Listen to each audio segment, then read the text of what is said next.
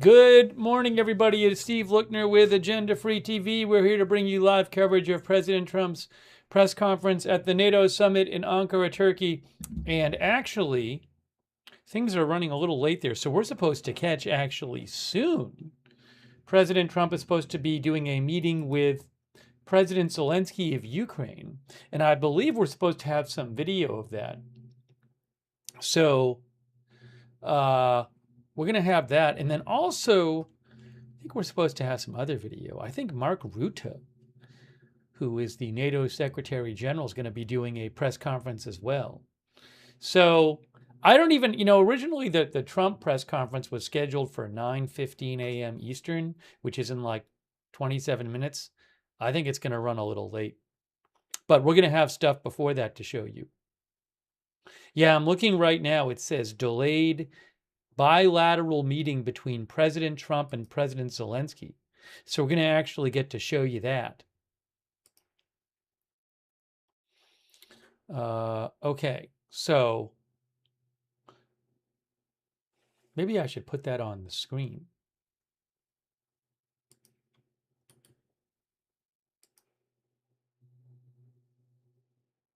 Well, I'll just say it. But that's my assumption. My assumption is within minutes, we should be seeing the Trump-Zelensky meeting. Reggie Trust thinks ground troops by August. President Trump made some news today when he said this. Hold on. When President Trump said this, look. This is President Trump, posted by the White House at the NATO summit. Sound working? It's a very interesting question. Unfortunately, it's not loud enough. Talking about the ceasefire with Iran. It's a very interesting question. To me, I think it's over. I don't want to deal with them anymore. They're scum. You know what scum is? They're scum. They're sick people. They're led by sick people. And they're vicious, violent people. And if they had a nuclear weapon, they'd use it. As far as I'm concerned, it's over. I'll speak to our negotiators. They want to negotiate. They're good people. Steve Woodcoff, Jared Kushner. But they have to come back to me. As far as I'm concerned, it's just a waste of time dealing with them. They're liars. We make a deal.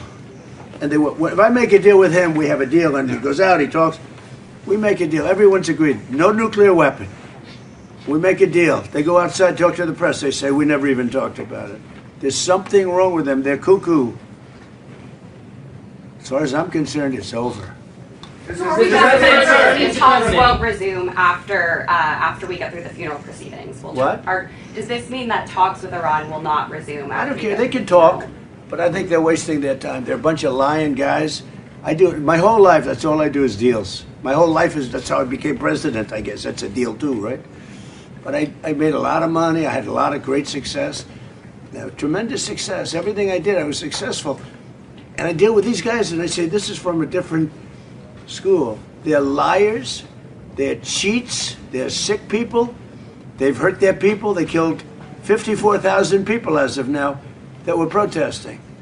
You know, when people say, how come they haven't taken over? They can't take over because they're dead. They killed them. Nobody's going to take over. They have no guns, and the other side has machine guns. And they're killing them. The press doesn't report it. But they're bad people. They're bad people. And frankly, I don't want to waste my time with them. Now, I'll let our wonderful negotiators keep talking if they want, but I don't see it. I don't like these people, you know that? I like him, I like the leaders, I think all of these leaders. Great. And they love I think they didn't treat the United States fairly for many years, but that's okay. But they're sane, rational, good people. Most of them. I don't like a couple of them, to be honest with you. But there are a couple I don't like much. All right, so that's President Trump this morning saying, to me, I think the ceasefire is over. I don't want to deal with them anymore. He called the Iranians cuckoo and scum. Cuckoo and scum. So that's making a bunch of headlines. If you're wondering right now, the current oil price is, this is Brent crude oil. So Brent crude oil, if we go to the 5-day chart on tradingview.com, yesterday, Brent crude was around 73. Now it's at 77.23. So, and then a few days ago it was more, about 4 days ago it was around 70. It had gone down a bunch after the Memorandum of Understanding, but now it's up to, Brent crude is 77. And then WTI crude, here's a 5-day chart for WTI crude, similar, about a day ago it was at 69 or so. Now it's 73.23. That's from tradingview.com. So, and as many of you know, we covered this last night, there were new fighting between the US and Iran last night. Well, because new fighting in the Iran war, because Iran over the last couple days attacked 3 different ships, 3 different tankers going through that were going through the Strait of Hormuz. And the U.S., in response to that, launched strikes on Iran last night. And then Iran, hold on a second. Is Zelensky meeting with Trump right now? What happened? Why isn't it live? Oh, no, this is weird. It's weird. I'm not seeing it on the NATO feed. It's only on the restricted feed. I bet they're going to post it. I bet it will get posted. The White House is not live now. And the only feed that's live is the pool feed with Zelensky and Trump, which I'm not allowed to use. But the regular NATO feed doesn't have it. The White House doesn't have it. Maybe the White House will post a video of it after. It's very confusing. So I apologize. I thought it would just be on the White House feed. I don't know why it's not. The press conference is going to be where I can get it. Let me also see something here. I don't think it's on the NATO feed. Let's see here. Are they showing it? Nope. Very weird. Yeah, so I have to wait on the Zelensky video. For some reason, it's only on the pool feed, which I don't really understand.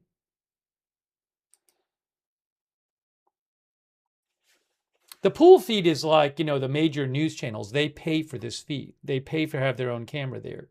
So I can't steal their pool feed. But it's very weird. Yeah, it's only on the pool feed right now. I don't see it anywhere else. I have another feed, which is which has nobody there right at the moment. I'll show you the other feed I have. Look, this is the other feed. See, that's a feed I have. That's not Trump meeting with Zelensky, though. All right. So anyways, I'm hoping that video gets posted after the fact. It very well might be.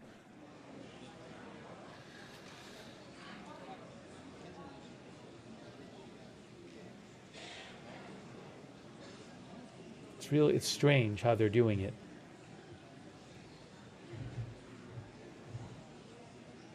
Normally, the White House would show that. It's not even on the White House feed.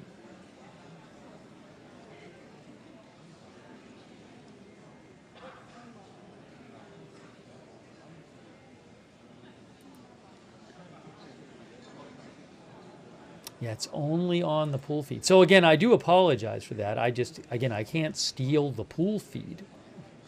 So hopefully, again, we will have the press conference. The press conference is not the issue, but I'm hoping to get some videos soon of the... Fox says, Trump says we'll probably hit Iran hard again tonight. Trump is going to do a press conference, and we're going to have live video of that. So, I do apologize. It's weird.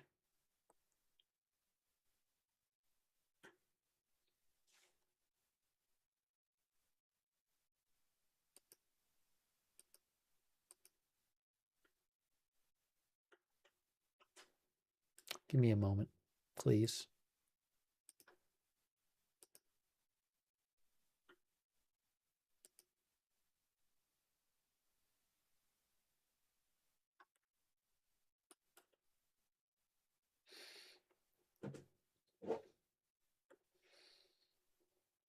Virus says, what will Israel do? Sketty Sandwich says, I thought the war was over like 3 months ago. And again, I know Trump is live on the news channels now taking some questions. That's not his press conference, though. And again, it's this very weird situation. I'm very sorry, where the only feed of it is the news channel's pool feed, which I am not allowed to steal. And it's not even on the White House feed. Not on the White House feed. It's not on the regular NATO feed. So I just don't know why that's the case. It's very strange. Only on the pool feed. Oh, hold on. Oh, I got it. I got it. Hey, I just got it in. I just got the video of live. Here's live video. It's very interesting because you'd almost say it's worse than ever, and maybe it isn't. Sometimes with war, and you study war, and I've studied it so long, for years, long before I did this, sometimes it's when it gets the worst. And I don't know that it's the worst right now. It's consistently bad. They lost 25,000 people were lost, kids, young people, last month. And we had a month, 35 2 months ago.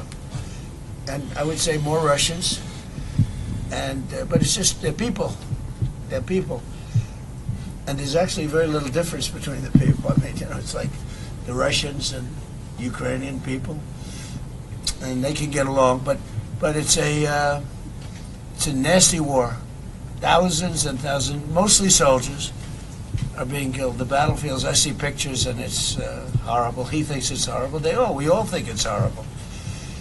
And the president wants to get it done, and I believe that President Putin wants to get it done, and that should be a good combination. Thank you. Mr. President, what is your assessment on Ukraine's strike on Russian oil refineries and military factories? Where are you from? Ukraine. Phrase the question differently, please. Ukraine delivered a lot strikes on Russian military factories and on oil refineries, and they ran out of gas. Marco, why don't you answer that? Because you're right in the middle of it. Yeah, no, I think what you're discussing is the ability of Ukraine to reach deep inside of Russia and conduct strikes. I think that's one of the dynamics that's changed in this war over the last few months, and that is that the Russians are finding it more difficult to defend their own airspace. And what we hope that means is that it's going to create the space now to negotiate the end of this war. It's an escalation, but it's also an escalation that can help lead to an end. And, Mr. Putin might be seeking for the settlement. So where are you from? Radio Free Europe's Ukrainian service. I'm from Ukraine. Okay, good. Because I talked to him. I talked to President Zelensky, and I think that's all I've done. My whole life I made deals. I guess becoming president was making a deal, right? It was like a lot of little individual things. In the end, it's making a deal. And that's what I do, and I do it well, and I know when people want to make a deal. I think he wants to make a deal. And I do feel that President Zelensky would like to get back to rebuilding his country as opposed to, having all of this death and destruction. Ukraine has tremendous potential. He understands that. We talk about that. He talks about that more than he talks about the war. To me, I think you might find that more exciting than the war. It's brutal. The other is the beauty of it. I think he'll build a great country. I think he's going to build it. We have a little stake in that country now because we have some land in that country, but we have minerals. It's among the wealthiest. It's among the best land anywhere in the world for rare earth. And we have Mr. some, President, Russia is bombing my we have city some rare again. earth. I look forward to taking advantage of it at the right time. Mr. President, Europe to make Patriot missiles Just look at this in guy. Europe. He's one of my favorite soldiers. I see him. He's central casting. You, right? You doing okay? We see him at meetings. He's good. He's done a great job. Great job. Trying to do all of us. Yeah. Great hero, actually.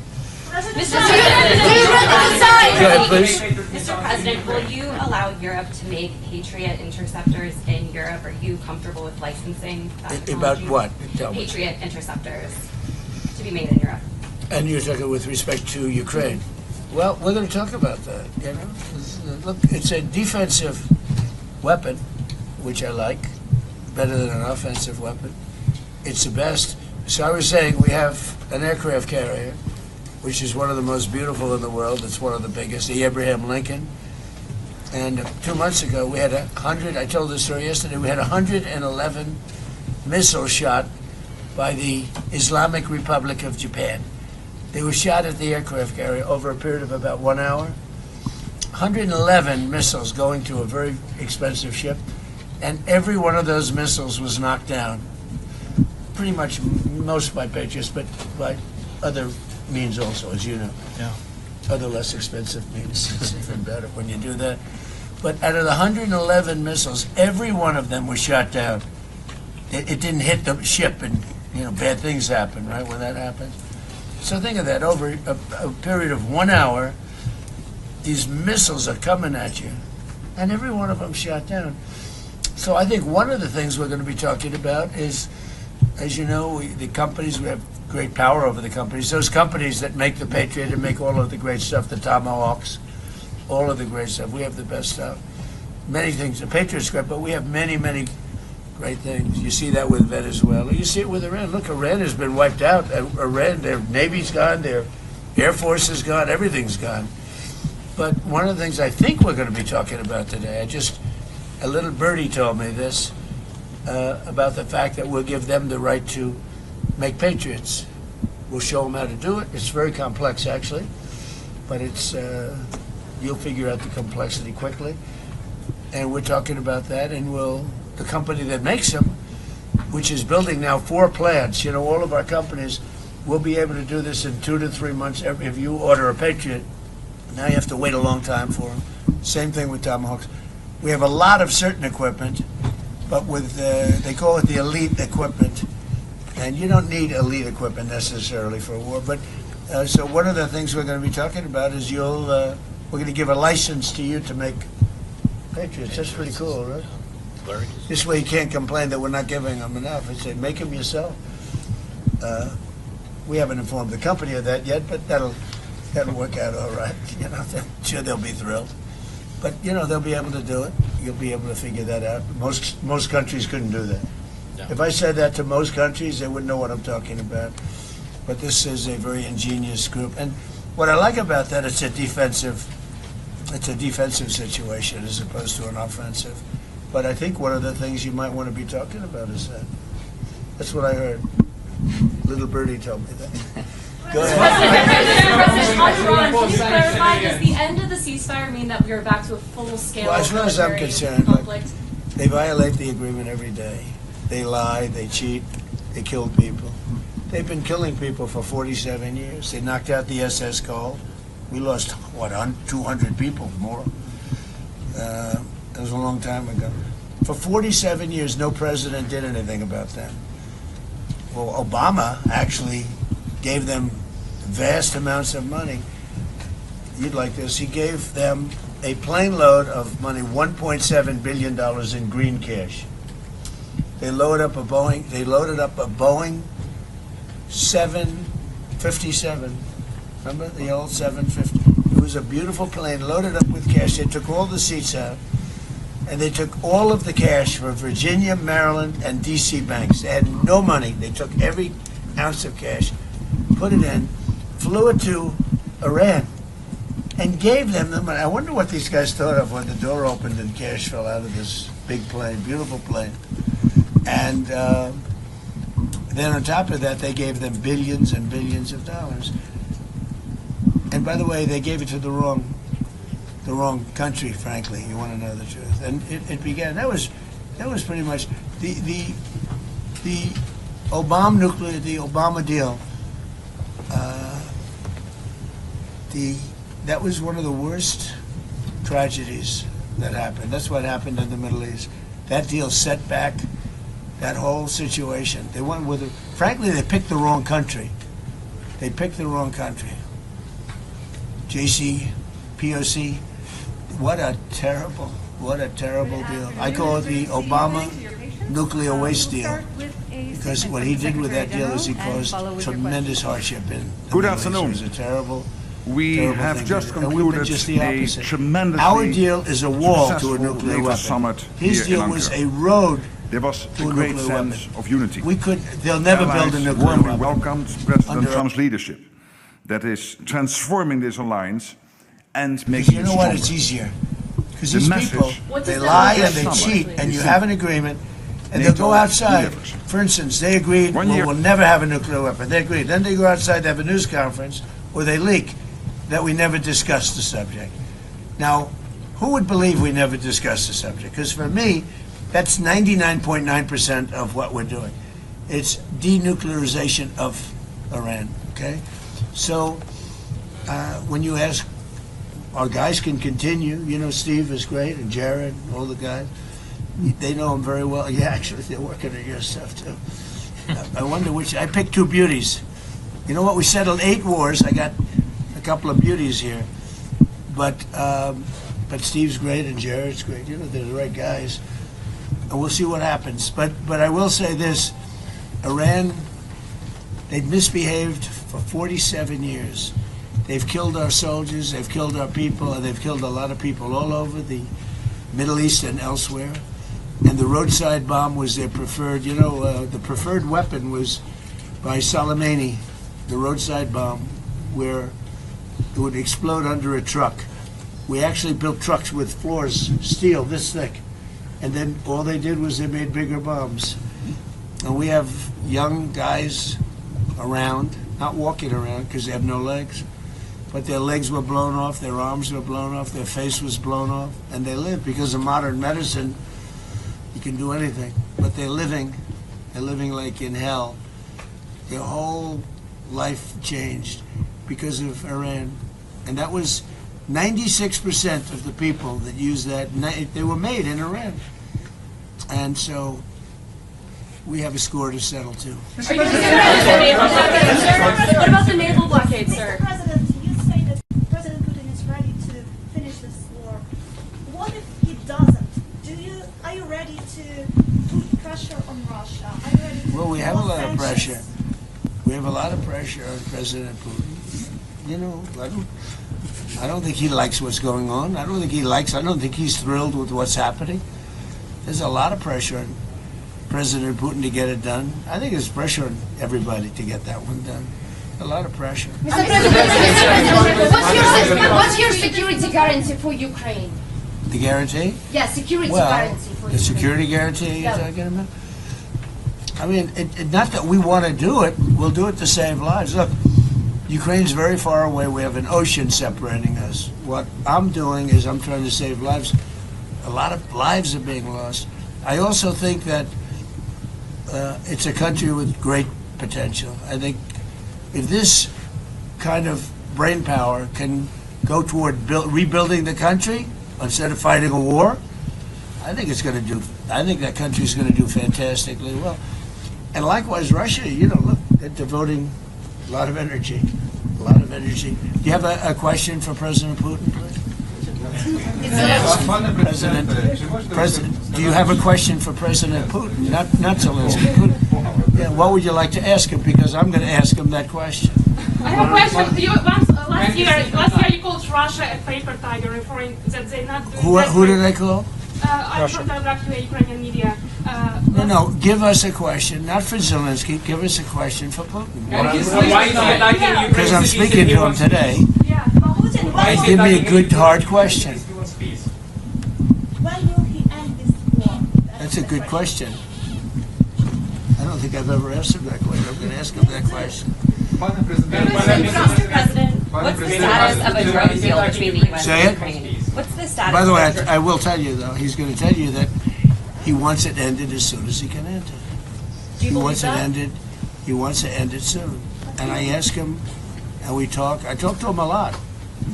I talk to him a little bit less, but the relationship is very good. But I talk to President Putin a lot. He wants to end the war. And a lot of people don't. A lot of people don't believe that. What's the status between What are President Putin's conditions for ending the war? Do you know what? Well, they were certain conditions that were a little bit different. I think they're changing. I think they're probably getting a little bit better toward some of the things that you'd like. It's been tougher in Russia. It's been a lot tougher than it was supposed to be. I mean, in all fairness, this was supposed to be this is a war that would have never happened if I were president. Would have never happened. You'd have a full country, you know. I mean, it's just a shame that it happened. But no, this is something that I think Zelensky wants to do and Putin wants to do. They want to get it done. Ask the president that question. Ask him. Пане президенте, ви знаєте, на яких зараз умовах Володимир Путін готовий завершувати війну в Україні? Чи вони змінилися? No, I don't know what conditions Putin now wants for this peace.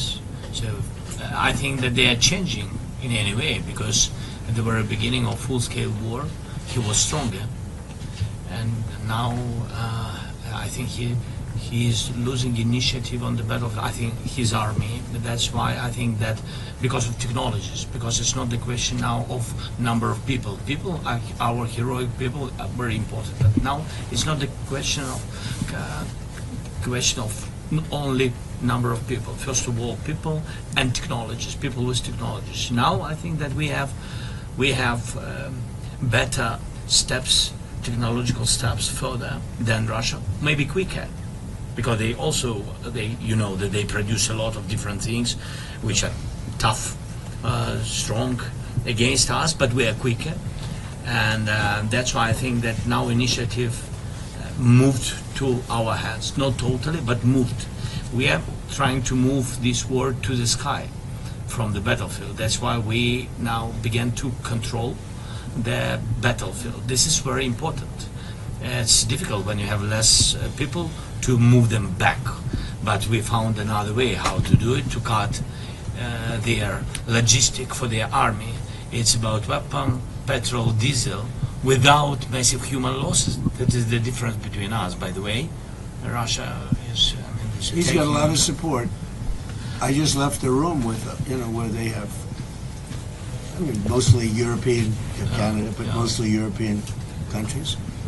And they have great support for Ukraine, and really great support. One of the things you talk about questions for Putin, but one of the things that I talked to him about was where would you want to meet? And he said ideally in Moscow. I said you're not going to meet in Moscow. It just doesn't work. You can't do that. But he'll meet, and Zelensky's going to meet. And something's going to happen that's going to be positive. And I hope it's going to happen soon, because they have to, number one, lives, but number two, building your country, because it's got a tremendous future, in my opinion. Yeah. Where would it be held, and when would that happen? I don't know. Mr. President, President Putin said, I would love to meet in Moscow. And I said, I don't think, I have to put myself in his position. I don't know that he'd go to Moscow. Maybe he would. Would you go to Moscow? It's difficult. There are a lot of Ukrainian drones there. That's why. It's dangerous. It will be dangerous. Europe. No, it's hard. It's hard to go to Moscow. It's a little hard. I thought I'd answer that question for him. I didn't want to ask him that question. Mr. President, how to ensure that Ukraine will not be attacked again by Russia? What about? How to make sure that Ukraine will not be attacked by Russia again? Well, look, you mean in the future? You mean after there's an agreement? Well, we're going to work on a security guarantee and Russia respects us a lot, and we're going to work on some kind of a security. If we can make the right deal, we'll help Europe. I mean, Europe is going to be watching it, but we're going to be helping them, and we'll work on some kind of a security package that will make sure I don't think that's going to happen. I think that if we make a deal, Russia is going to be very happy, and they're going to get on with other things. They have, by the way, as a country too, they have tremendous potential. They have tremendous land, valuable land that they can do things with, and they have tremendous potential. But I don't think it's going to happen. I don't see that question is, oh, they're going to attack again. I don't see it at all. I think they've had it. This has been going on for almost 5 years, right? Yeah. Who would have thought? I mean, it's a tribute because it's a bigger country, strong country, and it's an amazing tribute. Anything else? Mr. President, with the Patriot missiles, President Zelensky has said that Ukraine needs Patriot missiles now. Over 50 Ukrainians have died in recent airstrikes just in the last few days. So in addition to these production licenses, which will take time, would you consider Not that much time, actually. Would you consider providing any to Ukraine immediately? We have Patriots, but we don't have that many. We need them for ourselves too, you know. Some, but I think they can produce them pretty quickly. Once we explain it, we'll bring the company here. You'll work with the company.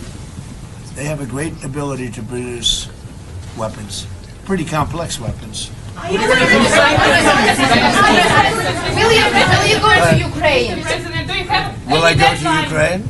Will you go to Ukraine? I would, yeah. Do you have any deadline when you want to reach I'd rather have the war be over. Yeah. Do you have any I'm deadline? not sure Secret Service would be thrilled right now. But you know what? I would like to go. I think the people are incredible, and I mean, like Kiev, it would be nice to get it before any more damage is done. To be honest, it's such a beautiful city, right? And yeah, I would go to Ukraine at the right time. Do you have any deadline when you want to? Do you have any deadline when you want to reach a deal between Ukraine and Russia? Do you have any deadline in that regard? No, I don't have a deadline. You can't have a deadline. It's it's too much going on. But I think you're going to have a deal. I think I've been very good. We had certain deals like Azerbaijan and some of the deals that we made, and they've been going on for 32 years. And they said it's an impossible thing to get them solved. Eight different deals. Even in the Congo, it was, think of it, you have the Congo and Rwanda. That was 14 million people dead, a lot of them with machetes. It's horrible. We got that one solved, or, it flares up every once in a while, I must say, but we got deals done that weren't doable. But if you look at, India and Pakistan, they were at it. We get that, we get them done. And when we get them done, I find that people are not anxious to go back into it. I think we'll have, you once mentioned the word security guarantee in the Oval Office. Yeah. And, I think they're going to need some kind of a security guarantee, but we're going to work with them. That's important. I think he thinks that's a very important thing. Yeah? The security guarantees are very important. And they'll live by it. Partially, the President said about Patriots and license it. The Patriot system is the best, in the world for today. The best anti-ballistic system. So we used a lot of... That's the best. Yeah, that's the best one. And it was, checked everything during the war. So this is true. So with all respect to other partners, we are thankful for all the systems. Patriots well, they had different systems in Venezuela. Yeah. So Venezuela had systems that didn't work. We didn't have one plane shot down. We didn't have one. We had one helicopter operator who was incredible. He landed it perfectly, and his leg was almost blown off. And we gave him the Congressional Medal of Honor because very few people could have landed that. You land them with your feet, really, more than anything else. And he landed it. He was really in bad shape. And at the State of the Union, we gave him. He was a handsome guy, big handsome guy, but we gave him the Congressional Medal of Honor at the State of the Union. So, look. He wants to get it done, and we're going to get it done. What's the status on a drone deal between Ukraine and the U.S.? In what sense? What's the status of a drone deal between Ukraine and the U.S.? Well, we would buy their drones, and we make drones. We make great drones, but they have an ability to make a lot of them, which is, right, Marco, amazing that in a war situation, they make them. They make them in basements. They make them wherever the hell you have a little shelter, even if you don't have shelter, I suspect, right? It's an amazing ability. Very few. Well, that's why I say with the Patriots, they would be able to do it. Most countries would not be able. They don't have the talent. You have very talented people, So, yeah, I think we're going to make that deal. And you know, if we made that deal, we'd have great protection.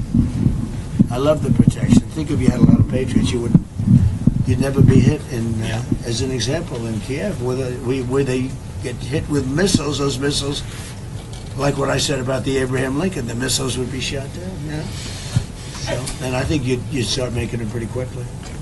Right? You like the idea? Oh, no, it's a great idea. I think everybody likes that one.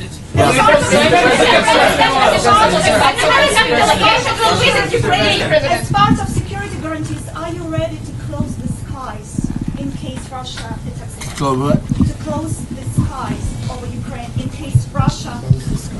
It's been that As a part of air security defense guarantees, and jets Are you ready when to you impose use a jets. no-fly If it's necessary, yeah. I mean, look, I tell you, when we have a deal, we're going to have a deal.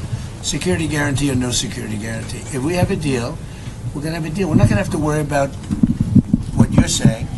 We're going to have a deal. I think if we come to a solution, which I think we will, we're going to have a deal.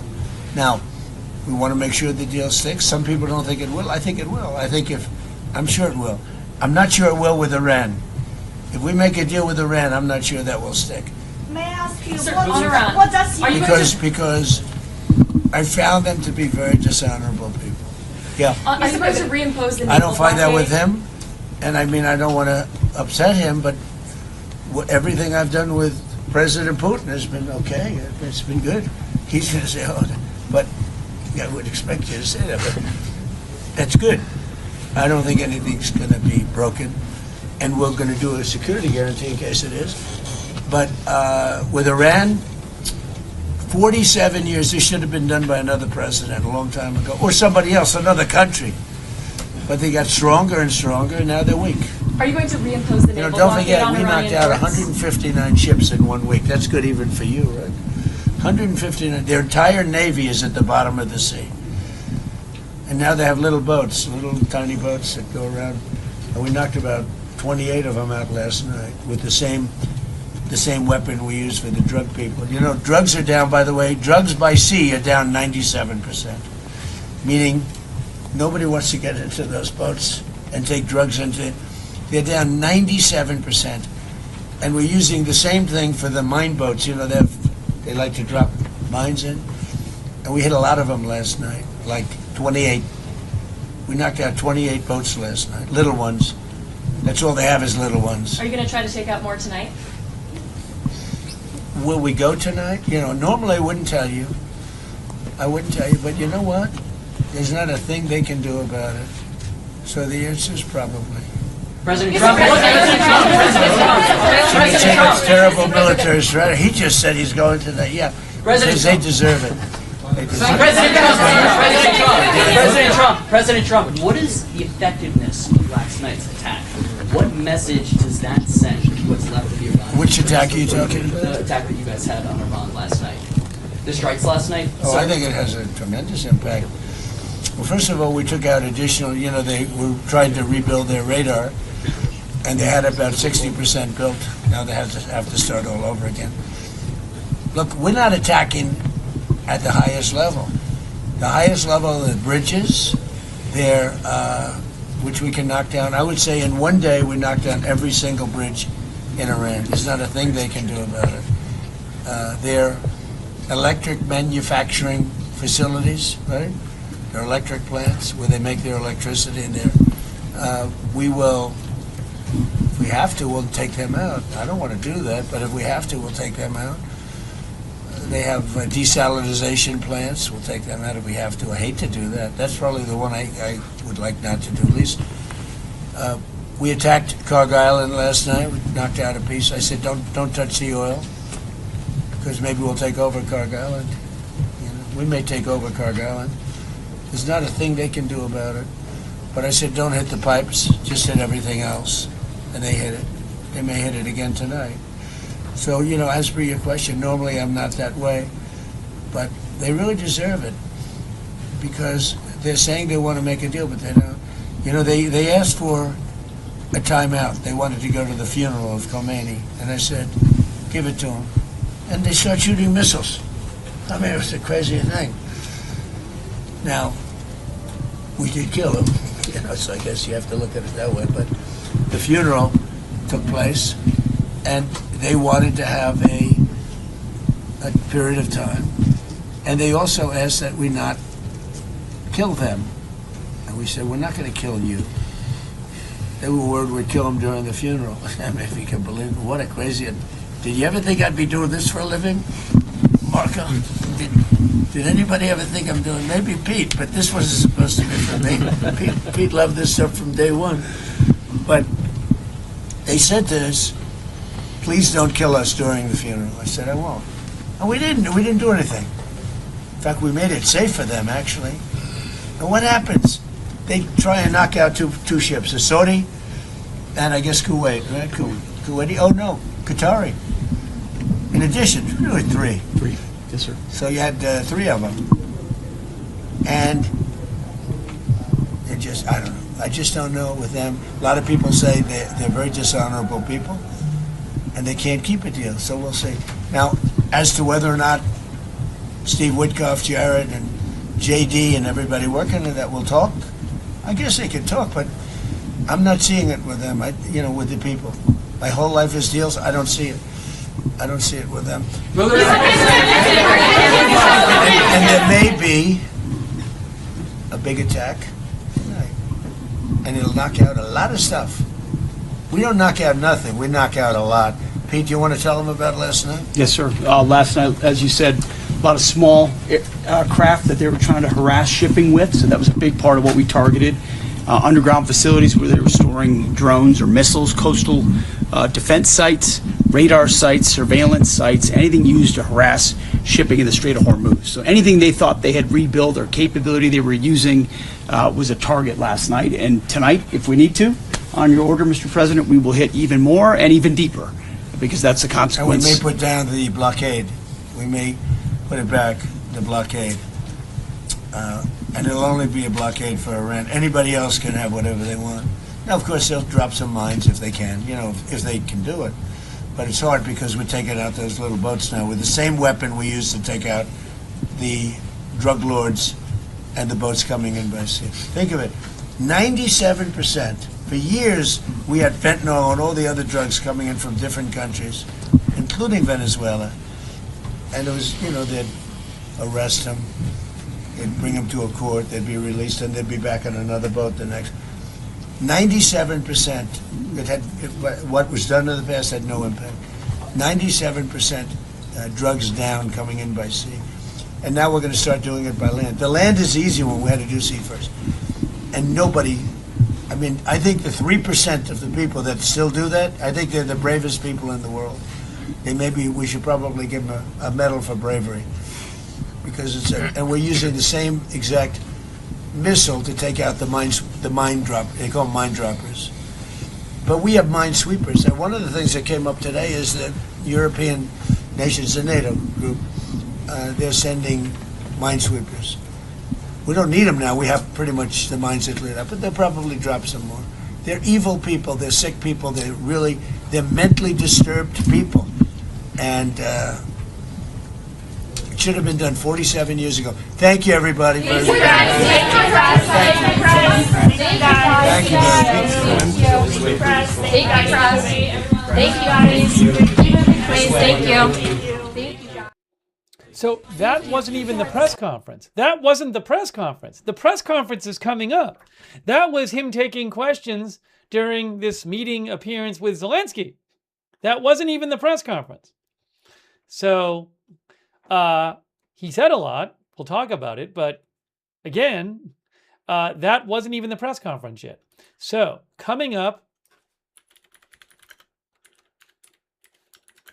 Trump holds press conference at NATO summit. That's still coming up. By the way, President Trump just said a bunch of things. He said that the U.S. might, did he say probably?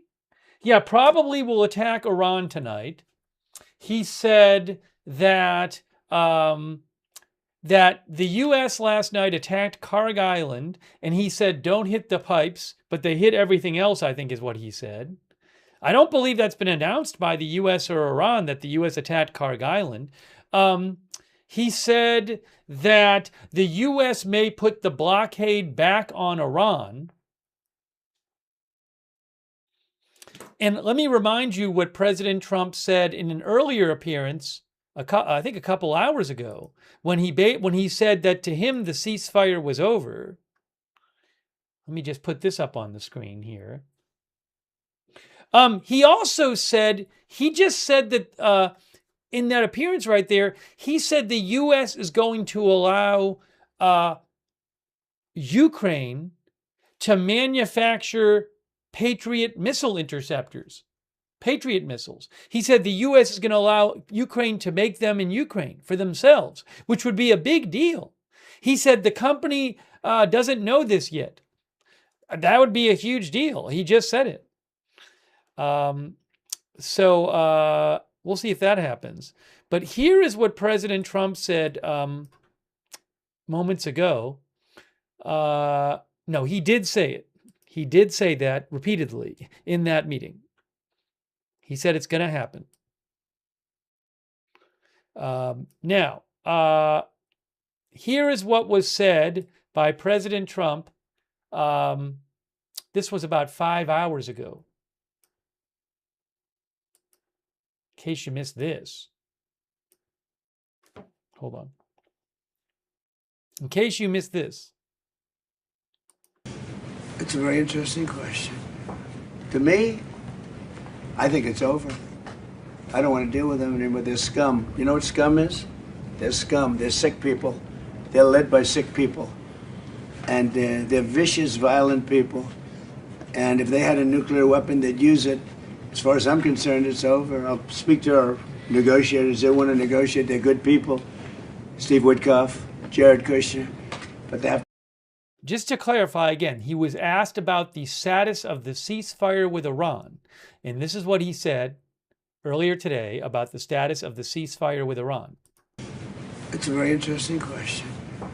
To me, I think it's over. I don't want to deal with them anymore. They're scum. You know what scum is? They're scum. They're sick people.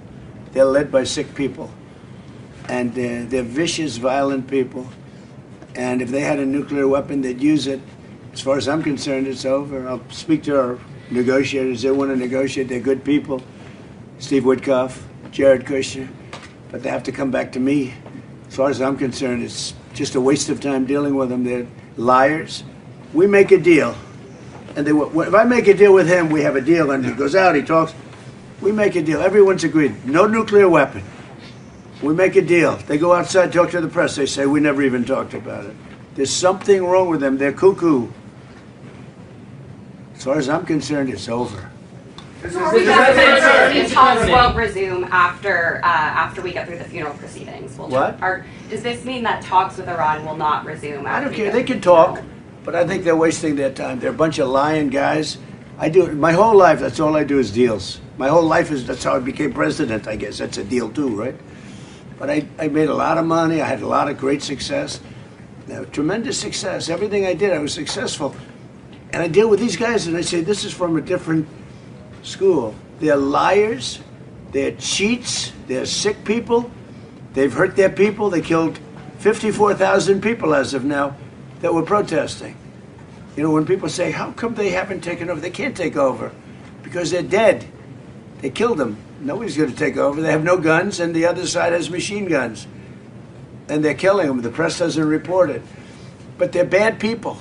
They're bad people. And frankly, I don't want to waste my time with them. Now, I'll let our wonderful negotiators keep talking if they want, but I don't see it. I don't like these people, you know that? I like him, I like the leaders, I think all of these leaders. Great. And they love I think they didn't treat the United States fairly for many years, but that's okay. But they're sane, rational, good people. Most of them. I don't like a couple of them, to be honest with you. But there are a couple I don't like much. So he says that to him, the ceasefire is, he thinks the ceasefire is over. He calls the leadership in Iran scum and cuckoo and other things. So He also said that he just said a few minutes ago that the U.S. is probably going to attack Iran again tonight.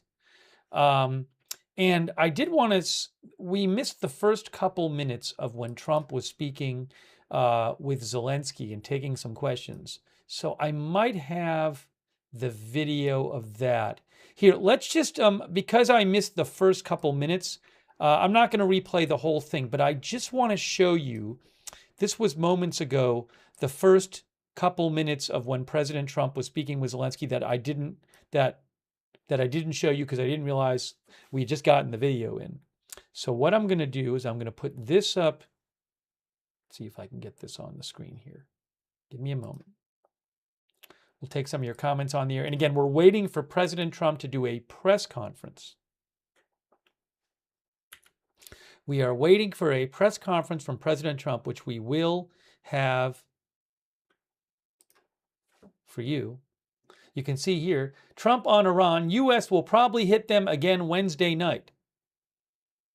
We just heard that. That's from Reuters.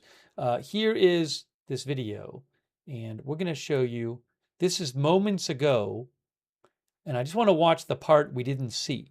This is the part we didn't see from moments ago.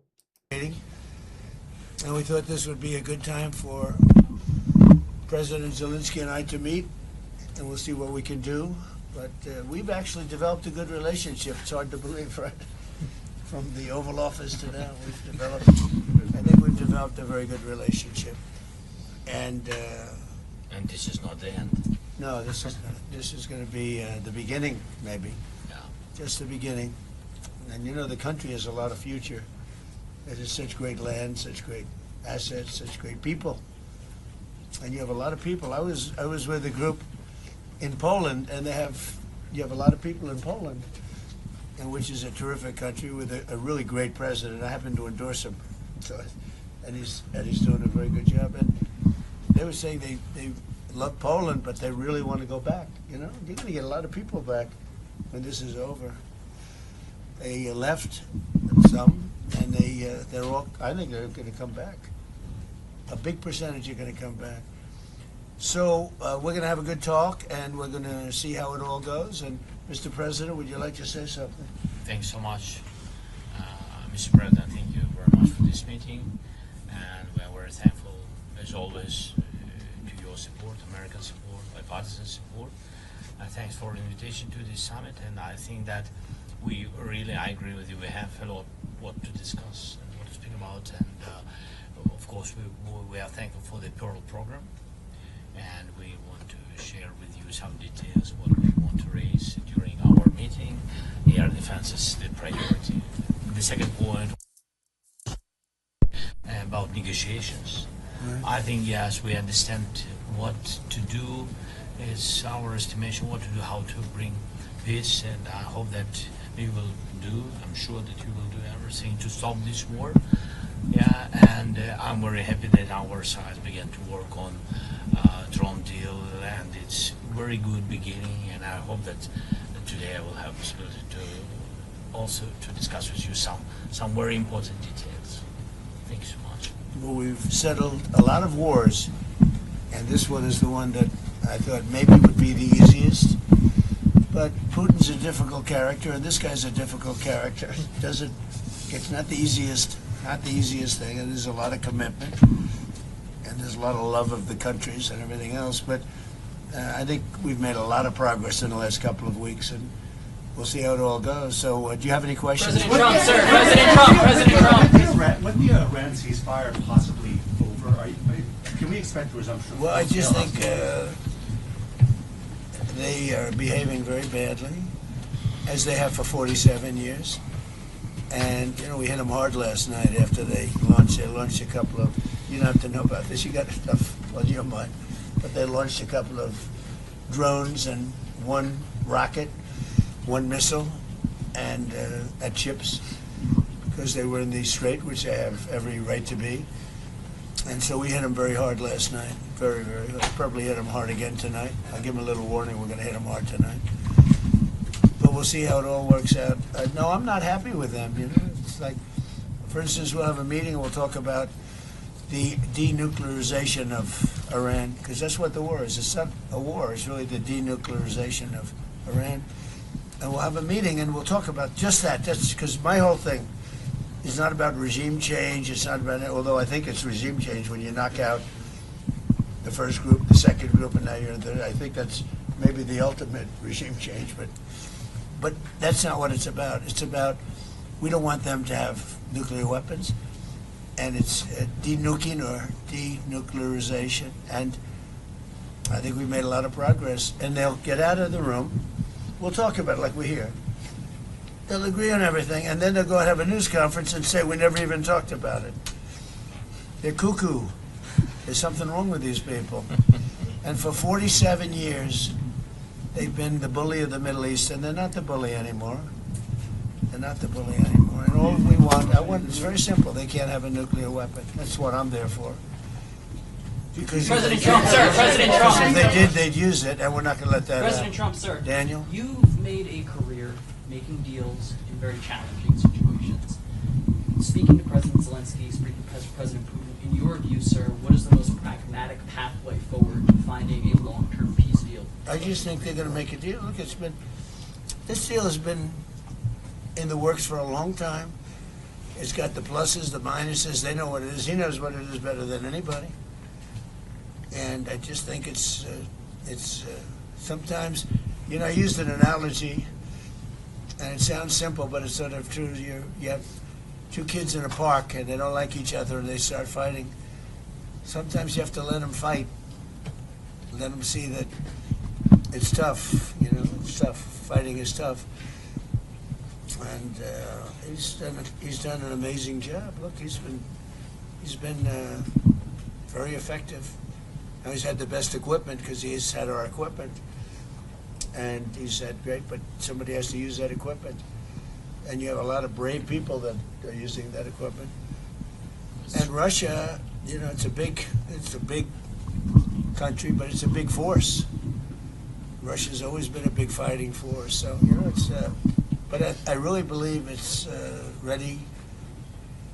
It's very interesting because you'd almost say it's worse than ever, and maybe it isn't. Sometimes with war, and you study war, and I've studied it so long, for years, long before I did this, sometimes it's when it gets the worst. And I don't know that it's the worst right now. It's consistently bad. They lost 25,000 people were lost, kids, young people, last month. And we had a month, 35 2 months ago. And I would say more Russians. And but it's just, they're people. They're people. And there's actually very little difference between the people. I mean, it's like the Russians and Ukrainian people. And they can get along, but it's a nasty war. Thousands and thousands, mostly soldiers, are being killed. The battlefields, I see pictures, and it's horrible. He thinks it's horrible. We all think it's horrible. And the president wants to get it done, and I believe that President Putin wants to get it done, and that should be a good combination. Okay, want to just play the part we had missed earlier. So again, we're coming up is the Trump press conference at the NATO summit, which is going to be happening soon. Hold on a second. Again, President Trump also saying that to him, the Iran ceasefire, he thinks it's over. He says that the U.S. will probably hit Iran again tonight, probably hit them hard again tonight. He did say that the U.S. was going to allow Ukraine to manufacture their own Patriot missiles, which is a big deal.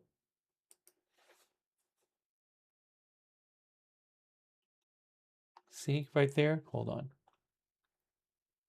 I want to take some of your comments here.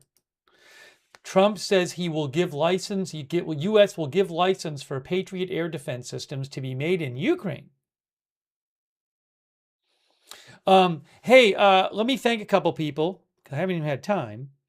Thanks to our moderators who are here as we wait for President Trump to give his press conference. Hang on a moment. I want to thank our moderators, such as people like Idaho Star and Surly Dev, and I Got That Fire over on Twitch. And also, I want to thank Linda Belk, Larry, Misha, who moderate for us on X. And I want to thank, give me a moment, Shannon Davis Hughes is moderating over on Facebook. Thanks, Shannon Davis Hughes. Also, our viewer Ann Spencer says there are literally tens of millions of people mourning the Supreme Leader right now. This is not the time to disrespect the country or the people, in my opinion. Thanks also to our moderators on Rumble who moderate over there for us. We're streaming for a couple weeks on Rumble, checking it out. Kay Body is over there on Rumble modding. Thanks, Kay. And everybody watching over there. Let's see here. Now, what I want to do. Oh, let me just show you oil prices quickly. Oh, also thank you to Patricia Grace for your support. Thanks a lot for your support. PVC Swede. PVC Swede says, President Trump speaks truth, the best president to deal with current evil America and allies face. Thanks, PVC Swede, for your support. Thanks, The Real Aussie Billy. The Real Aussie Billy says Trump's not playing games anymore with Iran, and now they'll learn the hard way. Thanks, Knox Corvus and my best friend John for being members, and Emergency Alert Towernator and Janet B for being members, and Mendy R. Thank you, Mendy R, for your support. I really appreciate that. Also, thanks to Glue Man. Thanks so much for the bits, Glue Man. That's very nice of you.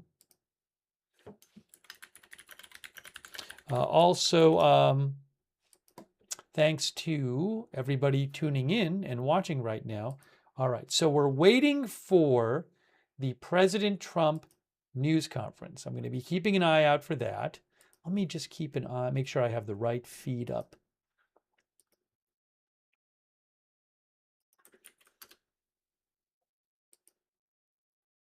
Now, the news conference was supposed to originally start at 9:15 Eastern time, but things are running a bit late. We're going to take some comments from you guys.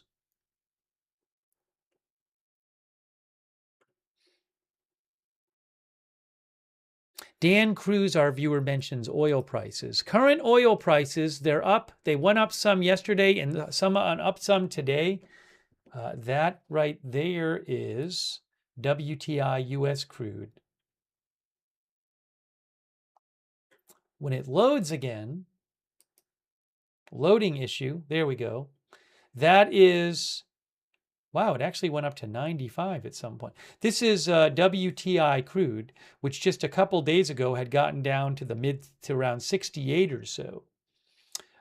Then earlier today, 5 in the morning Eastern time, it was at 75. Now it's about 73.5. That's a 5-day chart from TradingView. And then also we have, this is the 5-day chart here from TradingView for Brent crude. You can see the last couple days going up from about 72 to about 77.5. That's the 1-day chart. I think, I don't know, when it went up here from about 76 to about 79, I think that might have been around when Trump said, yeah, I think this jump right here today might have been around when Trump said that to him the ceasefire was over. I think that was around when that happened.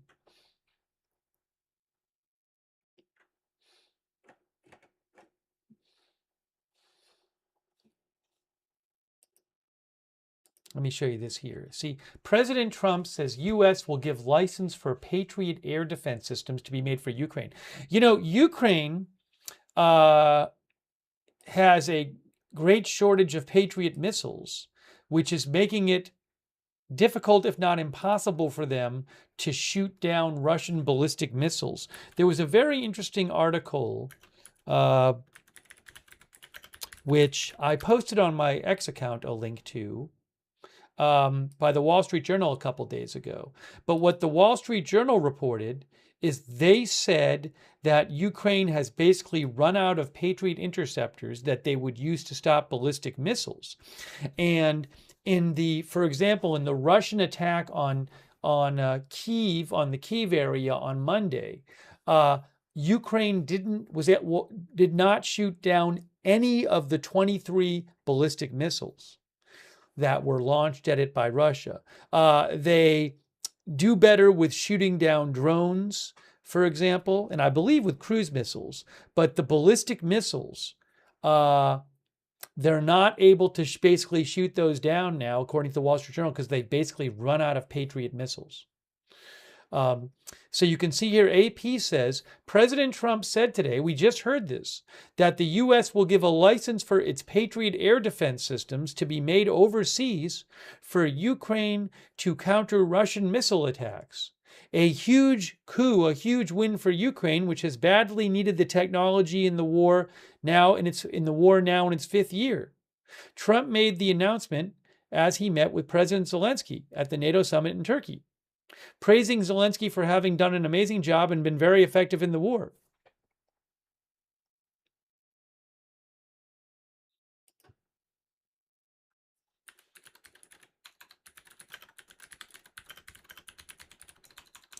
Hold on a second here.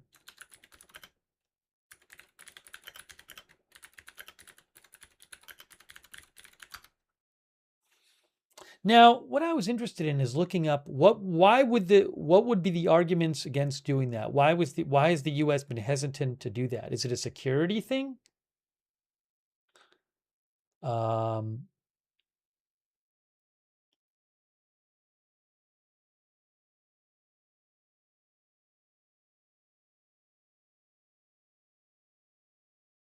I mean, I looked it up on Gemini. What Gemini said is, oh, they might have a link to an article I can show you about this. Hold on a second here. Hold on a second here.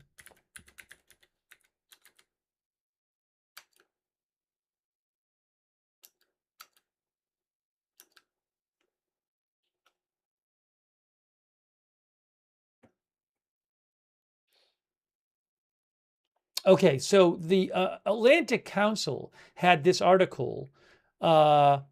This is, you can see July 7th. So yesterday, Putin escalates ballistic missile attacks as Patriot shortages leave Ukraine defenseless, right?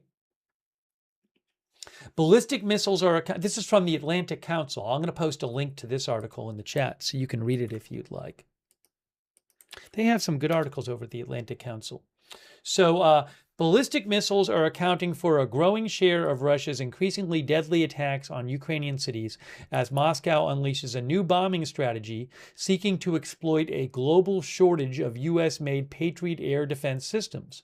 For the first time, concentrated Russian bombardments aimed at one primary target are featuring dozens of ballistic missiles, while also involving hundreds of drones and other missile types in a bid to overwhelm Ukrainian defenses. If current trends continue, Russia is on track to launch more than 1,000 ballistic missiles this year, a nearly 15-fold increase compared to 2023. This comes as Ukrainian air defense units continue to grapple with dangerously low stocks of Patriot PAC-3 interceptor missiles, the only countermeasure that has consistently proven effective against Russian ballistic missile threats. Ballistic missiles fly at much faster speeds and higher altitudes than other missiles and drones, making them significantly more difficult to intercept.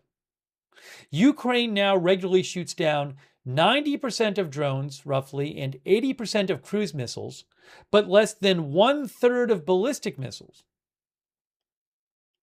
And that situation's getting worse. During the first week of July, Ukraine only intercepted just 4 of 49 incoming ballistic missiles.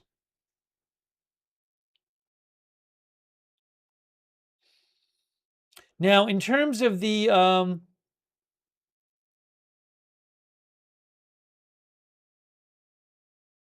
In terms of one potential remedy proposed by Ukraine is the expansion of joint production of Patriot interceptor missiles on European soil. Washington recently granted preliminary approval to produce PAC-3 missiles in Poland. We heard today, now President Trump today said that Ukraine was going to be allowed to produce their own Patriot interceptors.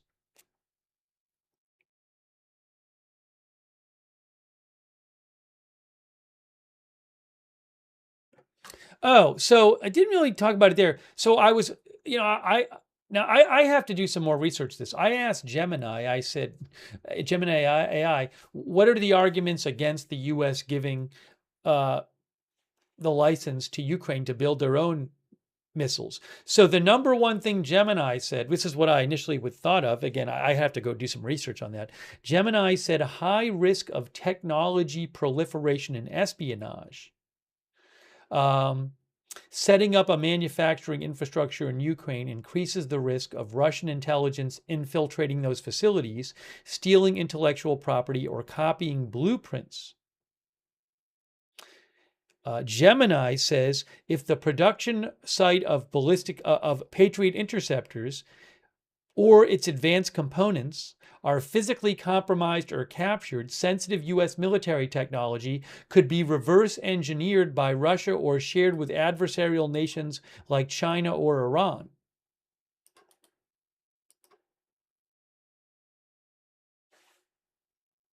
Which, that's a concern that makes sense to me.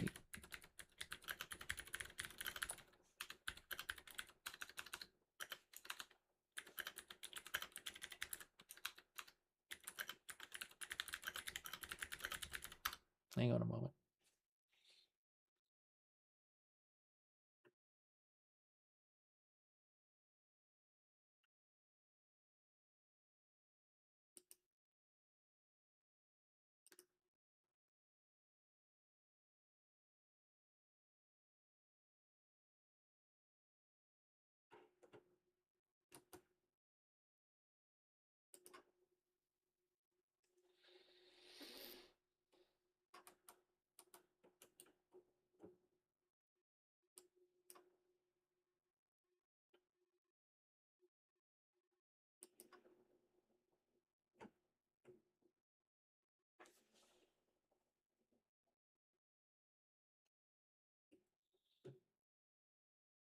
Another thing that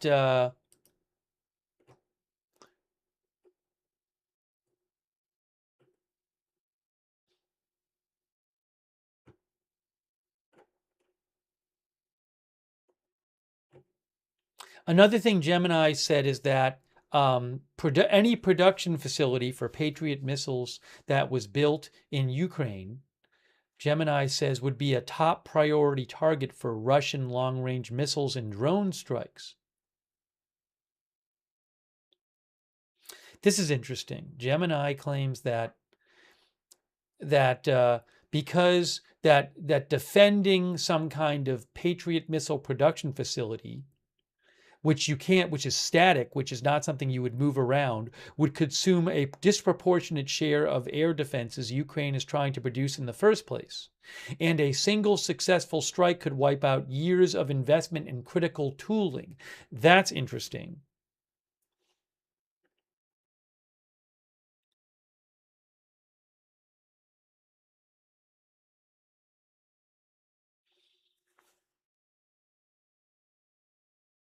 So those are a couple reasons that Gemini gave. Again, I would need to. I don't want to rely on Gemini or any other AI, but both those reasons would make sense, among others it mentions, as to why the U.S. previously wouldn't have given Ukraine a license to build their own. Eugene Beecher says, what would it do to domestic Patriot manufacture and maintenance? I don't know. I don't know if there's a concern from domestic companies that they would lose out by having other countries make these missiles. It's an interesting question. So what time is the press conference? The press conference was supposed to have started 45 minutes ago, but things are running late there, which because things ran late, we got to see Trump with Zelensky. So I don't have an exact time, but it's really, I mean, AFP says coming up, Fox News says soon. So coming up and soon is the best I can tell you. It already was supposed to start. So it's going to happen when it happens, but it should be soon.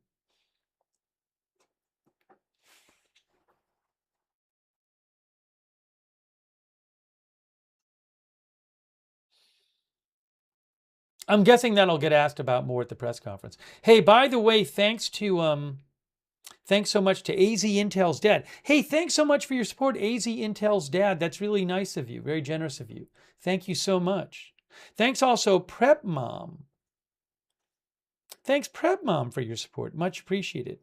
Also, Flower Cat, thanks for being a member. Our viewer Donna Simmons say, did President Trump say Japan instead of Iran? At one point, I think he misspoke and said Japan instead of Iran.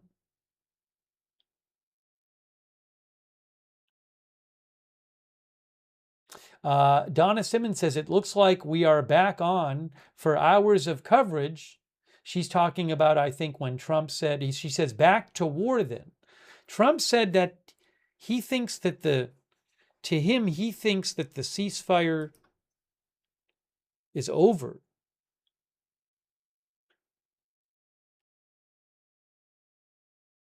Oh, Trump also said that the U.S. might put the blockade back on Iran and not let ships go to and from Iran. He said that today. A short while, we heard him say it. He said they might put the blockade back on. Cashew the Kitten said he said the Islamic Republic of Japan at one point. You know, there was a thing he said. I kind of wanted to listen to that again. At one point, I think Trump claimed that Iran had fired 111 missiles at a ship, at a U.S. ship.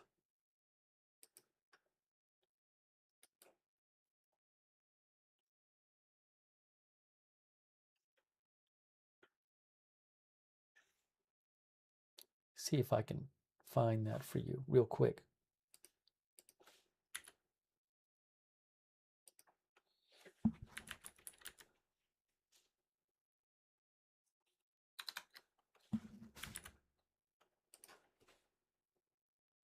I noticed that when that happened. I was like, wow, I hadn't heard about that before.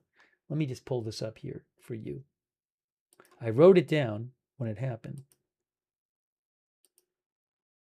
Let's see. Trying to play this here so I can hear it. Why is this muted? Is this muted?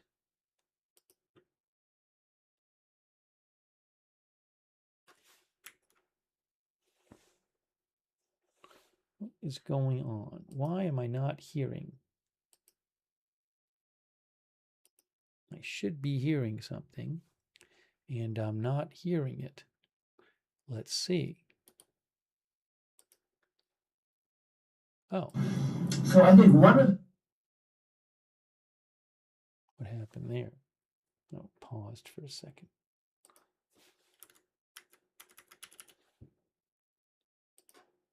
Necessarily for a war, but so one of the things we're going to be talking about is you'll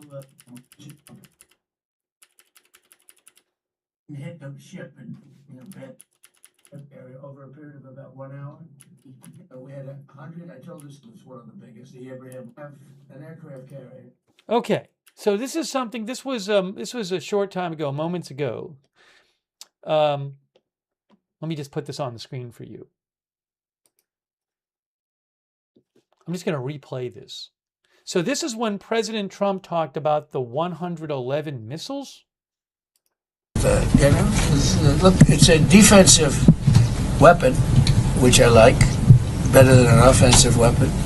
It's the best. So I was saying we have an aircraft carrier, which is one of the most beautiful in the world. It's one of the biggest, the Abraham Lincoln. And 2 months ago, we had 100, I told this story yesterday, we had 111 missiles shot by the Islamic Republic of Japan. They were shot at the aircraft carrier over a period of about 1 hour. 111 missiles going to a very expensive ship, and every one of those missiles was knocked down. Pretty much most by Patriots, but by other means also, as you know. Yeah. Other less expensive means. It's even better when you do that. But out of the 111 missiles, every one of them was shot down. It didn't hit the ship, and bad things happen, right, when that happens. So think of that, over a period of 1 hour, these missiles are coming at you, and every one of them shot down. So I think one of the things we're going to be talking about is, as you know, the companies, we have great power. Now, I hadn't heard about that before. He claimed that Iran shot 111 missiles in an hour 2 months ago.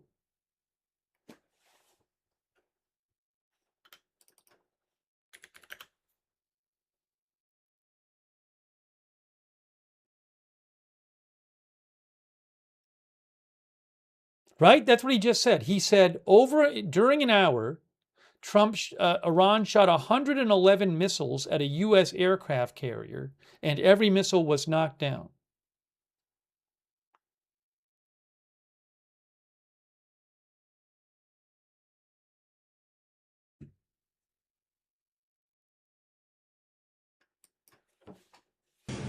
It's a very interesting question.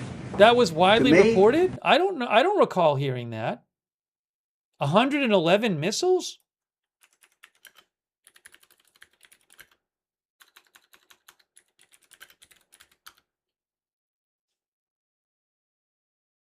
I never heard that story. That's a lot of missiles. A couple of the viewers are claiming that's already been reported. Really?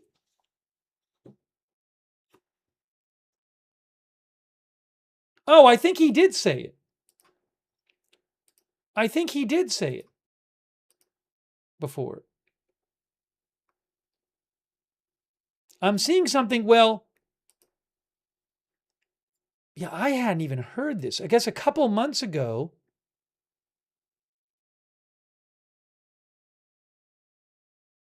I'm seeing there's I Googled it and I found one mention from the Times of India.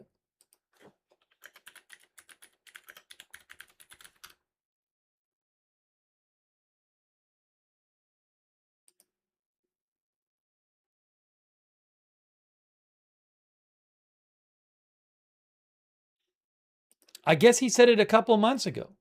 I didn't even know he said it a couple months ago.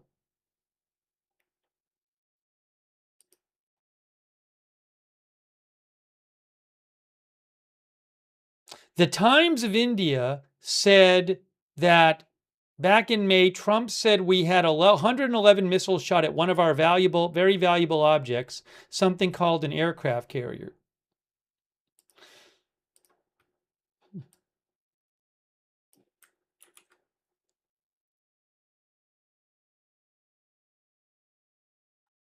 Anyways.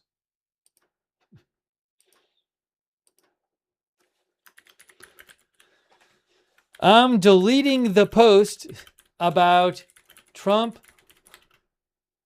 saying today that Iran shot 111 missiles at a U.S. aircraft carrier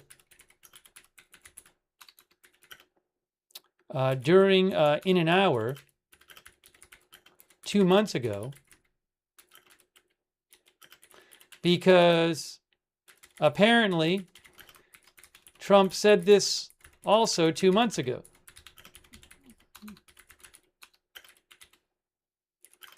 Sorry about that.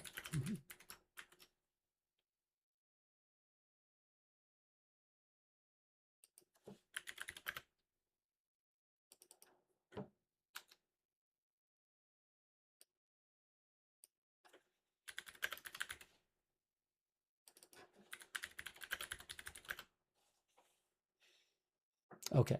Anyways.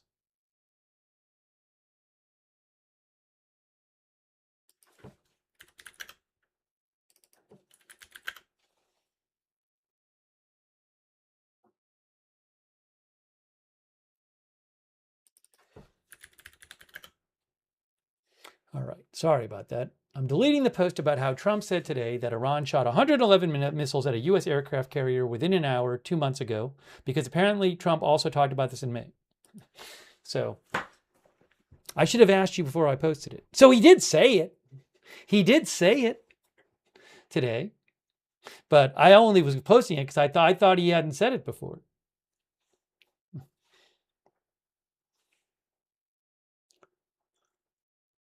Well, I don't remember hearing it. Maybe I heard it and forgot. That's a lot of missiles. Why delete it? Well, just because it's not, I don't usually post things that he also said 2 months ago.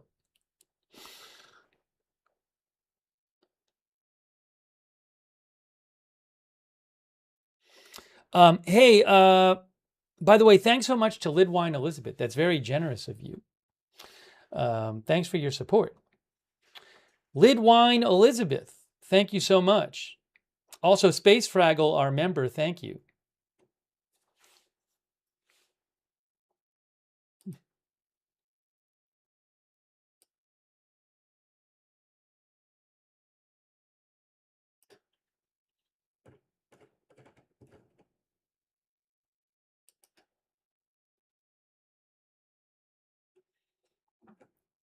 All right, we're waiting for the press conference.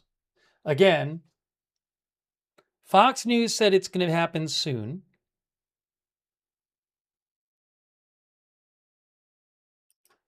Zelensky just posted and said, we can accomplish a great deal together. So after we saw Trump speak with Zelensky, I think at that point they were going to talk in private. Like their groups were going to talk in private, not in front of the press. So I think that's been going on. So I wonder if that meeting is over, because Zelensky just posted, we can accomplish a great deal together. I don't know.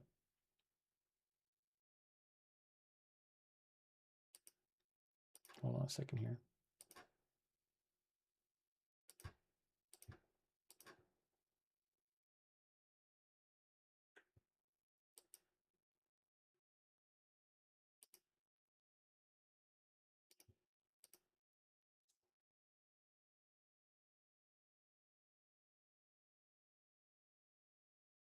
Hey, thanks Ruth for modding. Ruth is modding now on YouTube. Thank you.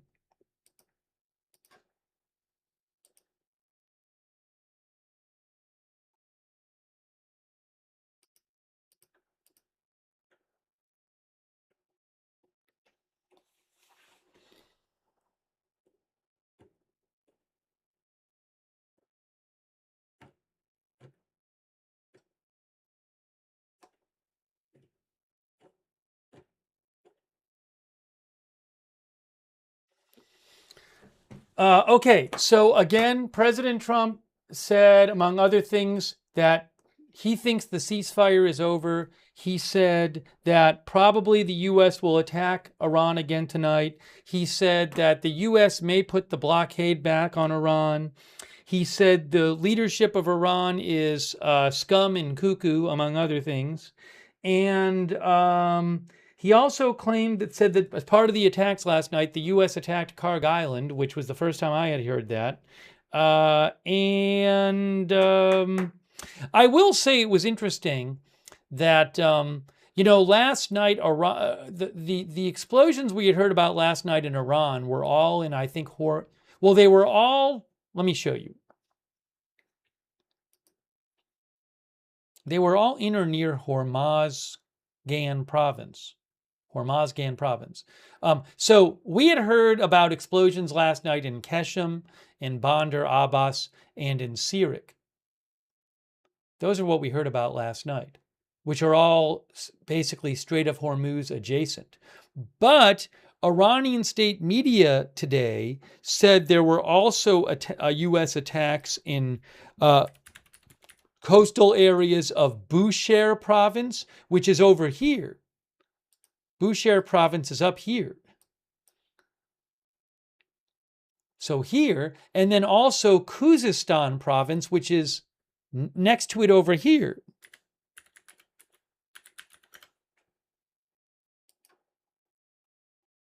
There's Khuzestan province. So Karg Island is over near Bushehr. Is Karg technically, yeah, Karg is in Bushehr province. So we hadn't really heard about that last night, about the attacks over towards the western Persian Gulf. That's from Google Maps, by the way. So I found that interesting. Our viewer CZ says, get gas now. Price is about to go up if this happens. John Rocker says, no more ceasefire.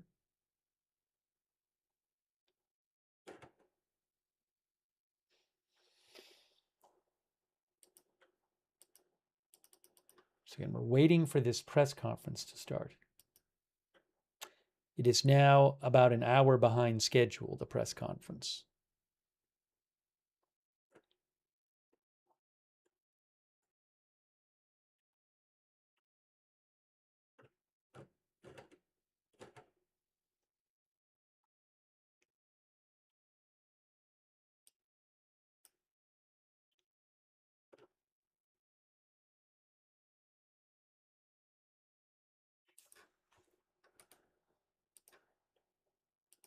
Hang on a second here.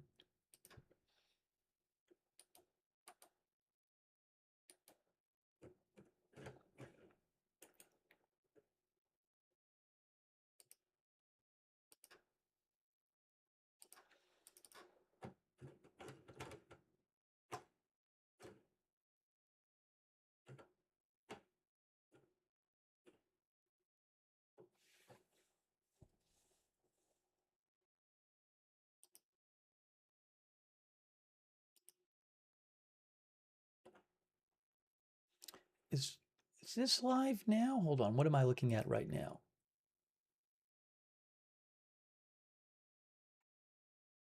I thought this wasn't live. Now I'm confused. Why is this feed showing Mark Rutte? Oh, no, that's not live. Mark Rutte's not live. Okay, so we're waiting for Trump to come out and do his press conference.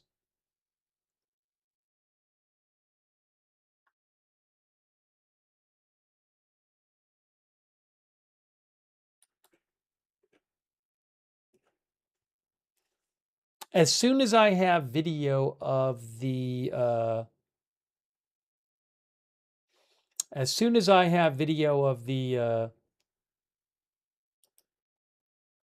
stage, I will put it on the screen.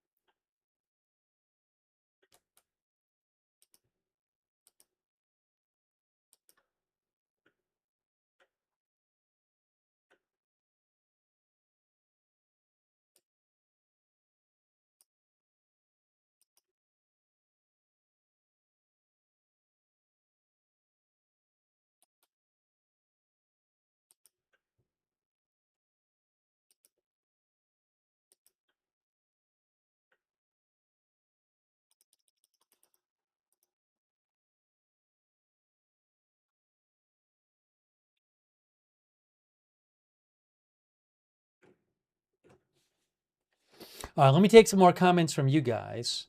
So I'm guessing, obviously, President Trump will be asked about Iran. He'll be asked about Ukraine. And we'll see what he has to say.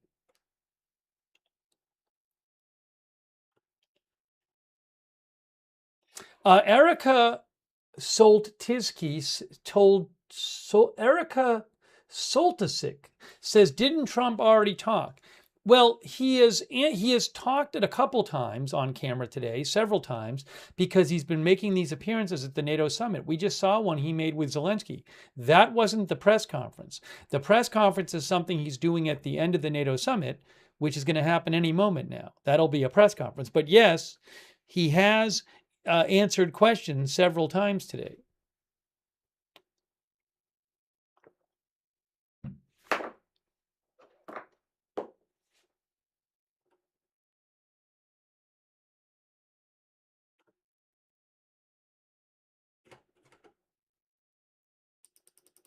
Well, we heard regarding Karg Island, I mean, one of the Iranian state media outlets overnight had said that there were explosions reported there, but nothing had been confirmed.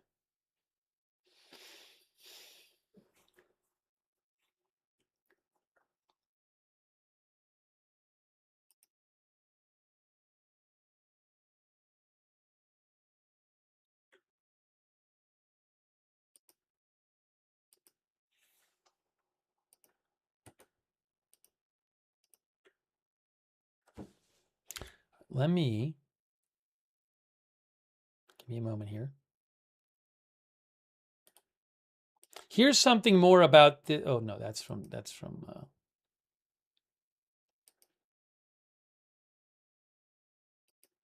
saw that earlier. Let me show you something different here. Again, I do not see the video yet. As soon as I see it, I will put it on the screen for you. Here's a new article from Reuters right here. Trump says the U.S. will give Patriot missile license to Ukraine. We heard this. President Trump said just minutes ago, about half an hour ago, that the U.S. will give a license to Ukraine to make Patriot missiles, as he said both Russia and Ukraine want to see the war settled. We're going to give a license to you to make Patriots. That's pretty cool. That way you can't complain that we're not giving them enough, Trump said at a meeting with Zelensky at the NATO summit today.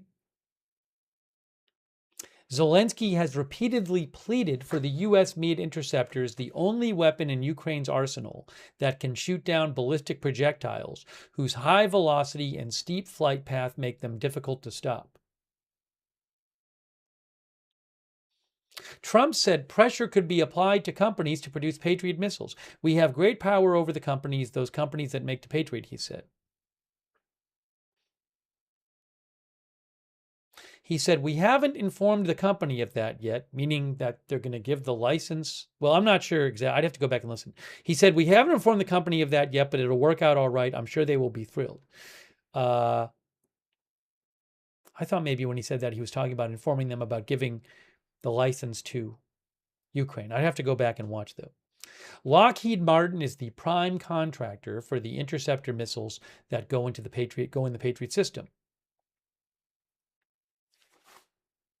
Russia fired ballistic missiles again at Kyiv overnight. Officials said Wednesday, a third attack on the Ukrainian capital in less than a week, exploiting Ukraine's critical shortage of U.S.-made air defense interceptors. So, last night, Ukraine shot down 139 of 169 drones, but 0 of 5 ballistic missiles. On Monday, according to the Wall Street Journal, Ukraine shot down 0 of 23 ballistic missiles.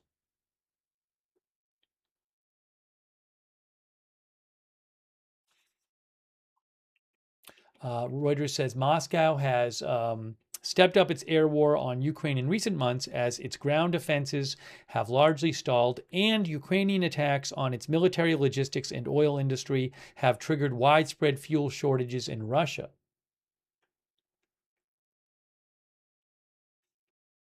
No, I have to time somebody out. The press conference is not on.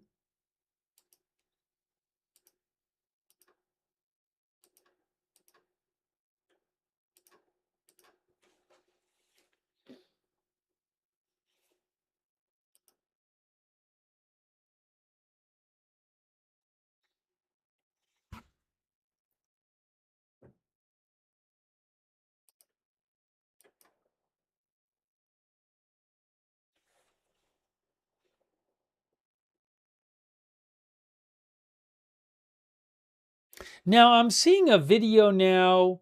Fox is showing a video. That's not the press conference.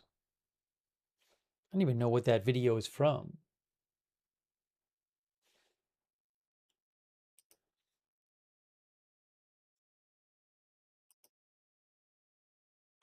What is that video from?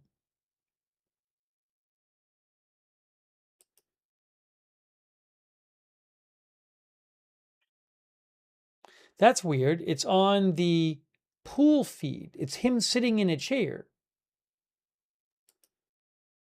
He's sitting in a chair. Yeah, Fox is showing a video of him sitting in a chair, but it says soon Trump NATO news conference, and it shows the stage. The news conference is not happening yet.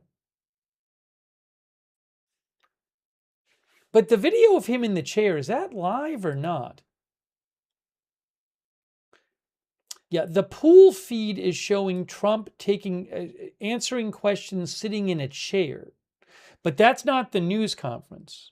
Because literally on Fox News, they have a shot of the stage with American flags, and it says, soon Trump NATO news conference. I don't know what this him sitting in the chair is. Now, I don't... Oh, that's him with... Is that from before? It's him with the Syrian leader, maybe? But I thought that happened earlier. Maybe I'm wrong. Maybe that's happening now. It's a little confusing. Yeah, it's not just him. It's him and his team. And, oops, hold on a second here. It's kind of confusing. And yeah, I think this is him talking while meeting with the Syrian leader. But is that live? Yes, it is. Hold on a second here. Yeah, I don't have access to this current video because it's only on the pool feed right now for some reason.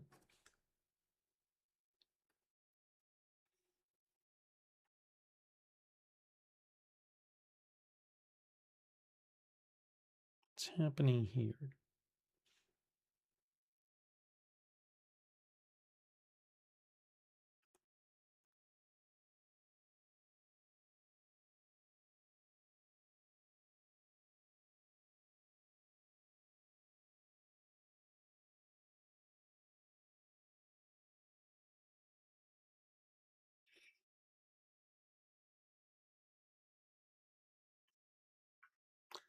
All right, so I'm a little confused.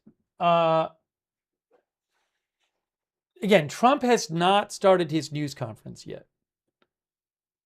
The pool feed, oh yes, so Trump right now is meeting with the president of Syria.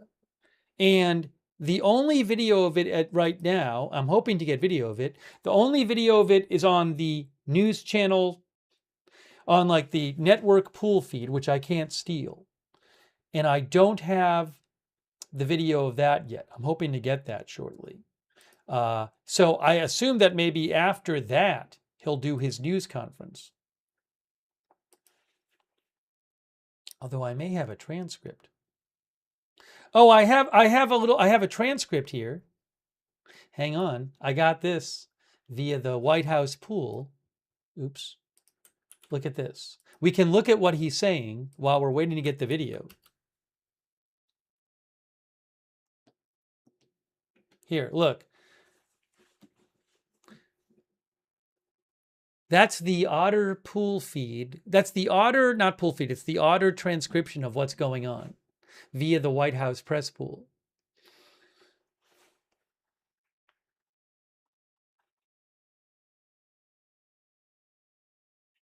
So I'm sorry, this is kind of strange that we don't have that video, this video of him speaking next to the president of Syria.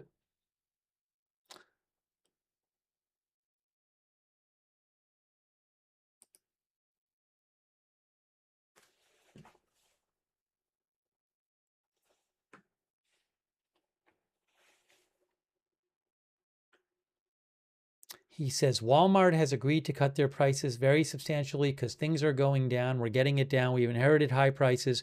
We inherited the highest price history of our country. Under Biden, they had tremendous inflation. He says, Again, this is not the news conference. We're still waiting for the news conference.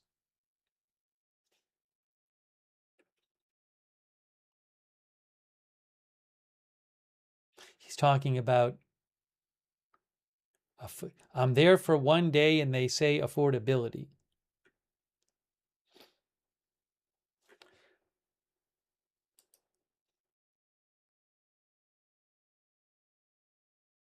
Hoping maybe Reuters throws up the feed of this. We will have video of the news conference.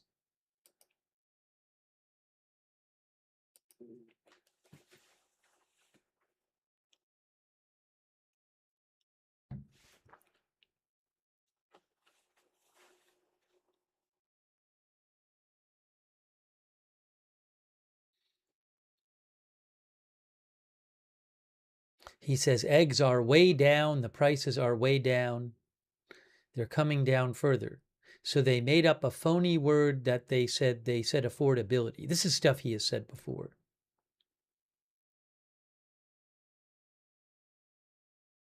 Mr. President, Brent Crude is up slightly today on the announcement that anytime on the announcement, it's a little confusing here.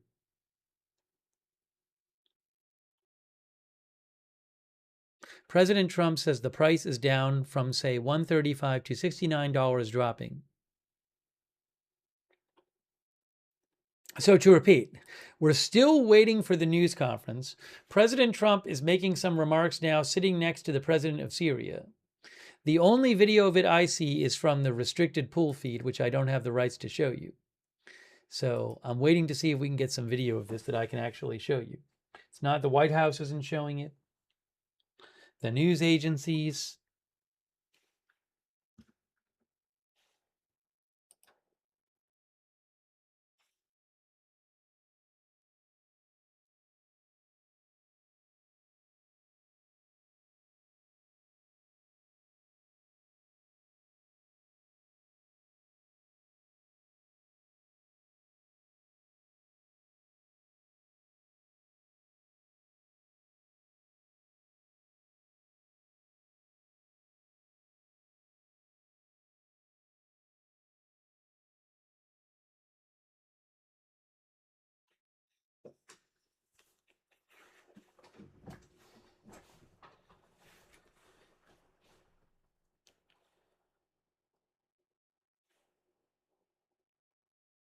Give me a moment here.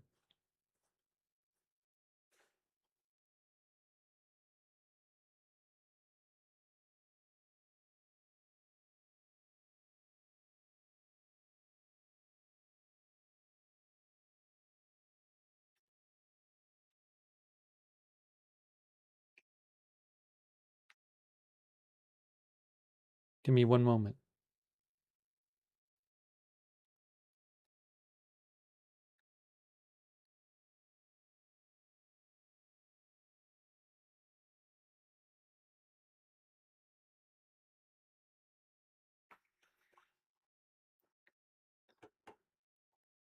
Now he's talking about Washington, D.C. It's one of the safest cities in the country. Again, I'm sorry, President Trump is not doing his news conference yet. He's doing a bilateral meeting with the leader of Syria. Unfortunately, so far, the video is just on the restricted pool. So I don't have that for you at the moment. I'm hoping to get it soon. We'll definitely have the news conference for you.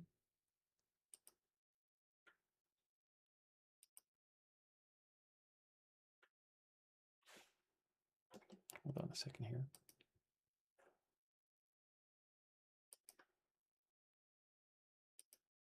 What happened to my Otter? Let me get back to the Otter live transcription. I think they just wrapped it up with him and the president of Syria. Looks like they just wrapped up with that. Yes, they're kicking the press out. They're kicking the press out of the... All right, they just wrapped up the Trump Shara meeting.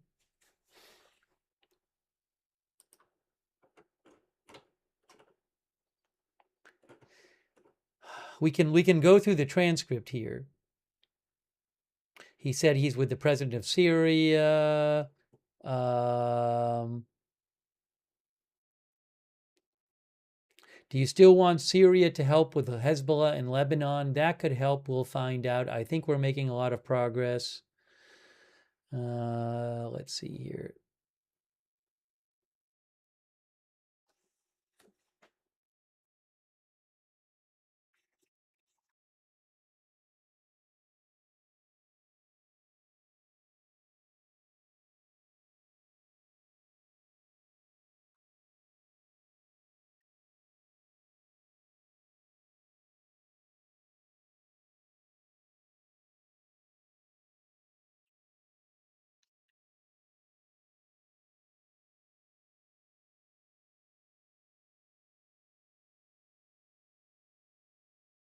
Give me a second.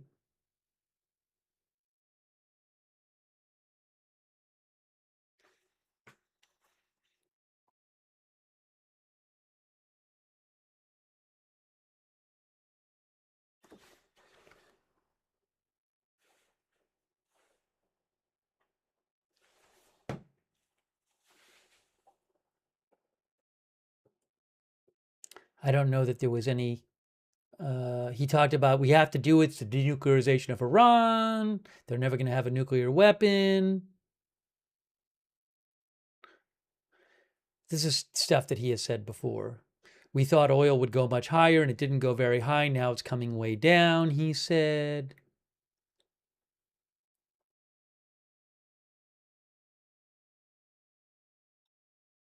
How do you plan to get the nuclear material? This is not the press news conference. We're waiting for the news conference. The news conference is starting soon.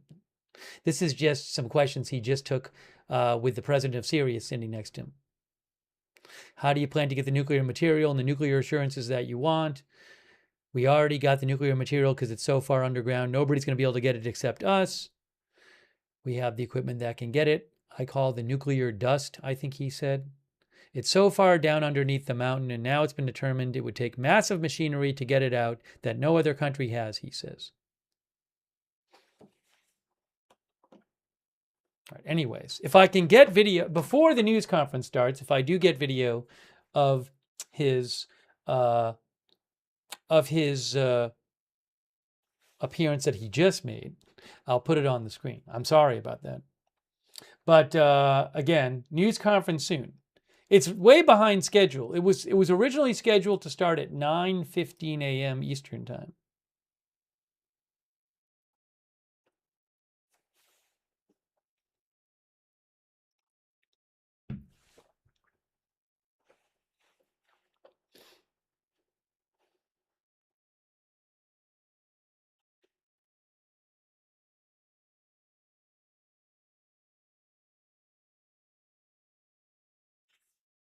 Oh, let me check something else here.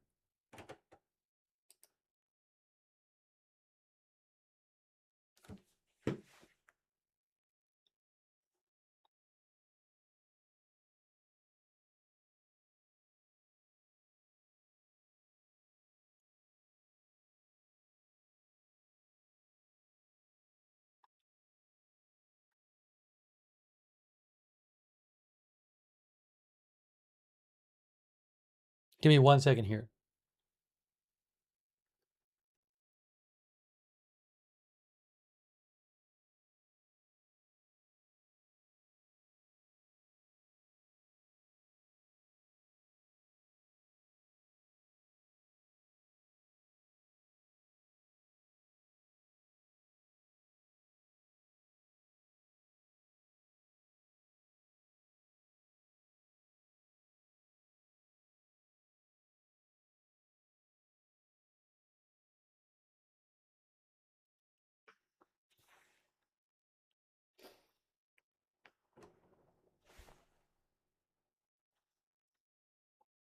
Oh, I was sorry. I saw some stuff possibly being reported in Iran. So,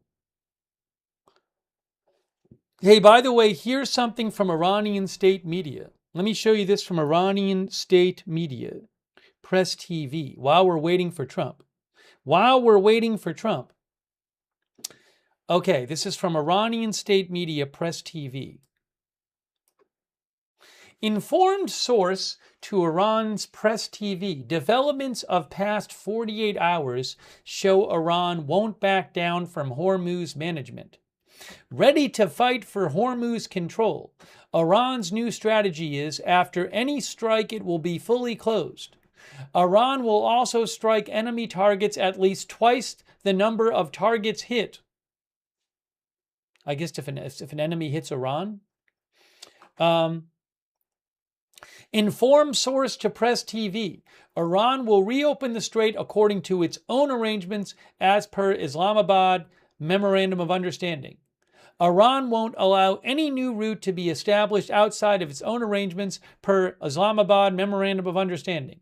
Every threat will receive powerful response. Iran does not differentiate between the U.S. and regional partners. That's from Iran State TV. Iran State Media, not State TV, State Media, Press TV.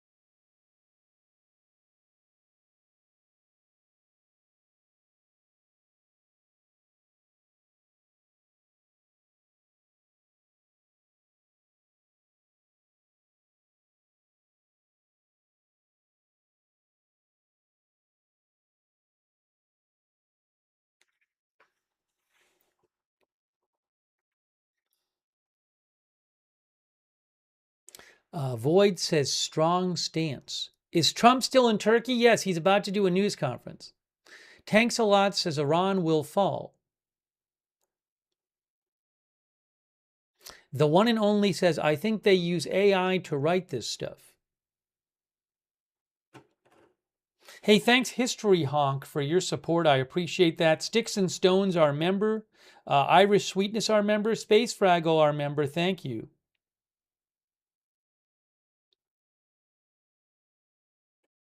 Did I thank Flower Cat for the gift membership? I think I did, but thanks again. All right, again, we're still waiting for Trump's news conference. It is coming up shortly.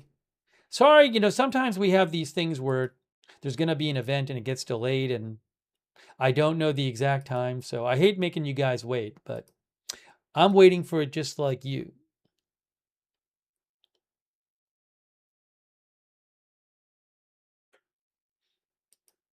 But it is coming up.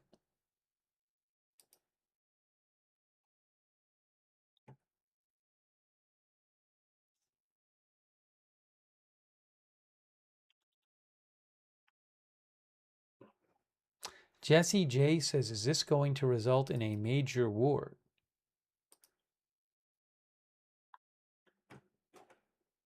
Oh, let's do a poll. President Trump said the U.S. might start the blockade again on Iran. Will the U.S. put the blockade on Iran again?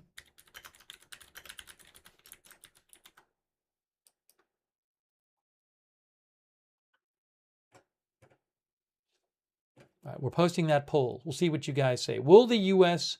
put the blockade on Iran again? President Trump said that might happen. I am posting it right now. Oh, wait a second. Look at what I have video. Look at the video I have. Hold on. Hold on, guys. Finally, we got video. Oh my gosh. Finally, of the press conference room. Amazing. Amazing. Why am I not hearing anything? Let me just make sure there's not an issue with that the sound is really not on there. We might hold off on the poll. Give me a second. Just see, can I hear something? Let's. We're good. We're good. Okay, we're good. See, I wasn't lying to you. I told you there would be a news conference, a press conference. I told you we'd have video, and we do have video. I do apologize. This is live. This is not moments ago.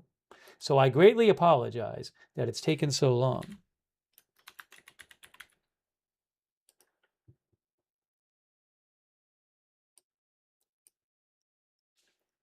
All right, let me just post the poll. Let me finish posting the poll real quick. There's no sound on the video yet.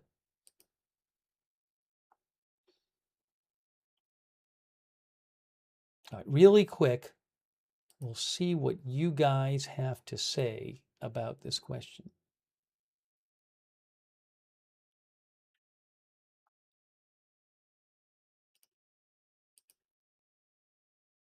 Do I have time to thank the moderators too? I'd love to thank the moderators again.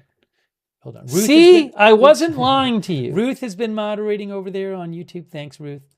On Facebook, Paul Anderson. Hey, Paul. Paul is moderating over there. Shannon Davis Hughes has been over there. Kay Lowry Body. Trying to do 3 things at once. On Twitch, LB Prairie Dawn, Idaho Star. I got that fire, Surly Dev. Linda Belk, Larry, Misha, moderate for us on X. Thank you. Hang on a moment. Hang on a moment. Hang on a moment.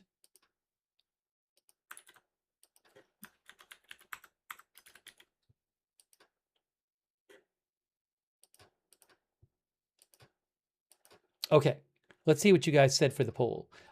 Will the U.S. put the blockade on Iran again? On YouTube, look at this. 82% on YouTube say yes. Wow. 82%. How about Twitch? On Twitch, it is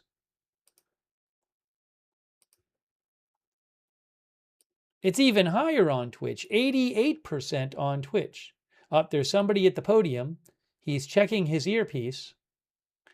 85% on Twitch now. Guy at the podium checking his earpiece. He's giving the thumbs up.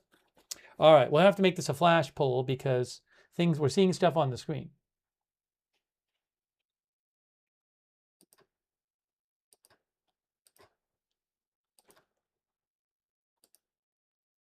A 100% on Facebook, by the way, said yes.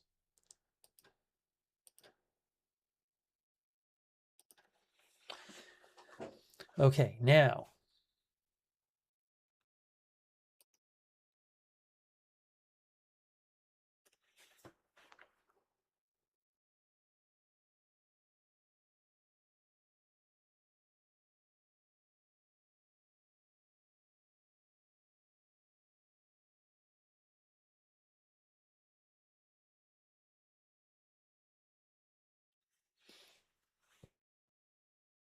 Oh, another person is coming up. He is doing looks like a white balance. Breaking news white balance going on. Look at this.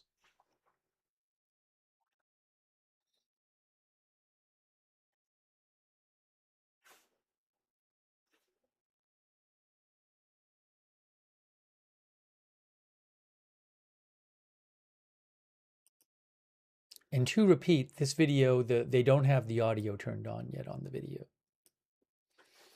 The white balance is to help the cameras fix their color.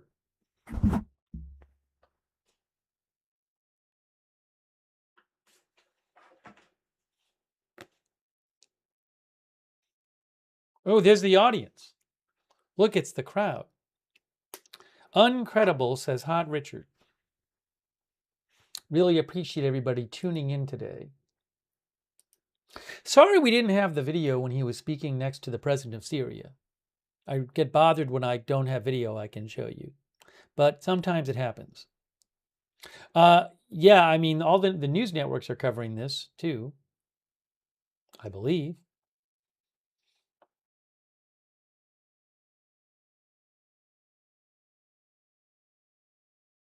I thought white balance is for the color, isn't it? But maybe I'm wrong.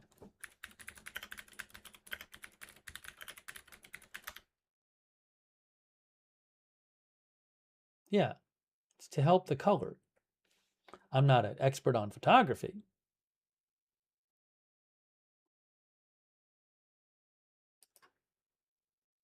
Los Gatos de Wilson thinks it's more for contrast than color.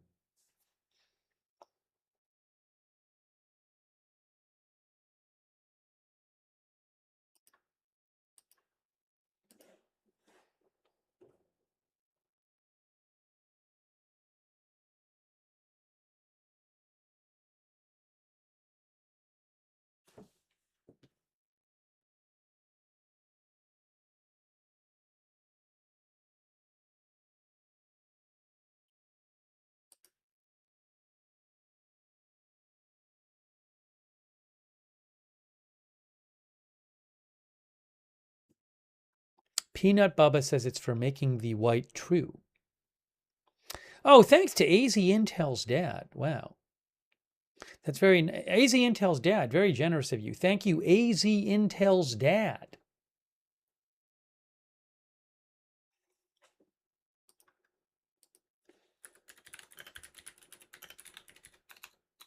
It's really AZ Intel's dad. Just so you know, white balance is the global adjustment of the intensities of the colors.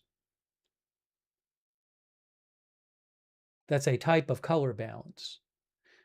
To render an important goal of this adjustment is to render specific colors correctly. White balance is when colors are adjusted to make a white object, such as a piece of paper or a wall, appear white and not a shade of any other color.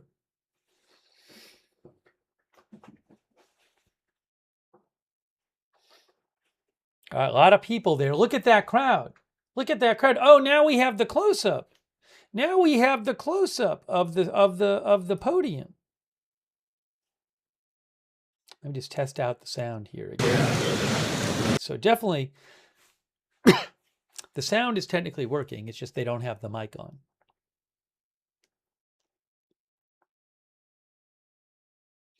Dennis Duff says Iran are getting it tonight.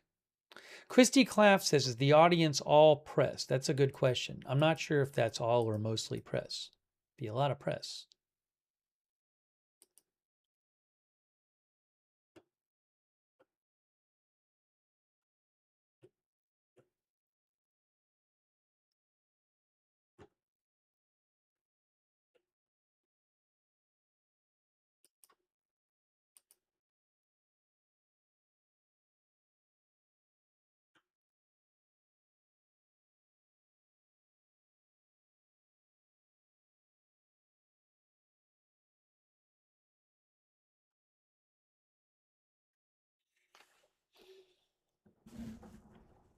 One of our viewers is watching from India. Thanks to watching from India, Vibe Haviadav. If I said that right. Thanks for watching.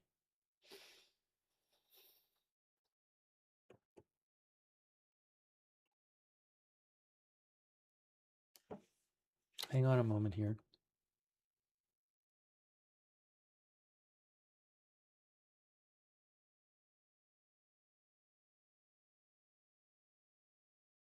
On a moment here.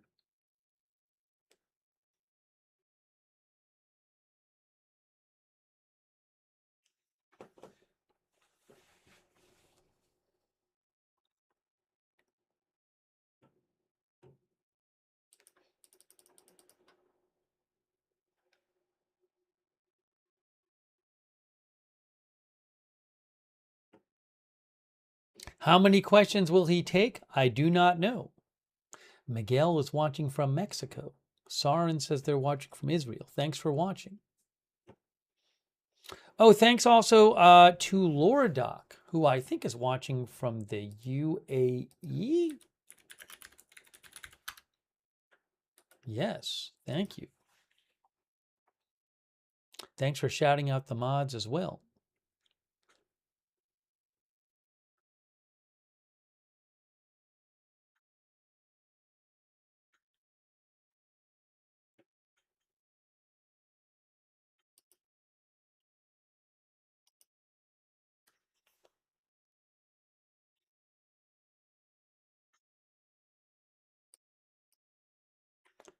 We see something here.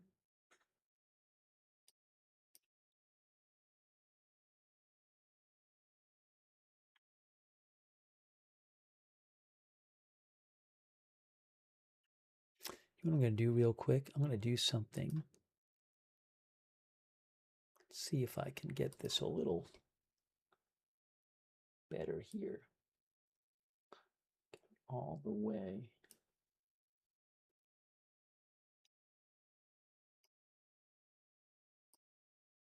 I think that's slightly better. I think.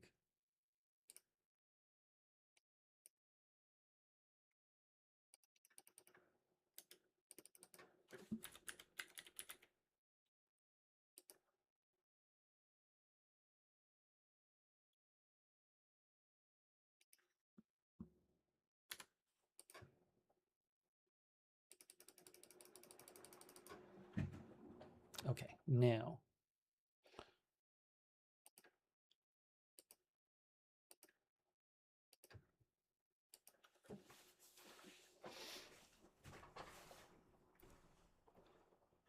Rolf Schwarzkopf says, waiting. Yes, we're now about an hour and 45 minutes behind schedule. The original scheduled time was 9:15 a.m. Although, you know, I know what we were covering something, was it his, when he was in China meeting with Xi, President Xi? Anyways, there was some kind of event like this we were covering like a month or two ago, and the same thing happened. It's just stuff got later over the course of the day, and this is the last thing at the end of the day before he leaves, I believe. So things just get pushed back. Oh, thanks to No Not November from Denmark for your support.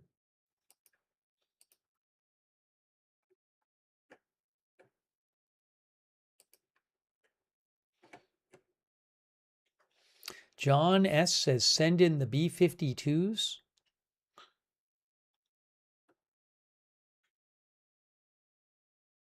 Hang on, I have to now time somebody out again.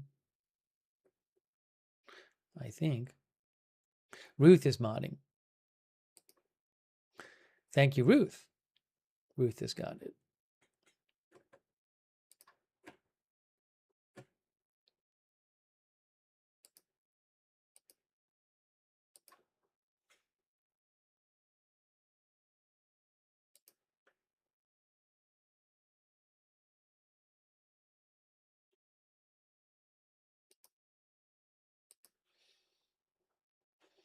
Thanks, Boston Josh Z, for watching.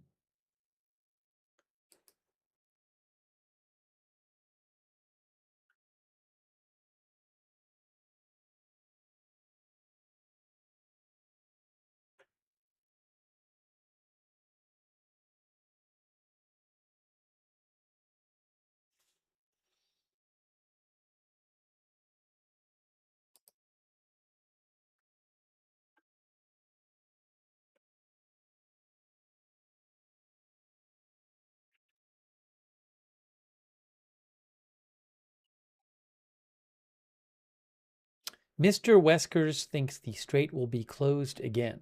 I mean, well, at this point, it's certainly not completely open, because a couple days ago, Iran attacked 3 different ships.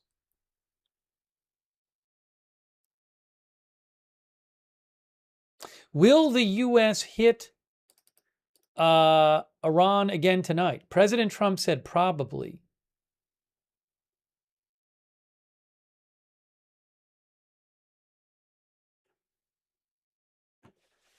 Maybe we can do a quick flash poll quickly.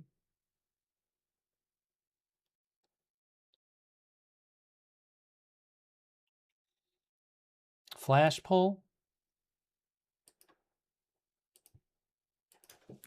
Will U.S. attack Iran again tonight?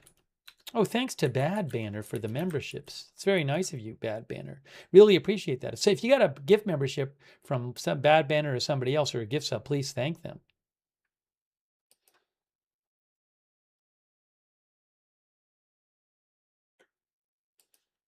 Thanks also Oxytropis on Twitch for your support. All right, we're doing another flash poll. Will the U.S. attack Iran again tonight? It'd be interesting because normally the U.S. in recent months will only attack Iran if Iran, say, attacks a ship in the Strait. So I don't know what the given rationale would be for attacking them tonight. Because I'm not aware that they've attacked any more ships.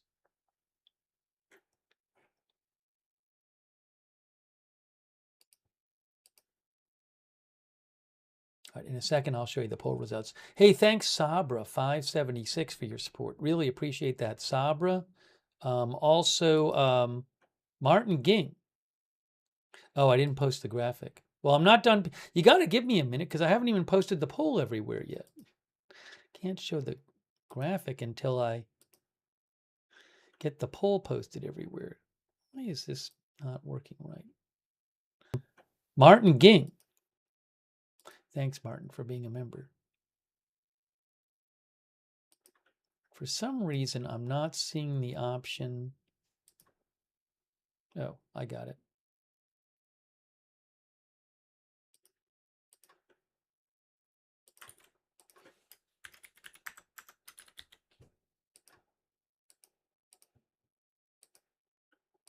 Okay. So again, President Trump said that probably the U.S. will strike Iran again tonight.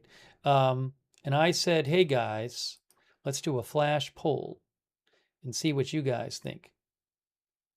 And over on YouTube, look at this. 82% are saying yes. 82%. On Twitch, it is currently 88%. So you guys think that's a yes generally. Twitch, 88%. YouTube, 83%. I'll keep an eye out.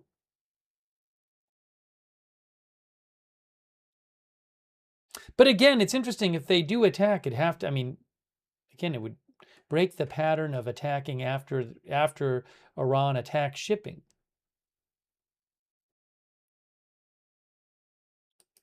Maybe, and if they don't, will President Trump have to post something on True Social saying like, hey, we're making progress in the negotiations? Or the Prime Minister of Pakistan asked me to not attack them. Or something like that. Thanks for voting in our poll.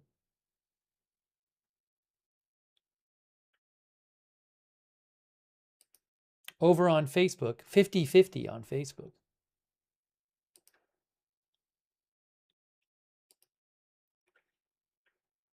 Taken Clown says, get rid of Iran tonight?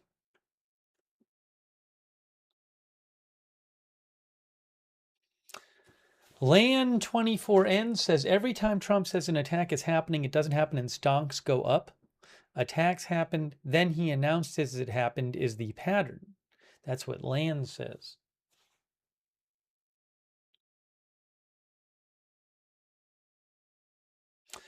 Sabra says, I would have voted no. Trump will announce that Iran came to us and begged us to stop bombing them.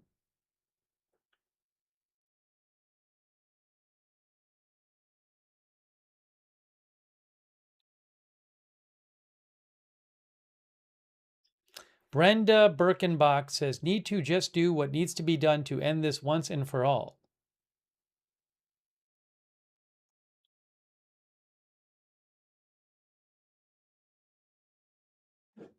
Jay Dealing Fire says, seize the Iranian ships, sell them, and fund the regular Iranian people to take over. Oh, oil is a bit higher now. Hey, a brief oil break. This is the one-day chart for Brent crude oil. It is now up 5% after going up about 5% yesterday. A couple days ago, it was at about 72, and now it's at about 80. So here is the one-day chart there. Oil going up. We'll keep an eye on that. I mean, President Trump did say today that he thinks the ceasefire is over, and that the U.S. might put the blockade back on Iran, and that the leadership of Iran is cuckoo and scum, and that probably the U.S. will attack Iran again tonight.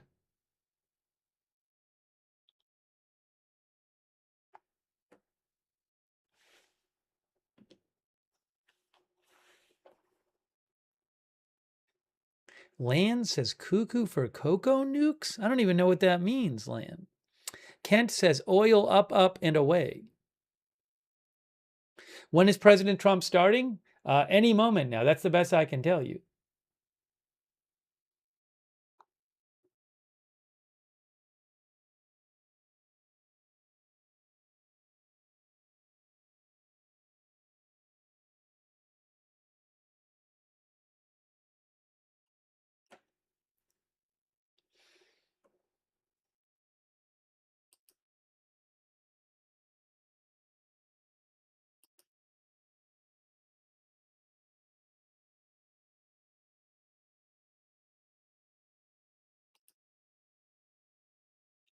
Oh, just to have it, I also have the White House feed here. So the White House has gone live. So let me just make sure here in case I need it. In case I need it, give me a moment. Let me just make sure here. Yeah, in case I need it, we have we have 2 feeds. That's good. Better to have 2 feeds. So we'll go with this feed for now, but if the other one is better, then I'll go to that one. Appreciate your patience, guys. I appreciate your patience today as we wait for this to start. The headline on Fox News right now is soon Trump news conference as Iran's ceasefire may be collapsing. On MS Now, the headline is Trump, we might hit Iran hard again tonight. On CNN, the headline is Trump, Iran ceasefire over, going to hit them hard tonight. So you can see some of the headlines, what some of the headlines are about. Brendan Hennessy says, what makes people believe that bombing them into submission is a winning strategy?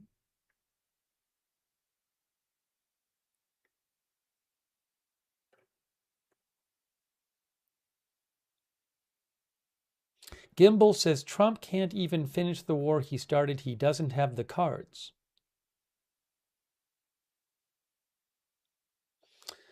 Cosenza says, talk is over, time to get the job done.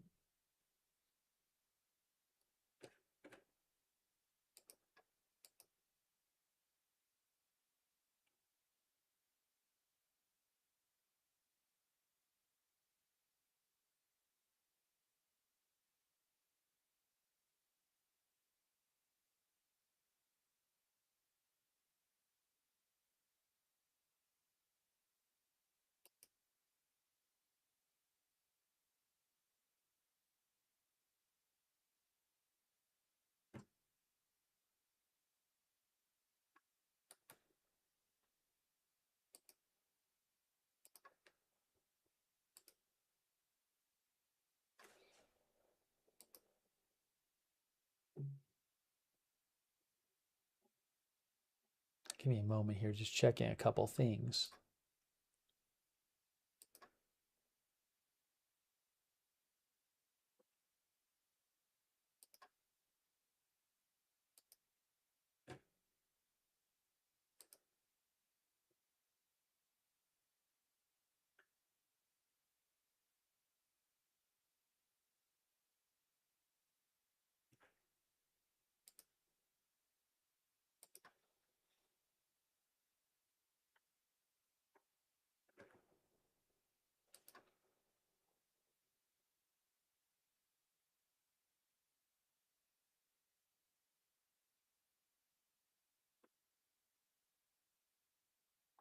Javier Blas of Bloomberg reports that Russia bans diesel fuel exports, further tightening the global supply and demand balance for refined products. Bloomberg is reporting that Russia bans diesel exports after Ukraine's refinery attacks. Russia has banned exports of diesel fuel in order to avoid domestic shortages after a flurry of attacks by Ukrainian drones on the nation's refineries. Last year, Russia accounted for about 11% of global supplies of diesel.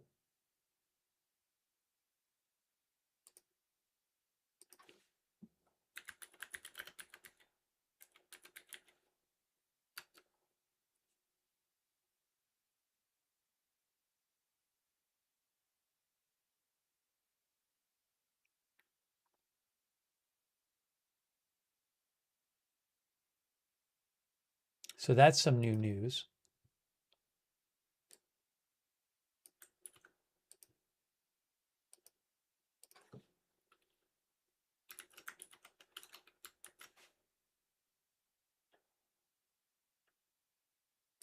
So Russia, who last year accounted for about 11% of global supplies of diesel, has banned exports of diesel to avoid domestic shortages after a flurry of attacks by Ukrainian drones on Russia's refineries. That is from Bloomberg. Now, I would assume that might make diesel fuel price go up. You know what? I don't even know where I can find that. I have to look that up. Give me a second.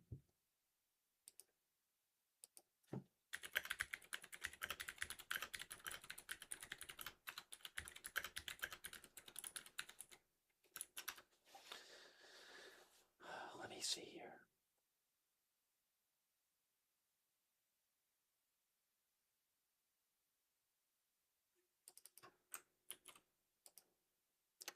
Can I pull this up? I don't know if this is the right way to look it up.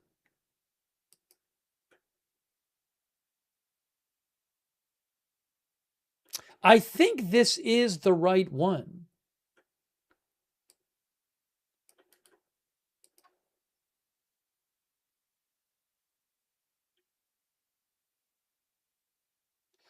Yeah, I believe that this is a benchmark for diesel fuel. Give me a moment.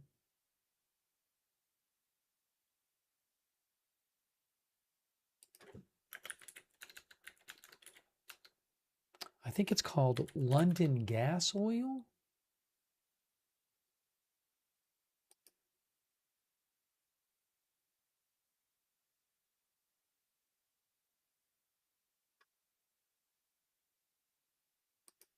All right. The London gas oil index is European best benchmark for middle distillates such as diesel and heating oil. So the European diesel benchmark, as far as I understand it, is London gas oil. That's a one-day chart. It's up 11%. That's from TradingView. And it's up, I mean, just in the last, that rise is pretty much in the last 2.5 hours.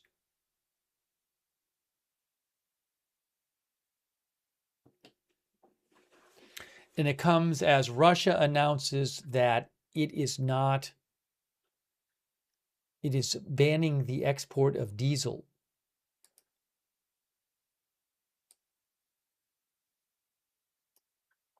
Bloomberg says that Russia's diesel export ban comes on top of existing restrictions on most shipments of gasoline and jet fuel. Because Ukraine's has intensified strikes on Russia's oil industry and oil processing.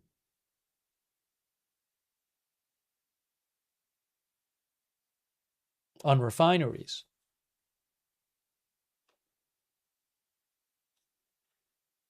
Also, many regions in Russia have put into place fuel rationing.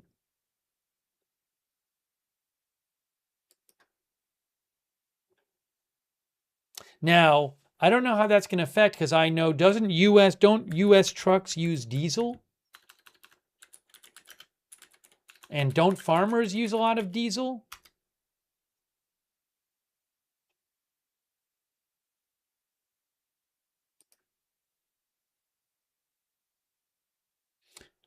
I'm seeing that online, that a lot of them do use diesel.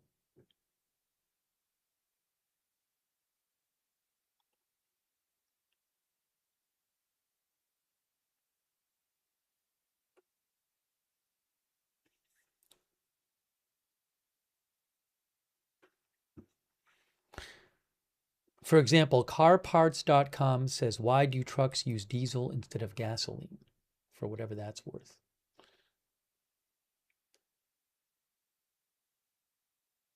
Large vehicles like semi-trucks use diesel instead of gasoline, according to carparts.com. It's just one source.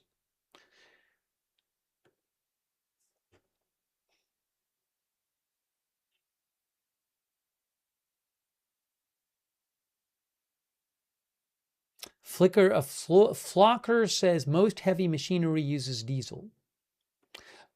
Again, we're just waiting for Trump at this point. I don't have a set. There's no set. He was supposed to. Everything's running late there. This was supposed to start 2 hours ago. But you can see the feed is up. The White House stream has started. So any moment we're expecting him to come out. Hey, thanks to Israel Bishop for the memberships. That's really nice of you. Thanks, Israel Bishop. And thanks for being a member. Thanks, Wes Downer.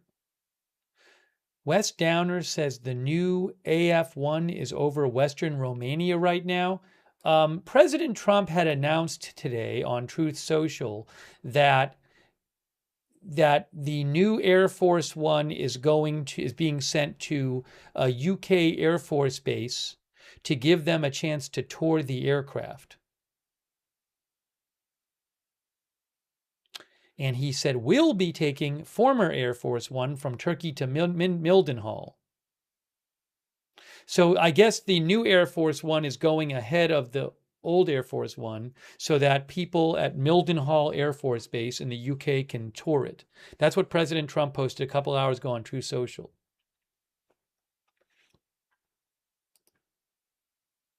Thank you, Wes Downer.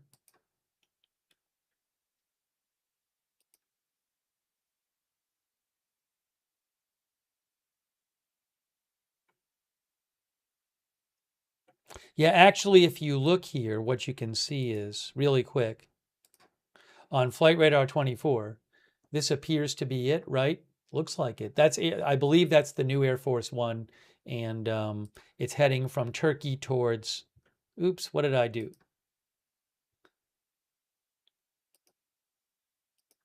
It's heading from Turkey towards the UK, it looks like. You can see that at flightradar24.com. Thanks, Wes. Thanks, Craig Dubs. I haven't heard that, Craig. I'll have to look that up. Craig Dubs 55. And thanks, Stephen Briones, very much for your support.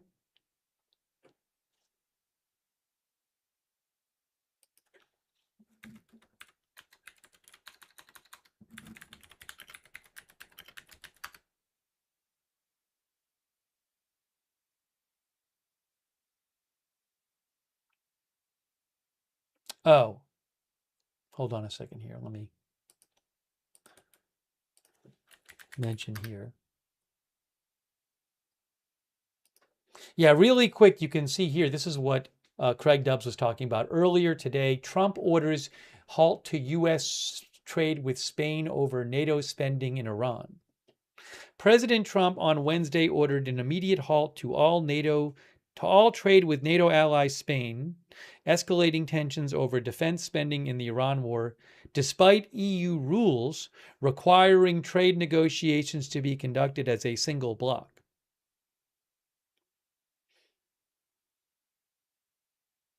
This marks the second time Trump has instructed Treasury Secretary Scott Bessent to halt commerce with Spain over its refusal to commit to NATO's new defense spending target of 5% of GDP. However, after his first such promise in March, trade, again, after the first promise of Treasury Secretary Bessent in March to halt commerce with Spain, trade between the two countries continued normally. Okay? So I don't know what the practical effect is going to be, because in March, when Trump first instructed the Treasury Secretary to stop trade with Spain, trade continued normally with Spain. The Spanish president's office, by the way, the Prime Minister Pedro Sanchez of Spain, his office said it was treating Trump's statements as business as usual and did not intend to change the excellent relations it enjoyed with Washington. So I don't know that that practically is going to really happen.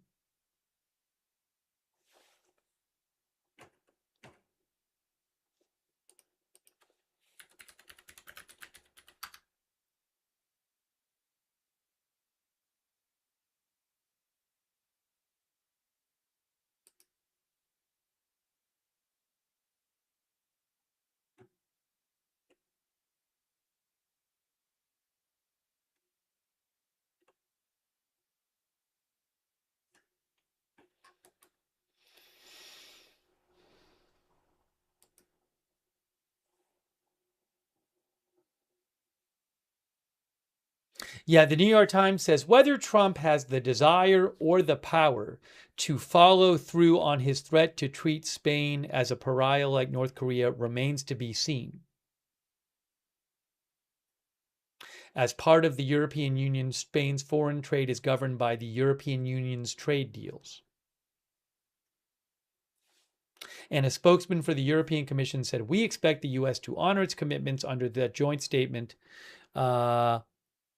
as we have honored ours.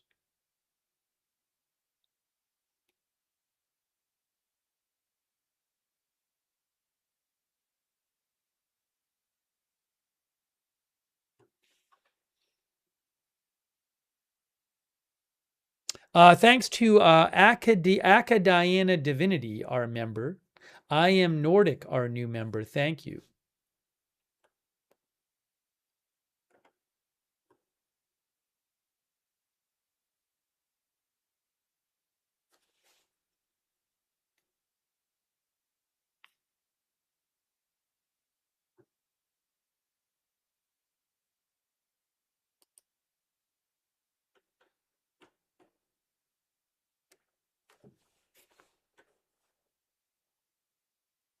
We are still waiting for President Trump to come out and give his press conference.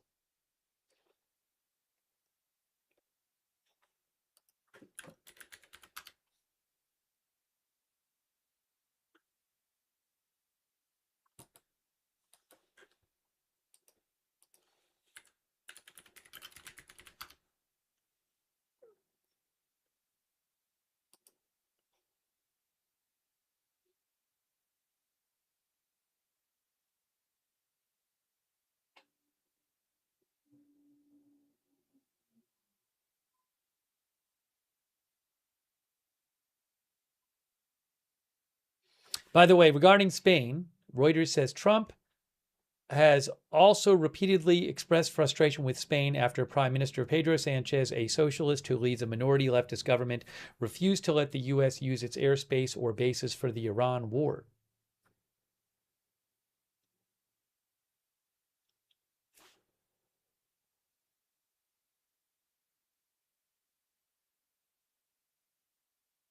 He called Spain a terrible partner.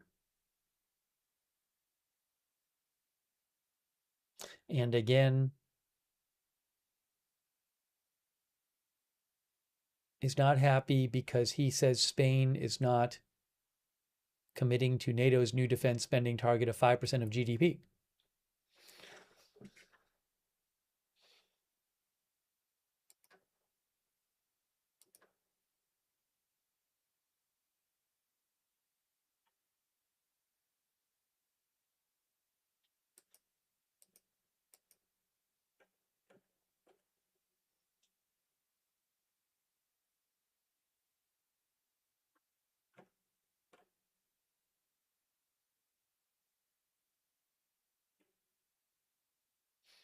Regarding stock prices today, NASDAQ is down about 0.8%, and S&P is down about 1%, and the Dow is down about 1.5%.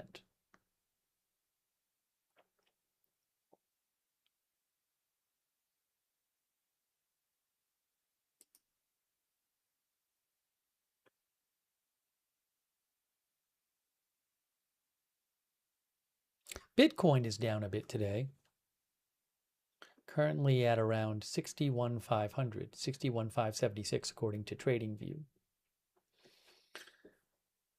And as we've mentioned, oil is up today, currently up Brent crude about 5% after going up some yesterday.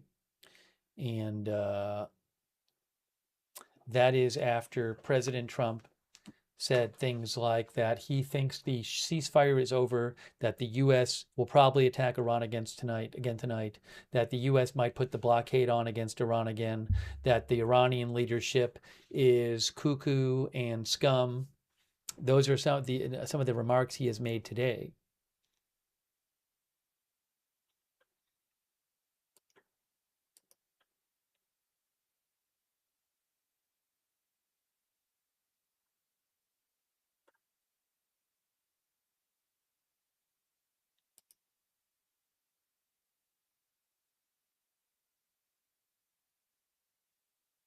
Retired Ricky says, don't see how the use of the word scum is helpful.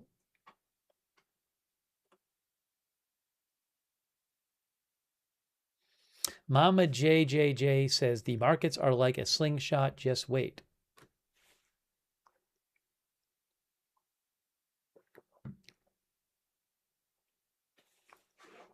Wannabe Slave thinks Trump will probably pick on the EU again while claiming victory in Iran.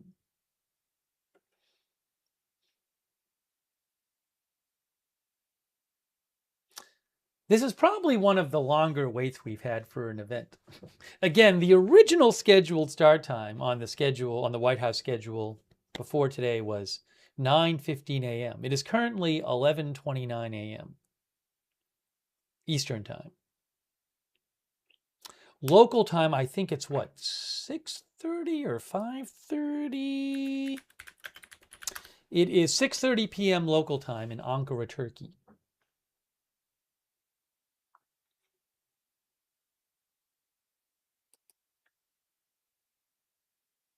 Martinez Mechanical says USA does not need Spain.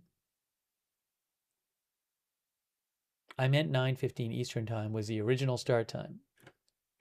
4:15 local time. It's now 6:30 local time.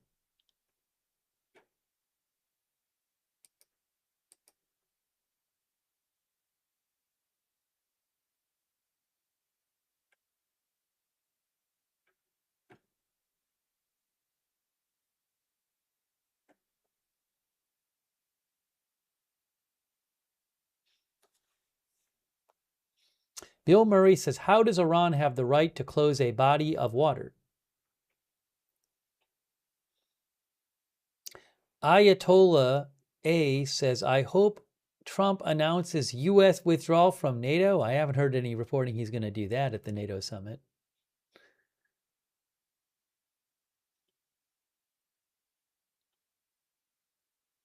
Yes, Fox News, CNN, and MS Now all say that the press conference is starting soon. They all have it up and say soon. That's the best I can tell you guys. Bob the Dingus says, how does the U.S. have the right to blockade Cuba?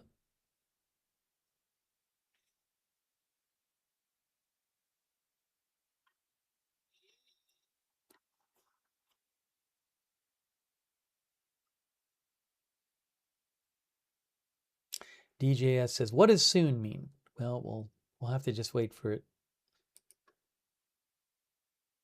Maybe, look, maybe maybe they hadn't eaten in a while, and the leaders are eating. I don't know.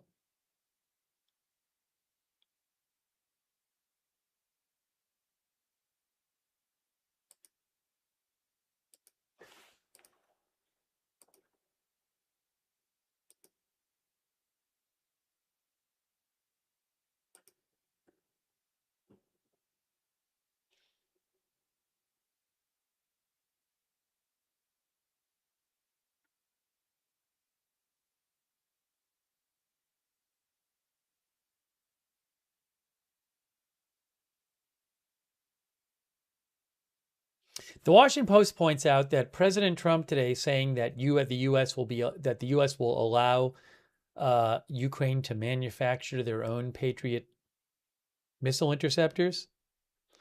The Washington Post says the U.S. move is likely to be interpreted as an aggressive action by the Kremlin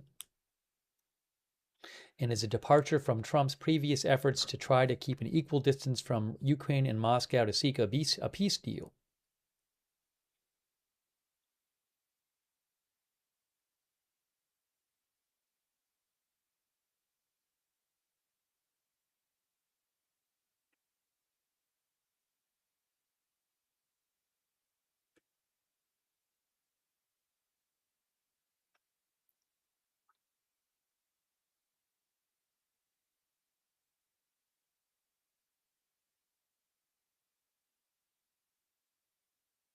I don't know how long it would take Ukraine to get that up and running.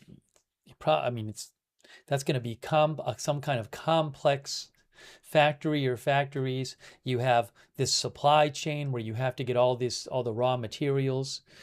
You have to have that factory or factories be somewhere where it's protected from Russia attacking it. You have to have the personnel to make it and stuff. So I don't know how long that would all take for them to actually start making their own Patriot interceptors.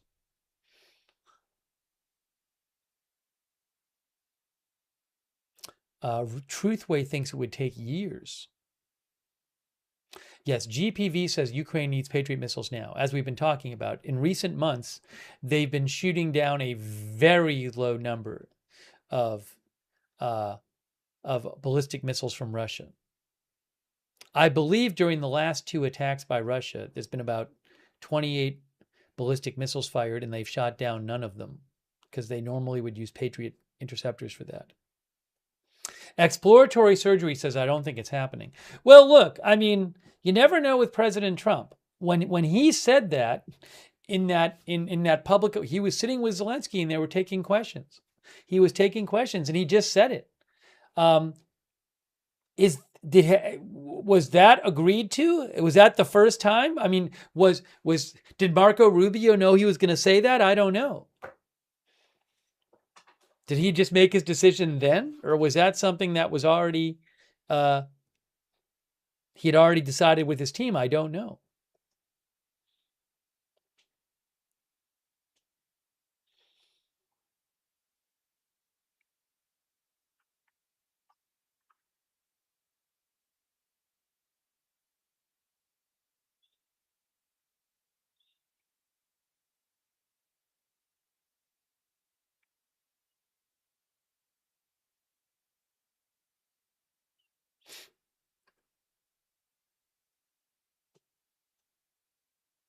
Red Cat says Ukraine sank 17 Russian fuel tankers in the Sea of Azov in the last 2 days. Yesterday, I had posted something from Ukraine where they said they sunk, 8 or 10 of them? I didn't see the new report on that. I'll have to look it up.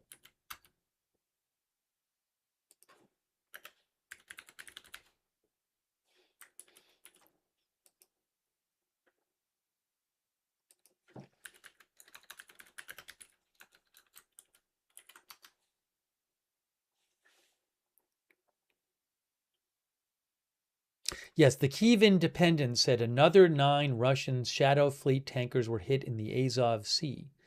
Ukraine's Unmanned Systems Forces commander said.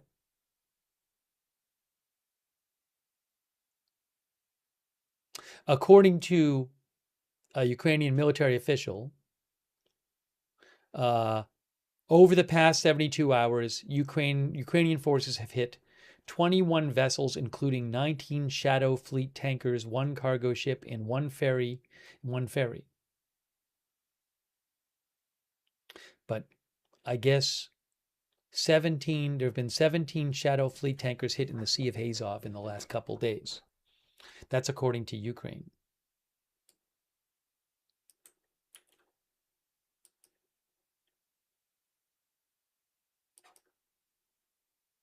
Give me a second here.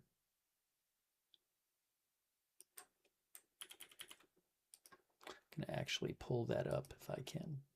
Well, maybe we'll look at it later.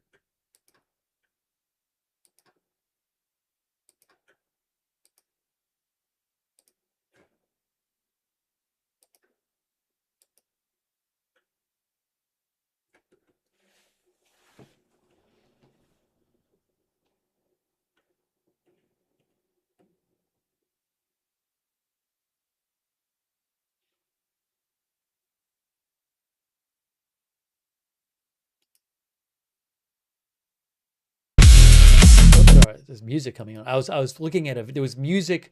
I was looking at a video that the Ukrainian military posted, supposedly showing tankers being hit by Ukrainian drones. I think it's all supposed to be from the last day, but there was some music on it. Maybe we can look at that after.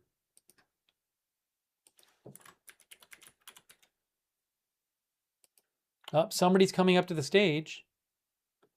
Somebody is coming up to the stage.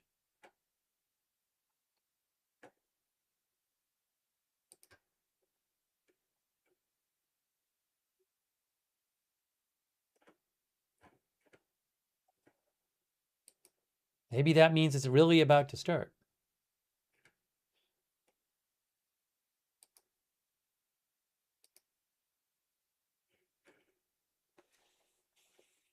Hey, thanks to Evor's Saggers 7449. Thanks so much, Evor, for being a member.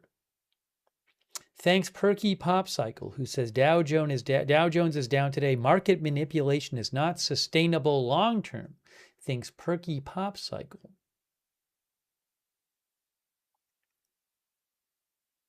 Thank you, Hazel Hudson, for being a member. Thanks, Oxytropis, for your support. Thanks, Shave Ezra, for subscribing on Twitch. Shave Ezra and Cubat, thanks for subscribing. And Sleeping Kisa for subscribing. She says, did he declare war on Greenland yet? Brent crude update, it is now back up over 80. It is up 5.5% today, Brent crude oil. Just a couple of days ago, just about 2 days ago, it was at,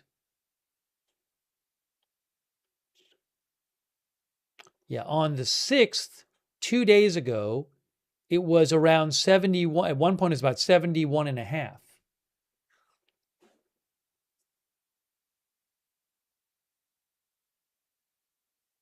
So the Brent crude has gone up over 10% in the last 2 days.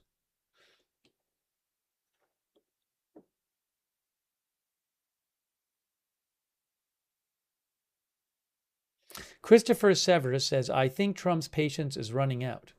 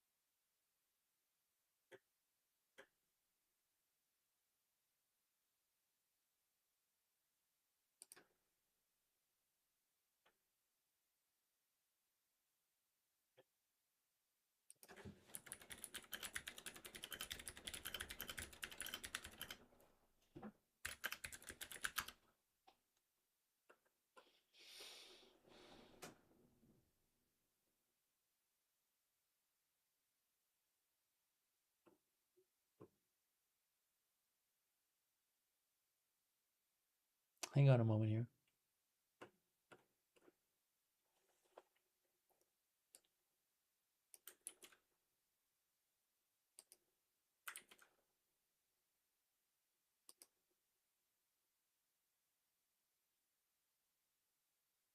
By the way, this is another, I was looking up diesel prices, diesel fuel.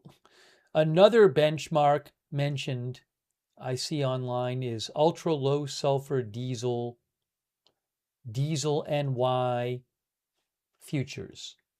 And those are up 13.5% today. Remember, Russia has announced that they are an export ban on diesel fuel after Ukrainian attacks on Russian refineries.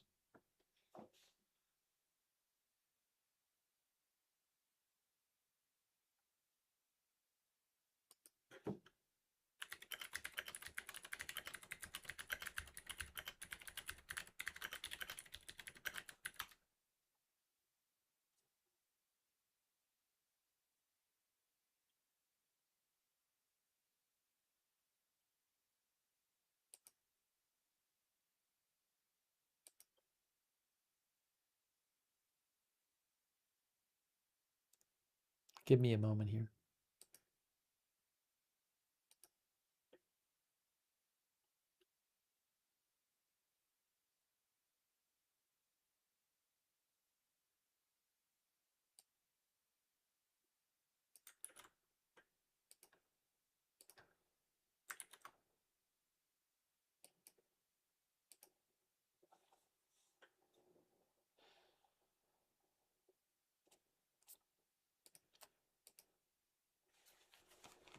Man, this is delayed a long time. This has been a long wait. I mean, even I think when I came on the air, hours ago, I think at that point, even some of the news channels were saying, coming up soon.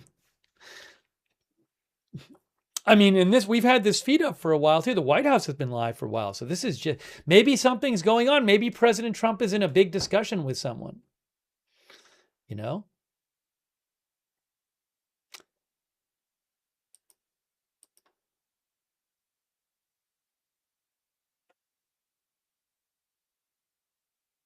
Big wait.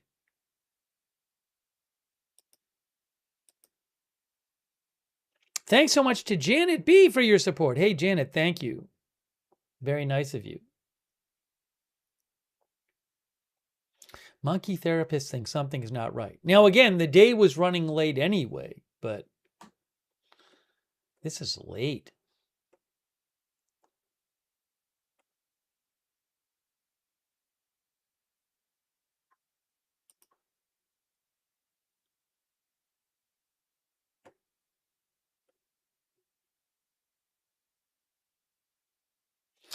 Hold on a moment here. Hold on a moment. I'm seeing something.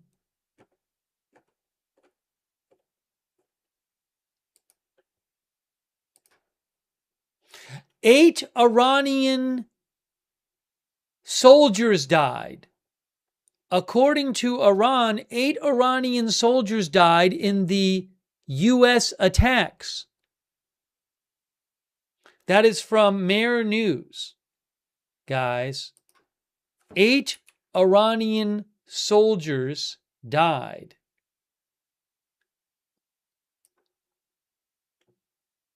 Breaking news.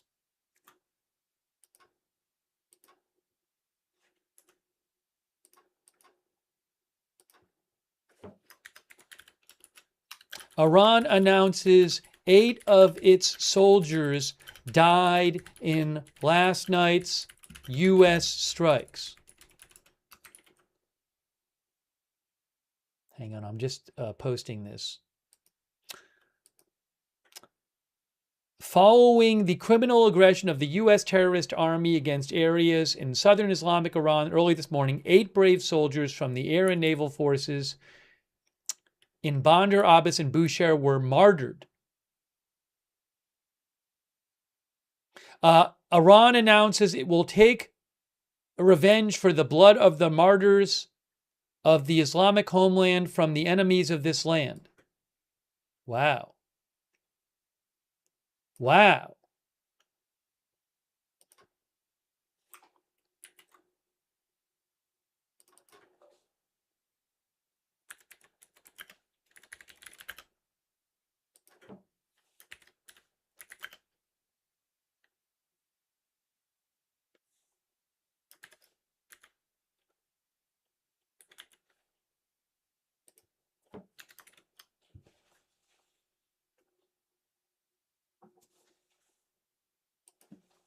Breaking news. 8 Iranian soldiers announced dead Let me show you something on the screen.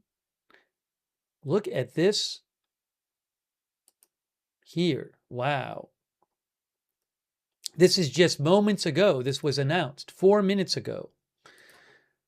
Look at this. They have Fars News posted a picture of the 8, they call them martyrs. Look at this.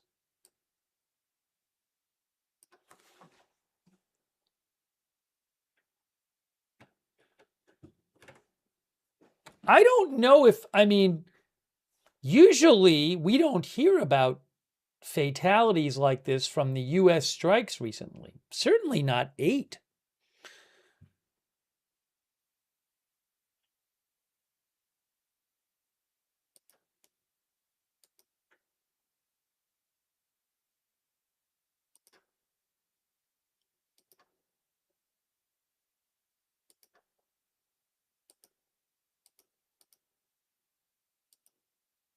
Again, they say, Iran says, 8 brave soldiers from the air and naval forces of the Islamic Republic of Iran in Bandar Abbas in Bushehr were martyred while defending the Islamic homeland as a result of enemy projectiles in the criminal aggression of the U.S. terrorist army against areas in southern Islamic Iran early this morning. They say Iran's army, emphasizing its unwavering stance against enemies, announced it will take revenge for the blood of the martyrs of the Islamic homeland from the enemies of this land.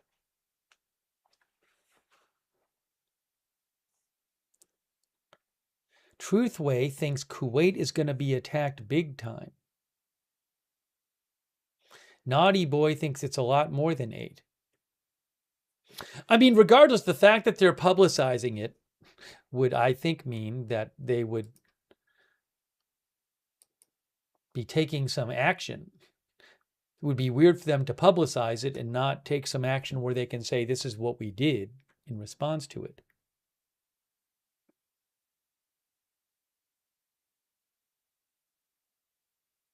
Oxytropis says they're starting to copy Hamas's homework.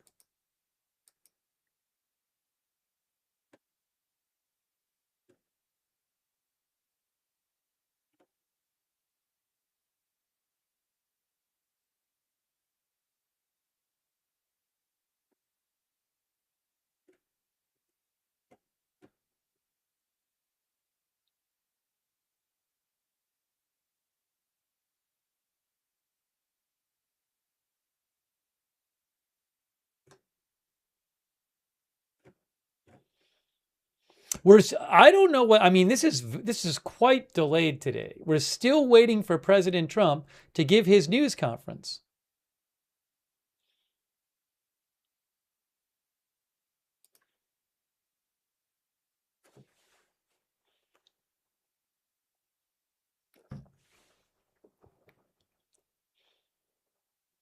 Don Dada says, "Come on, still not on." Wow. Yeah, I mean, it's not in my control. Why it's so delayed today, I don't know.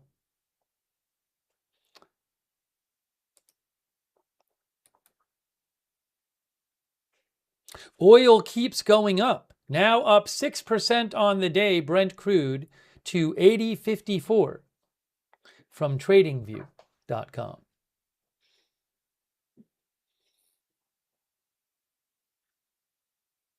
Just 2 days ago, oil was at about 71.5. If I have this right. Yeah.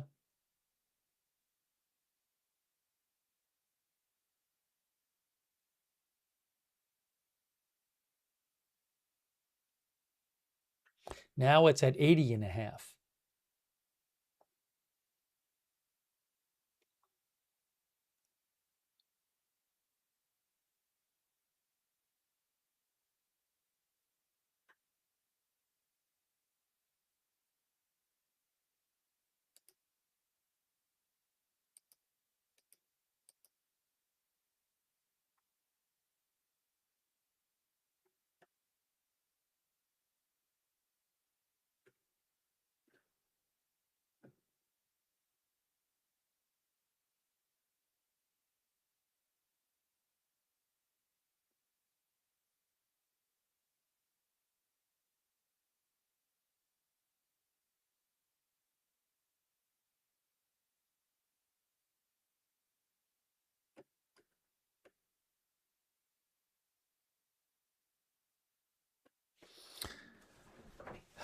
Okay, again, we're waiting for Trump to speak. I don't know.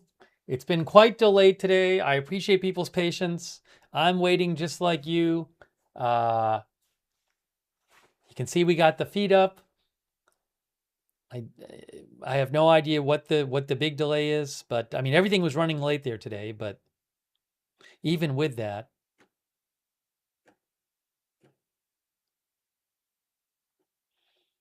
it is delayed significantly.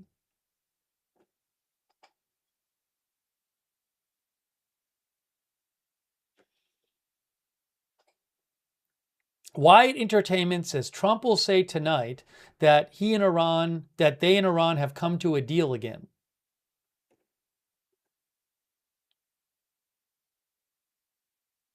Gibbons' take thinks negotiation is breaking down.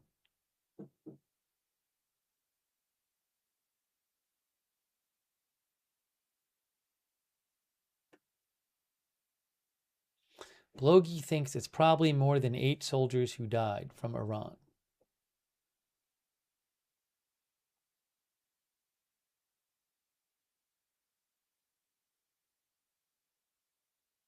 User YP says, can someone explain to me why Americans love war so much? Is it because they know nothing about it on their own lands? It's so weird and uncivilized, says user YP.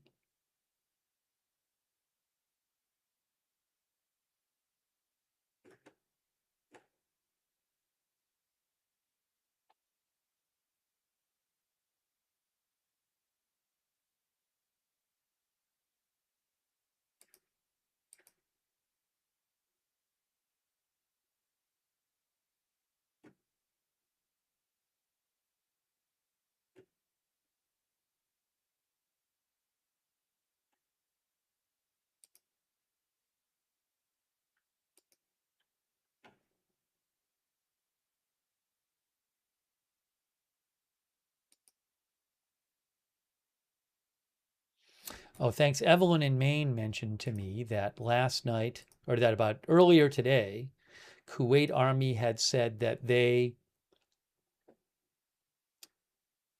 detected 2 missiles from Iran and 13 drones, and that they were successfully intercepted.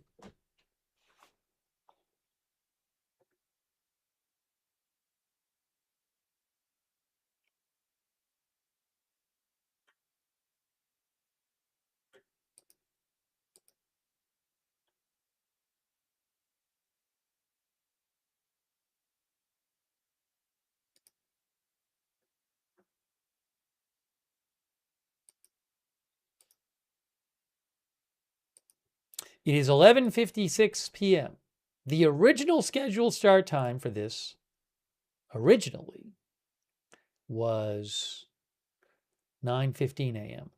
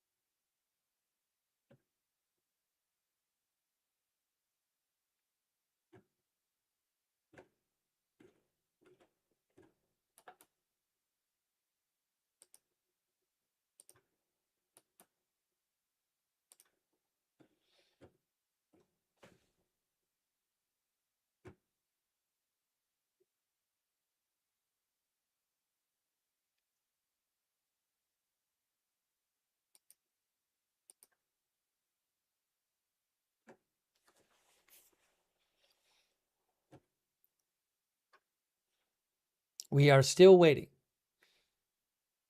I mean, the White House usually doesn't go live that early, and they went live 51 minutes ago. Is something else happening? Is something developing? Breaking news! Very interesting news. Kelly Meyer, news update. Kelly Meyer of News Nation reports Secretary Hegseth is not going to Israel. There were reports, we heard these reports last night, that he was going to visit Israel today. It is now not happening. Again, Kelly Meyer of News Nation says Secretary of Hegseth is not going to Israel today. There were reports he was going to visit today. It is now not happening.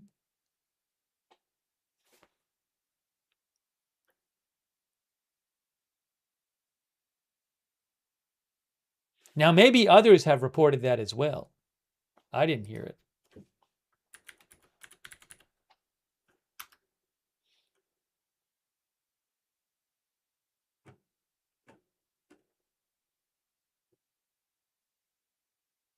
N12 News, Amit Siegel had reported the same thing. As some of our viewers said hours ago.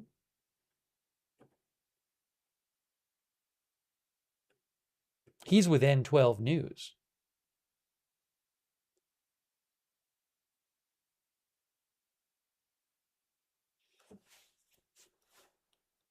I-24 News English had said it hours ago as well. Barak Ravid yesterday and others had reported he would travel to Israel. I don't know if American media, has other American media reported that he's not going? Because the reports I see from several hours ago are from N12 News and from I-24 News English. This is Kelly Meyer, who's with News Nation, White House correspondent. Does it even matter? Well, I mean, the question is, why is it not happening?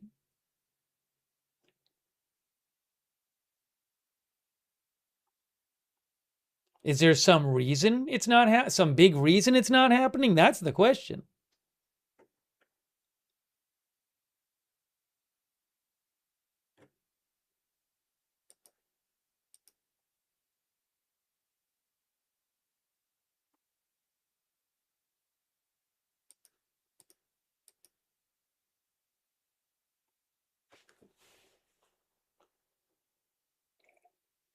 Remember, President Trump did say that probably the U.S. would attack Iran again tonight.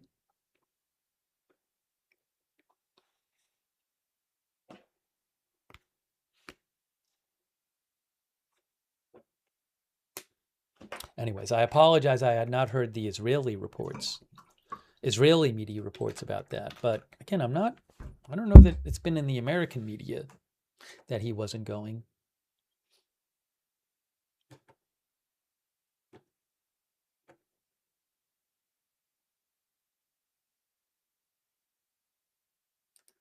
I'm seeing the camera moving. The camera is moving. Could this actually be starting soon?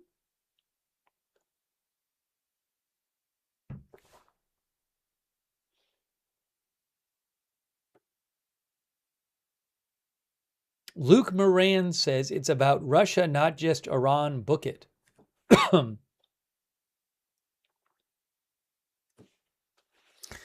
Big Fuzzy thinks that Hegseth is not going because he is needed in the war room. That's what Big Fuzzy thinks. Big Fuzzy thinks that's a good sign.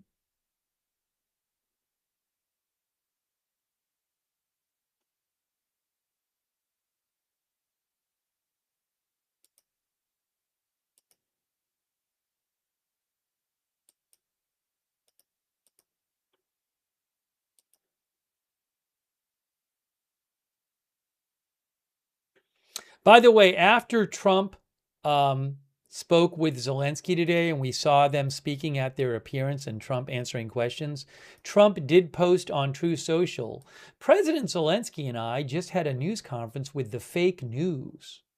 It went very well. Everybody is looking for a solution. Very positive. Thanks, Jesus UCSB. for your support. Jesus says Zelensky for U.S. president. Thanks, Jesus. Thanks, I am Charlie, who says bomb Iran. Thanks, I am Charlie, for your support. I appreciate that. Also, not Nylock, thanks for your support, who says important to point out Congress voted to stop military authorization against Iran, which Trump is ignoring. The law is mere suggestion to Trump, says not Nylock.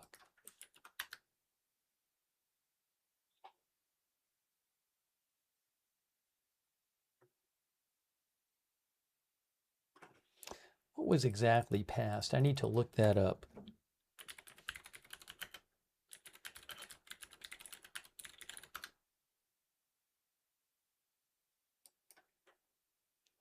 So the Senate passed something, right? The Senate passed a war powers resolution. And then it got passed by the House.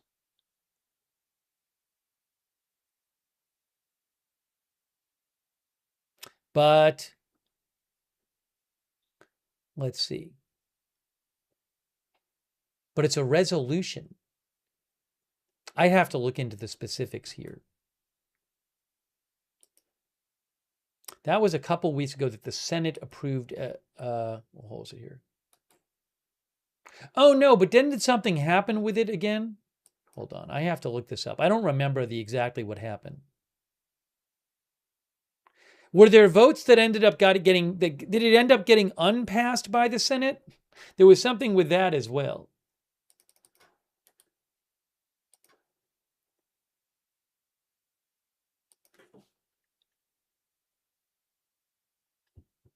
Yes. So if you go back, right, where is it here? I got to find this. On June 24th, for example, the Washington Post said Senate votes to block Trump from resuming Iran war. But then on June 25th, Senate Republicans reject Iran war powers resolution after clashing with Trump at Capitol meeting. That was NBC News. Yeah, some senators switched their votes on it. Okay, Trump's coming out right now. Trump is coming out right now. Now, there's no sound on this, but now there is. Here's Trump right now. That's a lot of press. Wow. Here is Trump. Well, it's important stuff. The 45th and 47th President of the United States. Well, they've all become stars. Superstars, actually. But we want to thank you very much. We've had a tremendous time and I think a great success. And we just concluded a very successful NATO summit here in Turkey. And I want to thank President Erdogan, who's really a great man. He's a great leader. He's a friend of mine, been a friend of mine for a long time. He's a strong person, a very strong personality, and that's why he runs such a successful and good country, and really a great, I would say, a great country. Militarily, he's very powerful. People leave him alone. But he's really done a fantastic job. And from the moment we got off the plane, you look at the airports were beautiful. They built a new terminal for our arrival. Everything was beautiful. And so I just want to thank President Erdogan, who's done a fantastic job in Turkey. And I also want to thank NATO Secretary General Mark Rutte. Mark is an extraordinary person, smart, great leader. It's not easy leading so many leaders like that. You got a lot of leaders, and they're strong personalities, every one of them. And Mark does an unbelievable job. Couldn't find anybody better. I just want to say there was tremendous love in that room. The press got to see the sitting, but they didn't get to see the speaking. And I actually said, it's too bad the press couldn't see this, because every one of them spoke for a little while, and I spoke for a little while.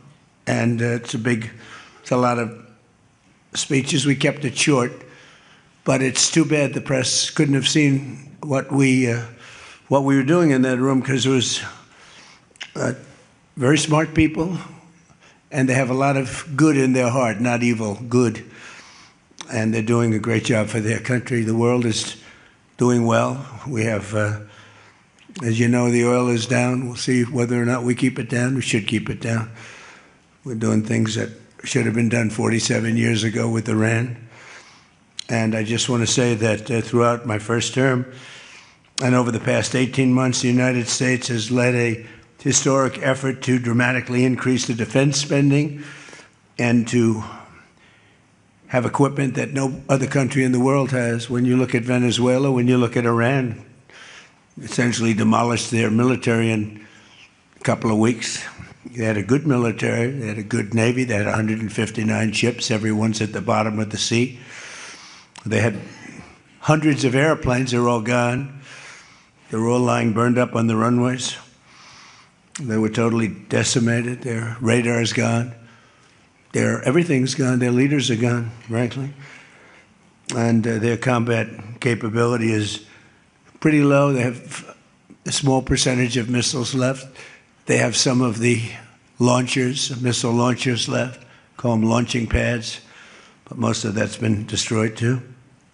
So we have the strongest military in the world by far, not even close. Everybody admits it. Last year's summit in the Netherlands was great also, and we achieved an unprecedented agreement to increase the annual defense spending, and it's the benchmark, raising it from 2% to 5% of GDP, which everybody said was impossible. And now they're all thanking me, and most of the countries have agreed to it. We have a couple of that didn't, but I have a feeling they're going to, and pretty quickly. In fact, today they were very positive. One of them in particular was, I didn't think, a good team player. Today was a great team player.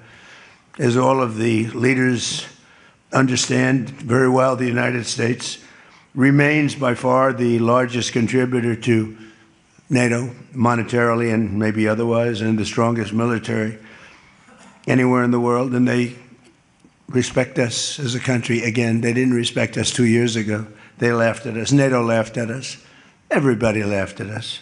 They don't laugh anymore. There's no more laughing. This year we invested a record $1 trillion in our armed forces, and we're going to be asking for $1.5 trillion coming up. We have the money being spent on the best equipment anywhere in the world. In the working session this morning, we discussed the progress other members are making toward the 5% target, and they're making great progress. Many of these countries are very rich, by the way. We don't have to feel sorry for them. But it doesn't mean they're properly protected. There's a big difference. Some have truly answered the call, and others are making big changes and will be answering the call. I think I can say in all cases they're going to be answering the call. And we'll be taking in over $1 trillion a year toward defense. And that's a tremendous amount of money. It's a big up. They were at 2%. They were actually at 1%. I got them to 2%. Then I wanted to get them to 5%. And we got up to 5% the last time. And they're, just again, if you could have seen the respect and the love in the room, and it's love really for the country, for our country. I don't want to say me, because you'll say, oh, he's so conceited. He's such a conceited person. But they do. I mean, they like the job I'm doing. They said, sir, we love you. These are grown people saying that. Isn't that nice? Maybe, I don't know, maybe they're trying to get to me. And in a way they did, because there was tremendous unity in that room. And I urge all nations to accelerate their plans to get the benchmark as quickly as possible. The benchmark is going to be that 5% number. That's the number it should have been for years. As a result of the commitment we achieved last year, defense spending of other NATO members surged by more than almost $150 billion in 2025, and much of that money is being spent on American-made equipment. They all want American-made equipment. We're pushing very hard to have the defense companies, and they're great. We make the best equipment. The Patriots and the Tomahawks and everything we have is considered to be the best. Not by me, it's everybody wants it. I wish we made it faster, because we could sell as much as we could make. And as you know, I had Lockheed and every one of the companies, all of the companies, Raytheon as an example, Boeing, so many of those great companies are now building plants. They had big plants, but they were using them 24/7. I said, that's not the way to do it. You have to build more plants. You don't have to just go overtime. No tax on overtime. Remember that, please? No tax on overtime. Those people are happy. But they were doing literally 24 hours to get the Tomahawks done and the Patriots done and all of the other defensive and offensive equipment done. It's the most sought-after equipment in the world. You saw that with Venezuela, where they had a lot of great equipment. It wasn't ours, and it didn't work. Our equipment works, but we have to produce it faster for other countries. For everybody, including ourselves, we have to produce it faster. So we think within a year and a half max, we'll be, instead of waiting for a year or 2 years, we'll be having it on a 2-week wait, maybe a 1-week wait. That's what I want. And it'll do really well. A lot of people are, just waiting. They're waiting. They want to get this defensive equipment, maybe in particular the defensive equipment, but offensive and defense. As much of that money is being spent on American-made equipment. That's the money that the European and Canada are spending, European countries mostly, and Canada. And they're spending that with the United States, largely. And it's American-made, made in the USA, as we say. Weapons, munitions, supporting thousands of American jobs. This will increase. We have the highest number of jobs. Right now, we have the most people working in the United States that we've ever had in the history of our country. We have the biggest investment ever made, $19.2 trillion. That's 6 times more than we've ever had. Think of it, 6 times more. And what did that were tariffs. Without the tariffs, I think we would have done fine, like at about 2 or 3. The last administration had much less than $1 trillion invested for 4 years. We have $19.2 trillion invested in 1 year. We haven't gone into the extra almost a half a year, 1.5 years. Those numbers won't come out for a little while. So we have 19.2 trillion, not billion, not million, trillion with a T, invested in plants and equipment that's being built all over the country. Eli Lilly is building plants, big drug, Merck, all of them. The drug companies are building. The car companies are building like crazy. In fact, as you probably saw a big announcement yesterday, Toyota is leaving Mexico and they're going to build one of the biggest car manufacturing plants in the world in Texas.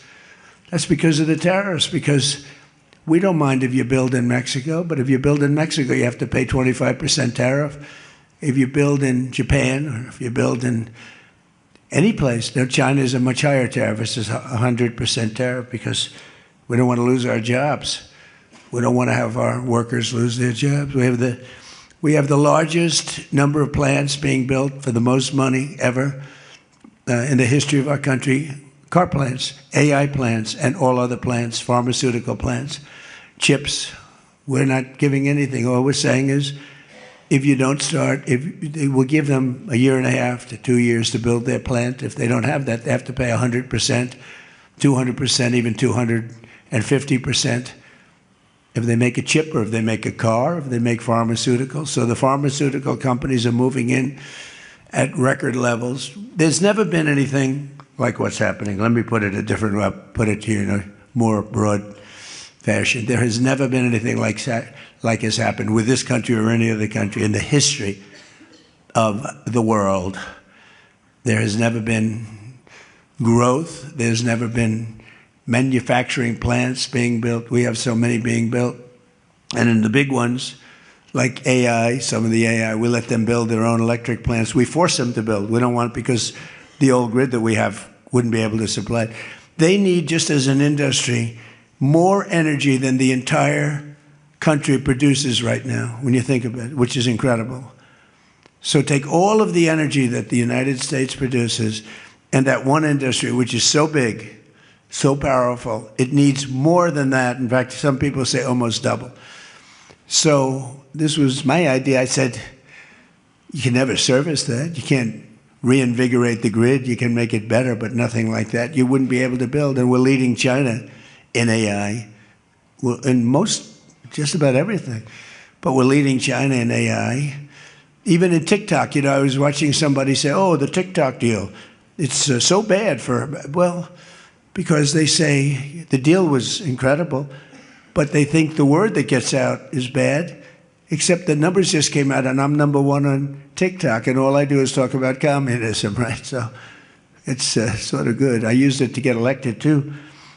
But, you have to get your word out. But the numbers came out just a little while ago, and I was #1, some ridiculous number. I never heard of numbers like that, but #1. And all these entertainers are number 27, 29. It's crazy. I don't even understand myself. But that means that my word's getting out about how great our country is, how successful our country is, and how bad communism is, and how bad these lunatics are that are running for election that don't sound good, don't think good, and don't look good. I don't see any looker. I don't see anybody with the look. You need the look, I guess. You need something, but they don't have it. And I think they'll fade fast. And it's not social democrats. This is not a social these are communists that are running. And they don't want God. They don't want successful things to happen for our country. They don't want to have a successful country. I think they're sort of crazy.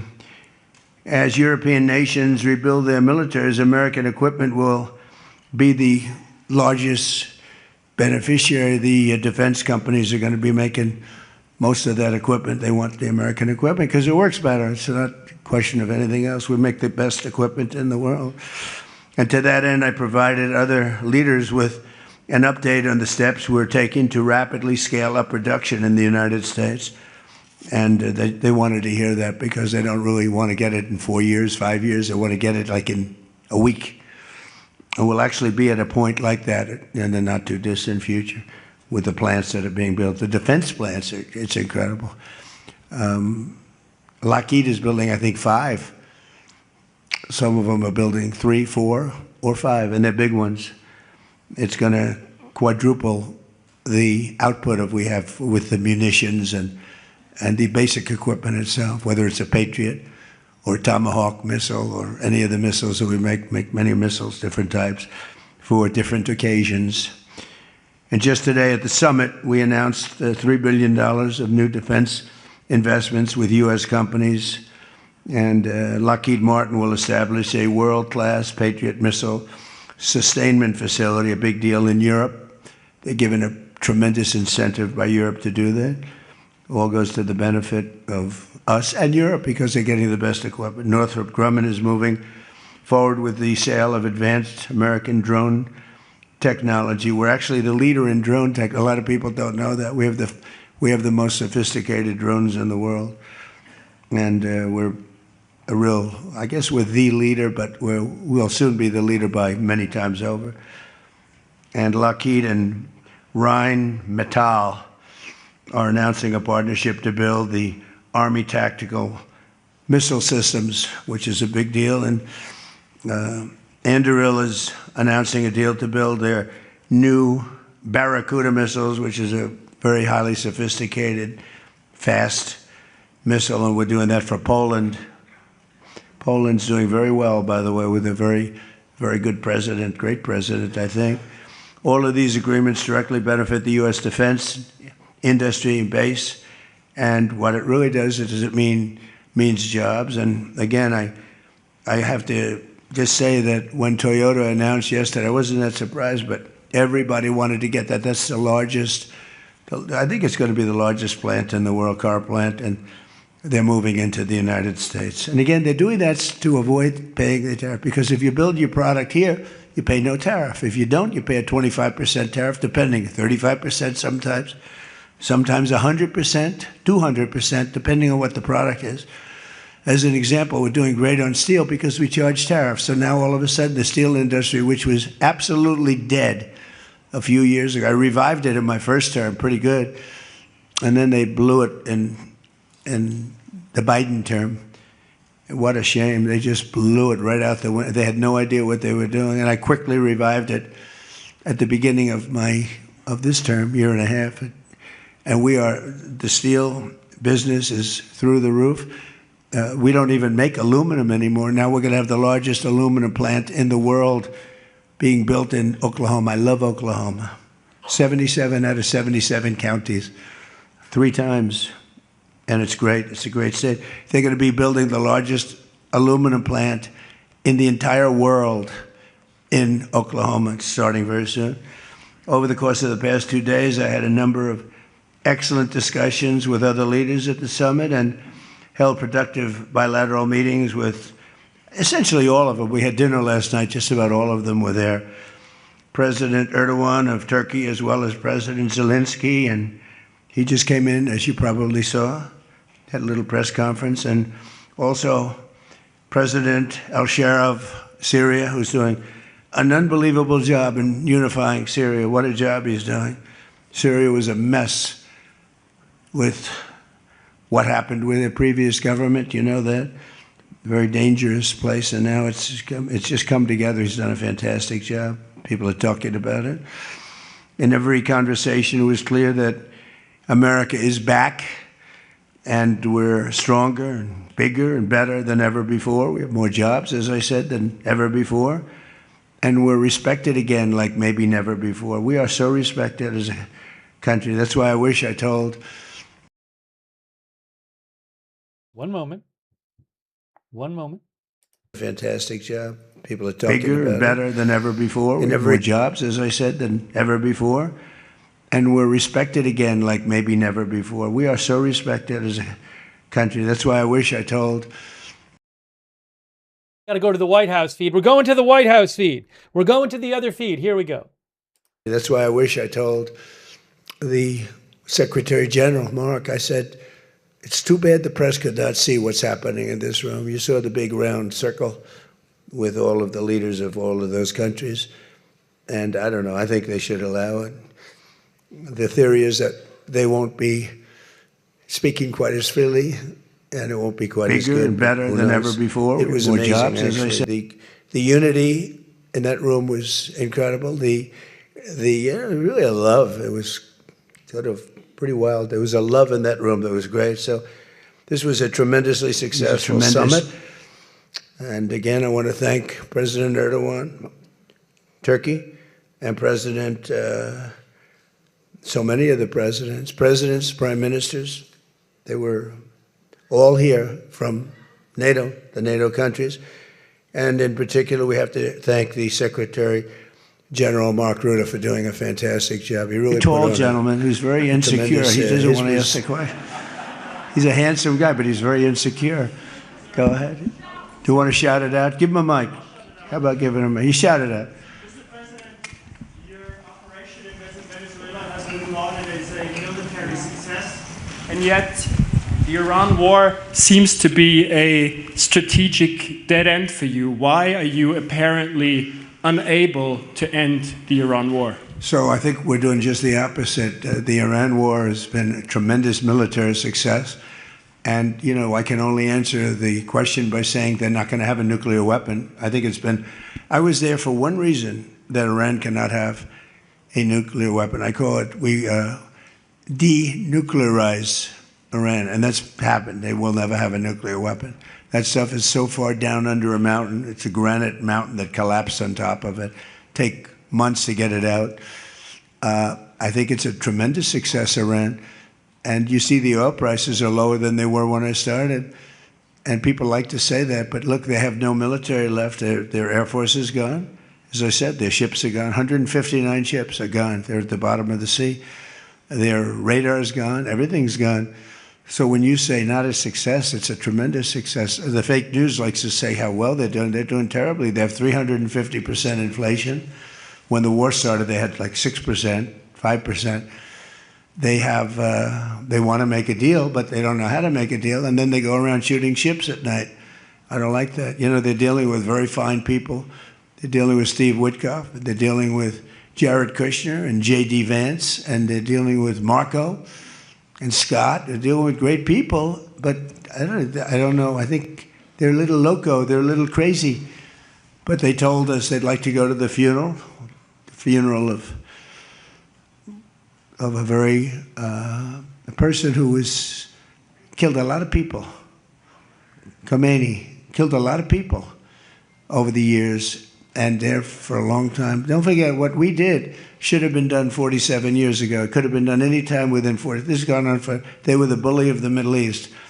So they're a much different country. Now, in one day, all of their anti-aircraft things are gone. That doesn't mean they're not going to get a plane at some point, but all of it's gone. Everything's gone. Their leaders are gone. They had leaders, they're gone, and they had another set of leaders, they're gone. Now they have another set of leaders, they may be gone. Who knows? And you know what? I may be gone too, because I'm their number one target. It's out all over the place. I'm their number one, because they're scum. That's the way they act, and that's the way they've done it for 47 years. But I'm doing what's right for the country. I'm doing really what's right for the world. They have to be stopped. And they've killed thousands, hundreds of thousands of people. They killed 52,000 protesters over the last 3 months. So when you say we're not doing well, I think we're doing phenomenally well. Our military has been incredible. Plus, we had a blockade. Did we have a blockade? Did you ever see a blockade work that way? You know, for you that said we're not doing well there, we did great in Venezuela. That was a one-day war, and they're very good military. You know, it's a very military country. We took out one of the worst human beings in the world, Maduro, and he's in jail waiting for trial. But what he did to this country was incredible, including the fact not only the drugs, but he had people pour into the country from prisons. They opened up their prisons. They allowed them to come in. We're getting them out. We're getting them all out. But we have, with the Biden open border policy, with Kamala as your border czar. Remember, she was a border czar, but she never called Border Patrol, never once, and she never went to the border. The border was a disaster. Now it's fixed. It's fixed where we have nobody, and I don't do these numbers. 0 people come in through our border, through our southern border. 0. And that's been announced now every month for the last 12 months. 0. We had millions of people come in, under 25 million people, I think more than that under Biden. And they weren't people that you want, and for the most part, they were drug dealers. They were escaped from, think of it, all the prisons, and I'm not just talking about from South America, I'm talking about from the Congo, I'm talking about from all over the world. The prisons were emptied out. They were emptied out into our country. But they had the worst murderers. We had people allowed in our country that should never, and they walked in through an open border policy. And all I'm saying is that you're lucky we won this election. Yeah, please. Go ahead. Go ahead.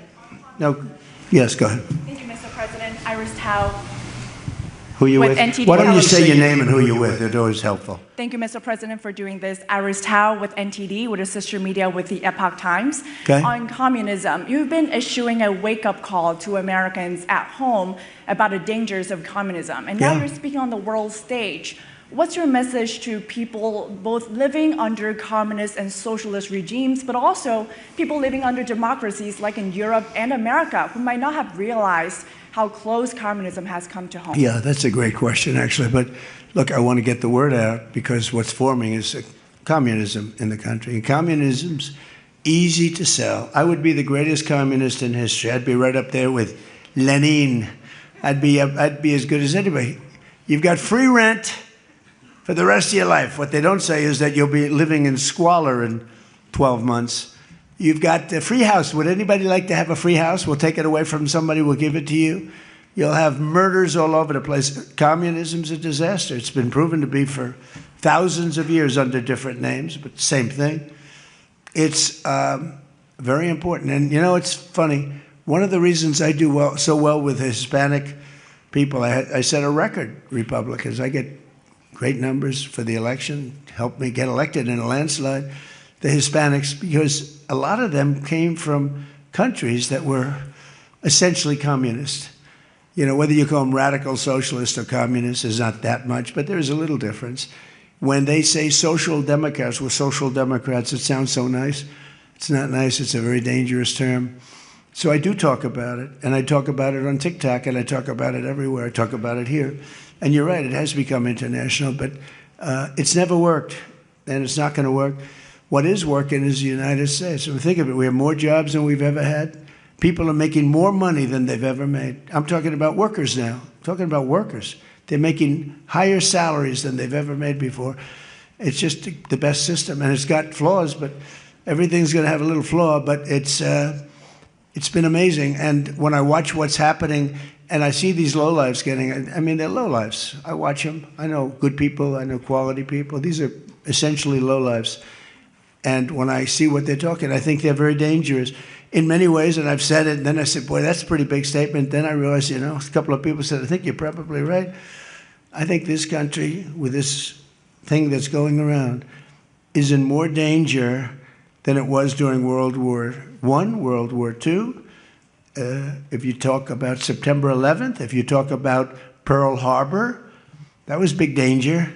I think the concept of us going communist, because one thing that happens when you go communist, you never come back, never comes back. You die in squalor. You die a horrible death. You die in squalor, and it gets very evil and very nasty. Yeah, please go ahead. Mr. President, Tyler Pager with the New York Times. Last month you said Iranian leaders were very rational people, nice people to deal with, strong people, smart people. Today you said they were scum, sick people, and being led by sick people. What changed, and do you think they're I got to know them. So I've said that about a lot. Now, when you say rational, I think they're much more rational than level 1, level 2. Level 1 is gone, level 2 is gone. This is level 3. I think they are more rational, but based on their actions over the last week or two, they're not doing a service to the people. And I think more than anything else is I got to know them. And I'm not sure I want to make a deal with them. We can play games, but I'm not sure I want to make a deal. Let's just finish the job. Yeah, please, go ahead. Go ahead. Go ahead. Go ahead. Thank you, Mr. President. Steve Sedgwick from CNBC. The oil markets are up today, around about 7% for WTI and Brent as well. The world is taking you at your word, sir, that the MOU is over, that the ceasefire is over. What happens next, sir? Are we on the cusp of a full-scale return to full conflict? I'll tell you what happens next. We're never going to see Iran have a nuclear weapon, because that's much more important than the numbers you're talking about. The prices of oil are dropping like a rock. Now they'll be up a little bit, and this will end very quickly. We have an oil glut right now because we got all those boats out of the strait, and it's going to drop, and I've predicted everything. I've been right about everything, and I have been for a long time. That's how I got to be president 3 times. That's how I won 3 elections. I did very well in the second one, won it. It was a rigged election, but I've been right, and oil's coming down. Now, I have to make sure of one thing, that we don't have lunatics having control over nuclear weapons. So we have that now. There's no way they have a nuclear weapon. We have cameras, as an example, on the site that those beautiful B-2s at 1 o'clock in the morning 10 months ago blew up. They blew it up. We have cameras, that's called Space Force, if they're in space. But we have cameras that can read the badge of the person going over to a site. Mohammed something. We say it's Mohammed something is there with shovels. Well, shovels won't get you there. The biggest machinery in the world probably won't get you there, if you want to know the truth. It's way, way below. But we're watching that. And if anybody goes there, they get blown up. So nobody's going to touch that. Eventually we'll take it. But what we do have is we have that. That's gone. If we wouldn't have had that, they would have had a nuclear weapon, and they would have wiped out Israel. If I weren't president, Israel wouldn't exist. And we did it 2 times. When the JCPOA, the Obama deal, when that was originally conceived, everything went to Iran. 1.7 billion in cash, hundreds of billions of dollars. They thought they could buy peace with these people. You can't do that. So the big thing we have is, more important than anything we can talk about, is you can't let lunatics have nuclear weapons, and we've stopped that. And that should have been stopped on a couple of other occasions, too, with different countries, but they didn't do that. Yeah, please.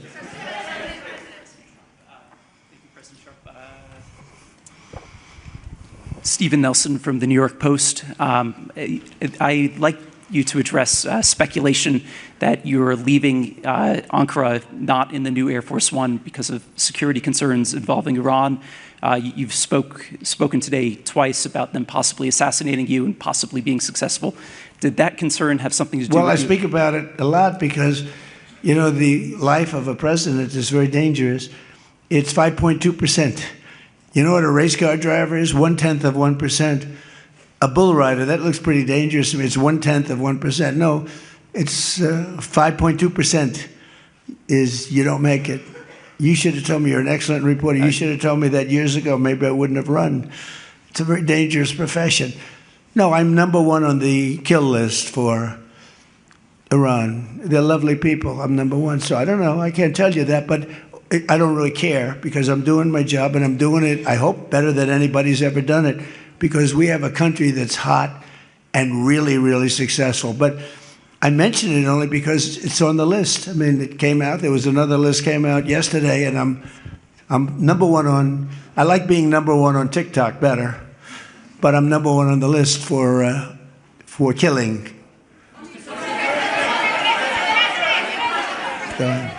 Go ahead. Hey, Sean McCreesh, New York Times. But why aren't you flying the new plane home? Say what? Why aren't you flying on the new Air Force One home? It's flying to Europe, to one of the big bases, 2 or 3 of the big bases, where we can show it to the people. And we'll be going home by normal methods. But we have it going to Europe to a couple of bases, actually one in particular, but it's going to go to a couple of bases, stop, so the soldiers can see it because it's truly magnificent. Yeah, please. Go ahead. You want to go? Okay, go ahead.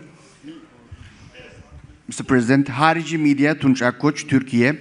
Mr. President, it seems that the war with Iran may start again. What do you expect from your European allies? No, I don't think it's going to start again. I think it's going to go very quickly. They hit a couple of ships, and so we hit them much harder. When they hit, we hit 10 times harder. You know, we hit much harder than they do. We have a lot better equipment than they do. We may even, somebody asked before, do you think you'll hit them tonight? I said, we might. Yeah, we might. But when they hit, we hit. You know, it's what we use their language. We speak their language.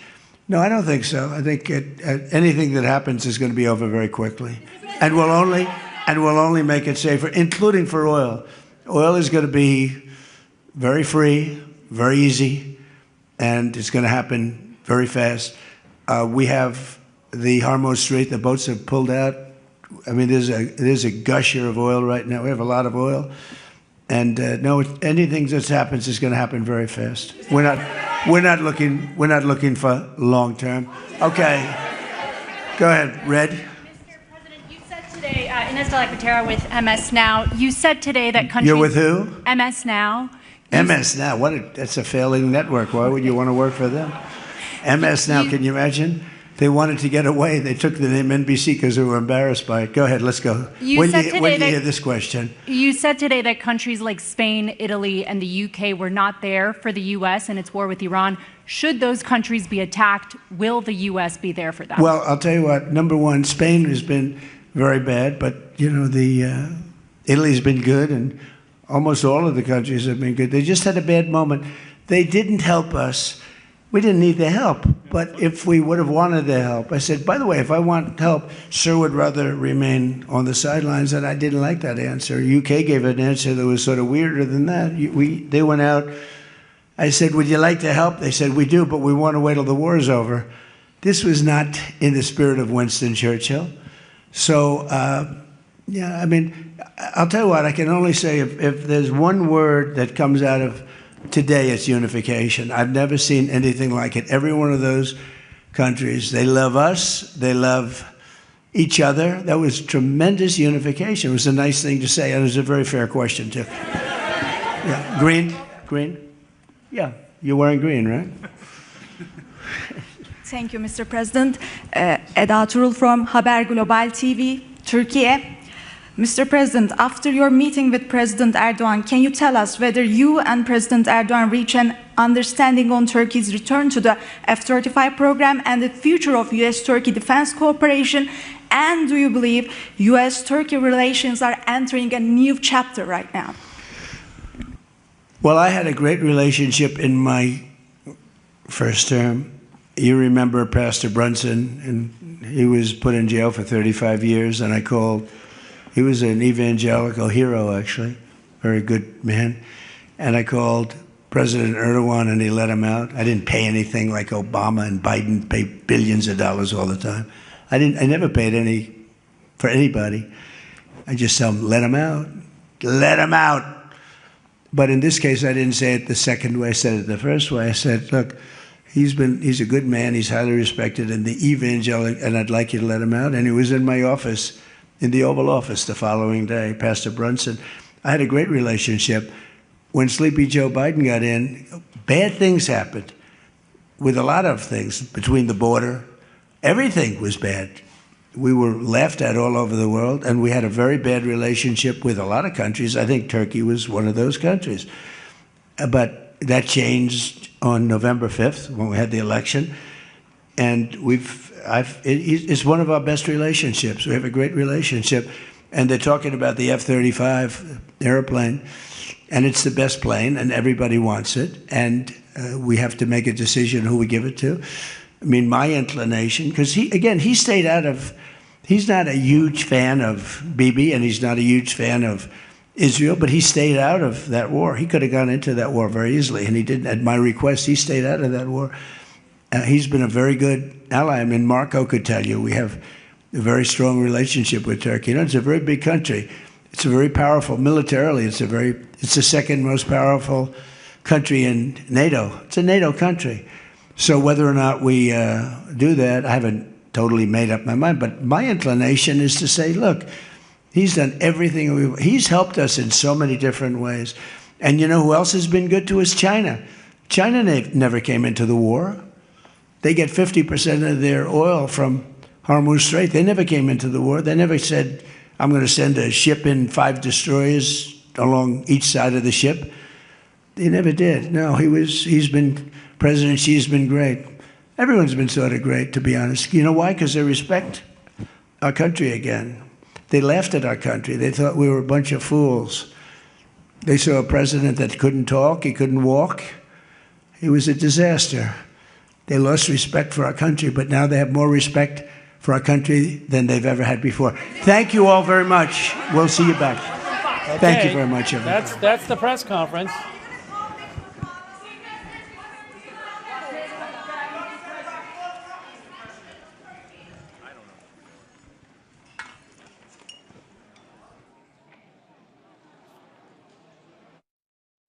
There you go. That was the press conference. That was about 40 minutes long.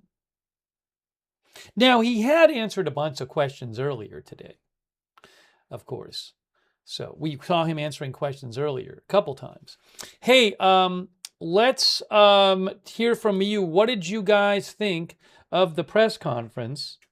You know, there was an interesting thing. I wasn't aware of this. President Trump had announced earlier today that the new Air Force One was going to an air base in Europe. It was leaving Turkey and it was going to an air base in the UK. And then the reporter said that there was talk of a security concern with the new Air Force One. I hadn't heard that. I'm gonna take some comments from you guys, but I just want to point this out. Where is it here? Right here. Yeah, President Trump earlier this morning said to honor, morning Eastern time, said to honor our brave men and women in the military, we are sending the brand new and truly spectacular Air Force One to Mildenhall Air Force Base. That's the Air Force One that Qatar donated. To Mildenhall Air Force Base in the UK to give them a chance to tour the aircraft. Everybody is so excited, and we thought that they should be the first for old time's sake. We'll be taking the former Air Force One from Turkey to Mildenhall. So he was asked, is there a security concern with the new Air Force One? And he didn't say no. I mean, he didn't deny it specifically, but he did refer to this. And then there was a follow-up question where a reporter said, so I think the follow-up question was something, but why aren't you taking the new Air Force One? Because the reporter didn't think he had answered the question. But anyways, our viewer JK4 said he did not deny it. Yeah, so I don't know. I hadn't heard reporting about a security concern with the new Air Force One. So I don't know. I thought that was interesting. Again, I wasn't expecting that discussion. All right, let me hear from you guys, though. You know, when I like watch a press conference on that, like that, I'm looking for something, you know, a lot of stuff you might have heard, you know, because he answers questions a lot. So a lot of stuff you might have heard him say before. That was a whole topic which I was not familiar with, which was surprising to me. Let's see. Also, he has talked about a couple times today. I don't know how much he's talked about this in recent weeks, but multiple times today, he has talked about how Iran wants to assassinate him. He has mentioned that multiple times. Sign of the Times says, very suspicious. I wonder if they think the new one is actually bugged. Daniel Fletcher says, what's up with Air Force One? By the way, thanks so much for your support. Lidwine, Elizabeth, and Jiggle Jess, and Jewish Pickles, W9BBW, Space Fraggle. Space Fraggle said, do you think the F-35s to Turkey deal was the reason Hegseth is not going to Israel? I don't know. First of all, I'm not familiar if some kind of big F-35 to Turkey thing came out of this all. Maybe I should be, but I'm not. I don't know. I mean, yesterday Trump had said he would consider giving Turkey F-35 jets. I'm not aware there's been some other big announcement on that. But I don't know why it was reported last night that Pete Hegseth was going to go to Israel today by some outlets. Then today, some outlets have said he's not going. I don't know why he's not going. If it's true that it was canceled. Thanks, Jennifer Taylor, for the memberships, by the way. I appreciate that. All right, let me take some more comments from you guys. What did you think about Trump's press conference? Hang on a moment here.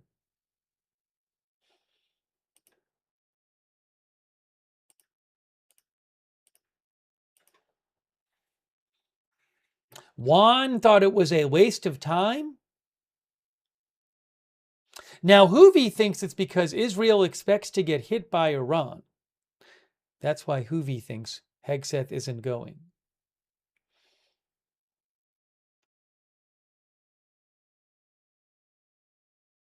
Let's see here.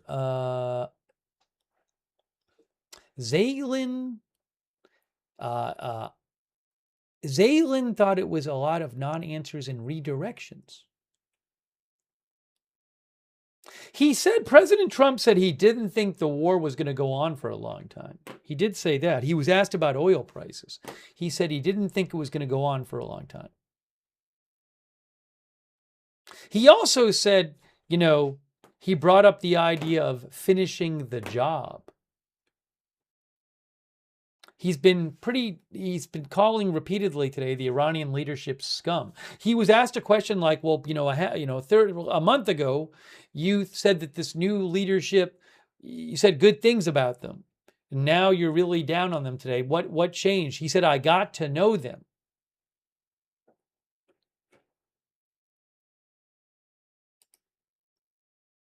Oil is a little lower than it was before the speech. If I'm seeing this right here.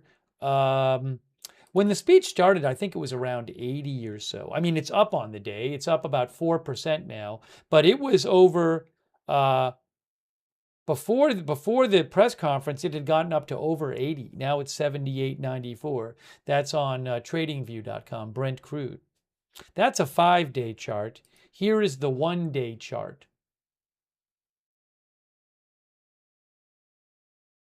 I don't know if it went down a bit during the speech because people were worried he would say something else. I don't know.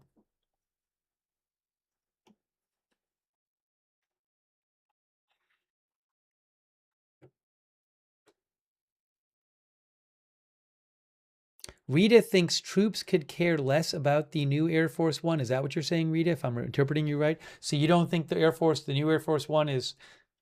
President Trump says they're not flying new Air Force One home because it's going to a base in the UK, so troops people there can tour it. Caitlin Simpkins thought it was just another campaign speech. Thank you, Caitlin, for your support. Thank you, Jennifer, Temi Dank for the memberships. Thanks, Temi Dank. I appreciate that.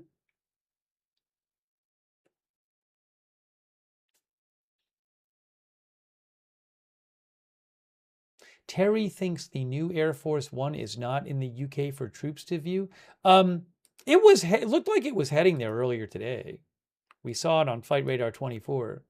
It's still on. Yeah, you can track it on Flight Radar 24. So here it is. Look, there it is. So that's the new Air Force One, SAM 33, on Flight Radar 24. And it took off from Ankara hours ago, and now it is heading to the UK.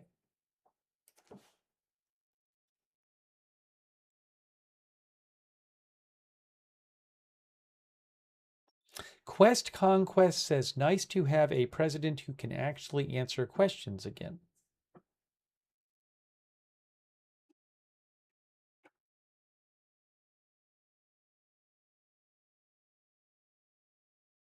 I mean, I had seen in articles about getting this plane from Qatar and getting it quickly ready to be Air Force One. There had been articles I had seen that had mentioned possible security concerns about, having enough time to make it secure. I don't know if there are any, is a security concern part of the reason that President Trump is not on it right now, is not taking it back. That I don't know.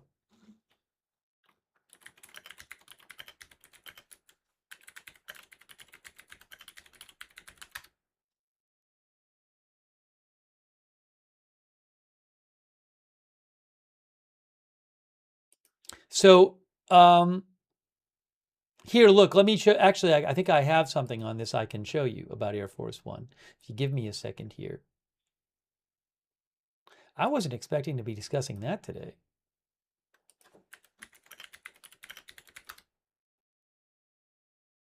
Here, Trump unexpectedly switches back to old Air Force One, side-gliding Qatari jet.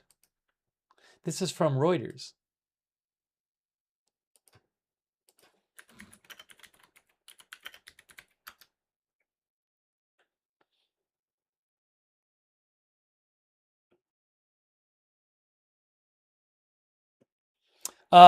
President Trump said on Wednesday he will fly from Turkey to Britain on an older Air Force One aircraft, an unexpected switch that raised questions about a retrofitted Boeing 747 donated by Qatar that he unveiled only weeks ago as his new presidential jet. The trip to Turkey was the first international trip for the new plane. The switch follows months of scrutiny over the luxury gift intended to serve as a temporary replacement while Boeing struggles to deliver long-delayed next-generation Air Force One planes. Critics questioned the cost, security, and pace of the retrofit. Trump said on Truth Social he would use an older Air Force One plane for old time's sake to fly to RAF Mildenhall in Britain while the new plane visits the same base so that U.S. service members stationed there can tour the aircraft.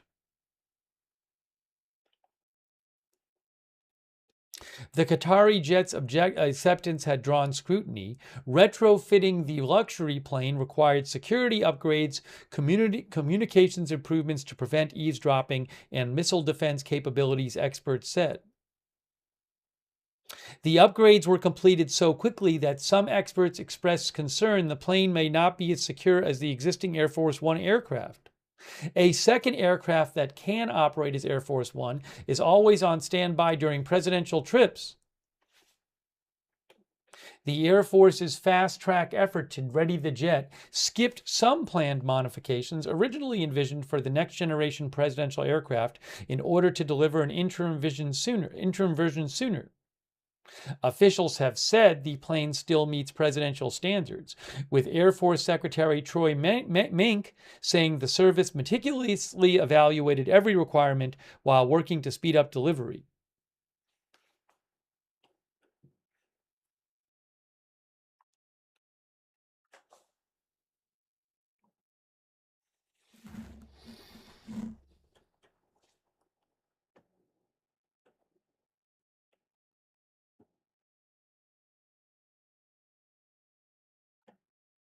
Interesting.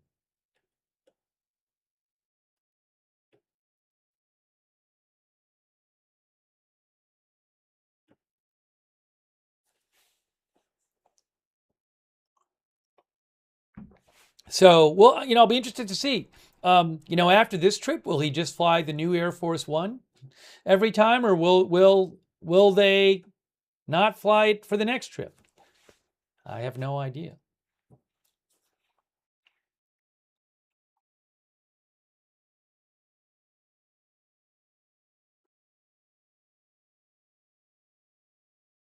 Roger Shoemaker thinks he should return the plane to Qatar and fly the OG Air Force One.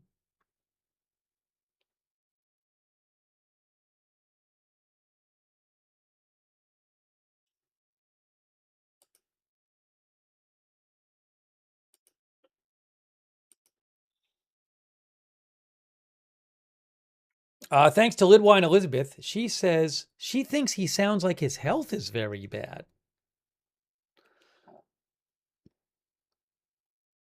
That's what Lidwine thinks. She's concerned about his health. Thank you, Lidwine Elizabeth. Thanks also Les Olavi, who says not a chance Secret Service will allow tours on Air Force One or Two. That's actually an interesting question. Les Olavi thinks that the Secret Service would not allow tours on Air Force One or Two, even by military. I don't know. It's an interesting question. By the way, I appreciate our moderators who have been here. People like Ruth over on YouTube and Idaho Star, I got that fire, Matthew Kohai 3, Sarah and Surly Dev over there on Twitch, Linda Belk, Larry, Misha over on X who moderate for us. Hang on a moment here, our Rumble moderators like Kay, Lowry, Body, and Lovey. Thank you.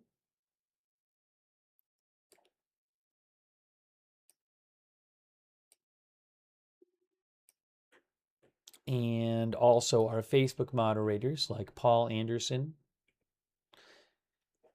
Darren Charlo, Shannon Davis Hughes, Kay Lowry Body, and all of our other moderators, thank you.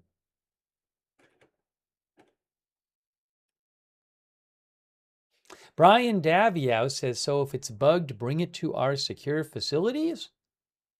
Crystal Ray, our viewer, says, it does seem like they are concerned about safety.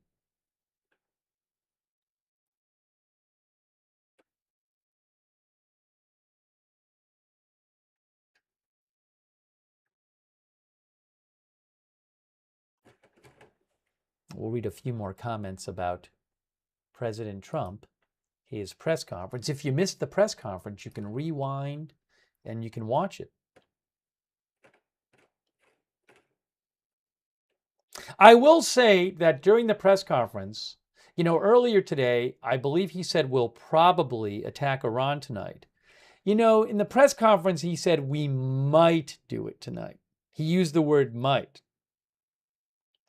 Jeff Gwaltney says Trump's probably more comfortable in his own plane. Well, the one he's flying, I guess now is the older Air Force One, right? The older Air Force One is the one he's getting on now, from what I understand. I mean, that's not his personal plane, but that's one he has flown in more, an older Air Force One aircraft. Thanks, Jeff, for writing in.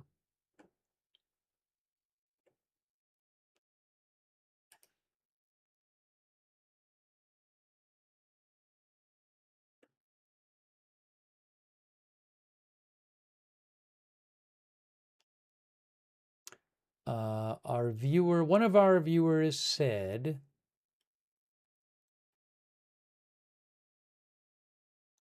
Dean R. thinks they want to do an inspection to check all systems since the plane is so new.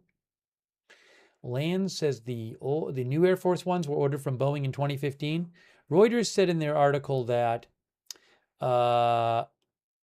The Qatari jet is serving as a bridge aircraft while Boeing works to deliver 2 purpose-built 747-8s under a $3.9 billion fixed-price contract that was signed in 2018.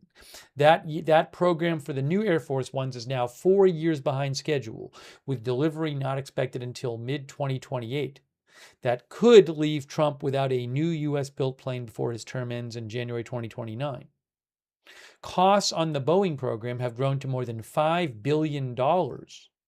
Again, they signed a $3.9 billion fixed price contract.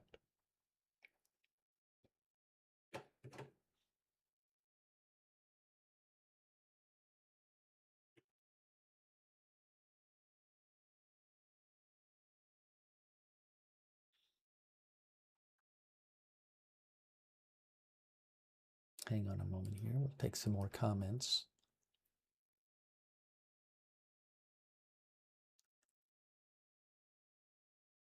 Soothsayer says they have to rewire the jet, basically deconstruct and rebuild almost. You're saying that's what they would have to do to get the, either have done or have to do to get the new one ready? The Qatar one? Timido1 says smooth move Boeing. Ryan MacGamer says there are 2 Air Force Ones ready at all times.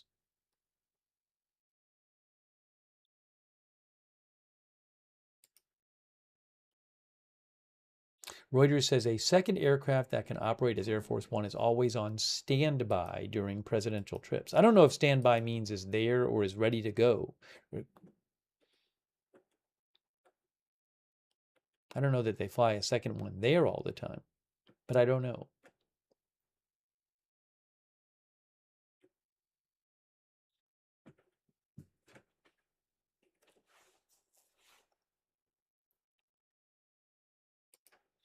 Brett Harris says, I thought we had a memorandum of understanding.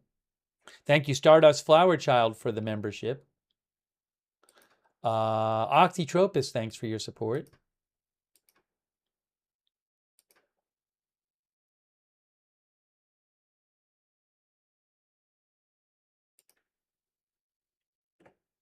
Karen Moore says, is there ever a time in our allies in the region no longer want to cooperate because of the damage from Iranian retribution strikes?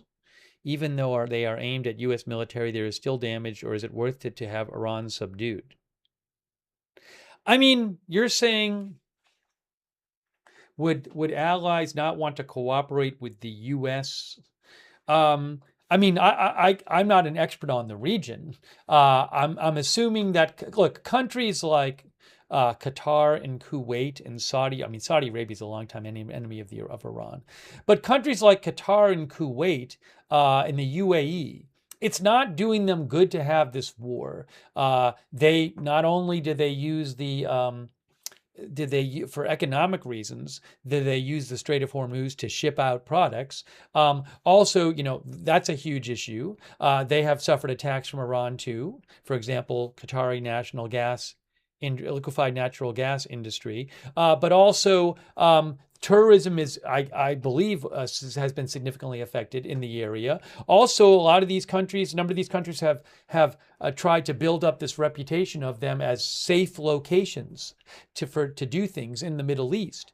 So there's a lot of economic risk here from this war and possible economic cost to these countries. So I'm sure they would like the war to be over and aren't fans of the war. At the same time, they do need to get along with Iran. Iran's going to still be their neighbor.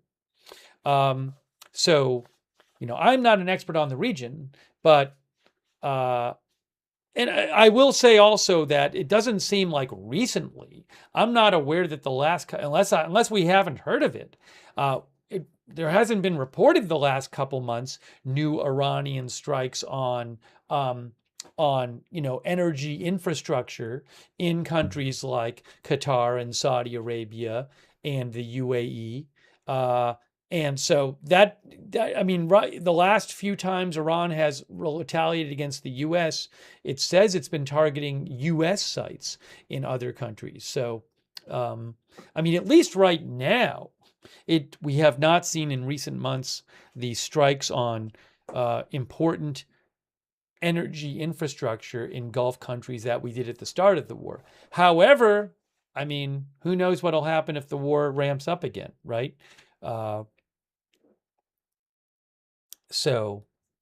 But you know, those countries in the Gulf have to do what's best for them. But I've read numerous articles that talk about how they don't want to totally antagonize Iran because Iran's going to still be their neighbor after the war. So they have to balance different concerns. I don't know if that's a great answer to your question, but that's what I'll say for now. Thanks for writing in, Karen.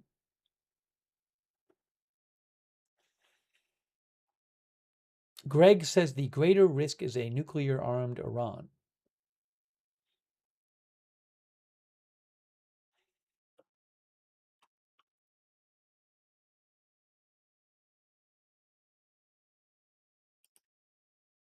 We'll have to see if there's an attack tonight by the U.S. on Iran. We did a poll before, and most of you thought there was going to be.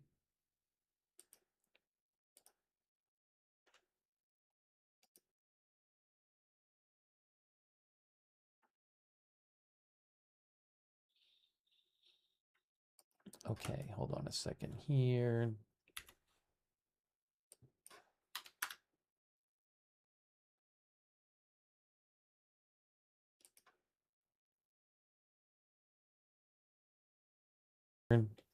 Here's a quick quote I want to mention from the press conference. President Trump says he doesn't think Iran conflict will start again. As Reuters mentions, one of the things he said in the press conference was, I don't think it's going to start again. I think it's going to go very quickly. They hit a couple of ships, so we hit them much harder.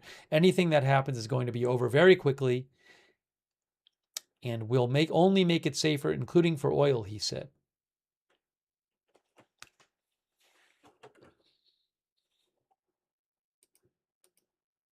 All right, I think we'll take a few more comments here.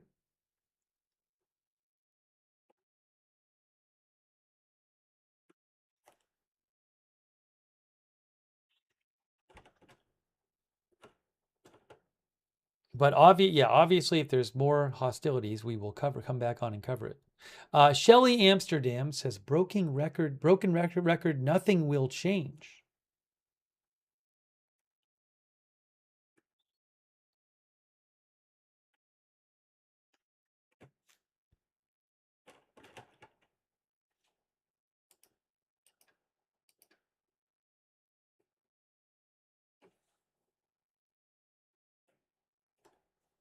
If you missed it before, Iran did announce that 8 Iranian soldiers died in the U.S. strikes last night, and they vowed to retaliate for it.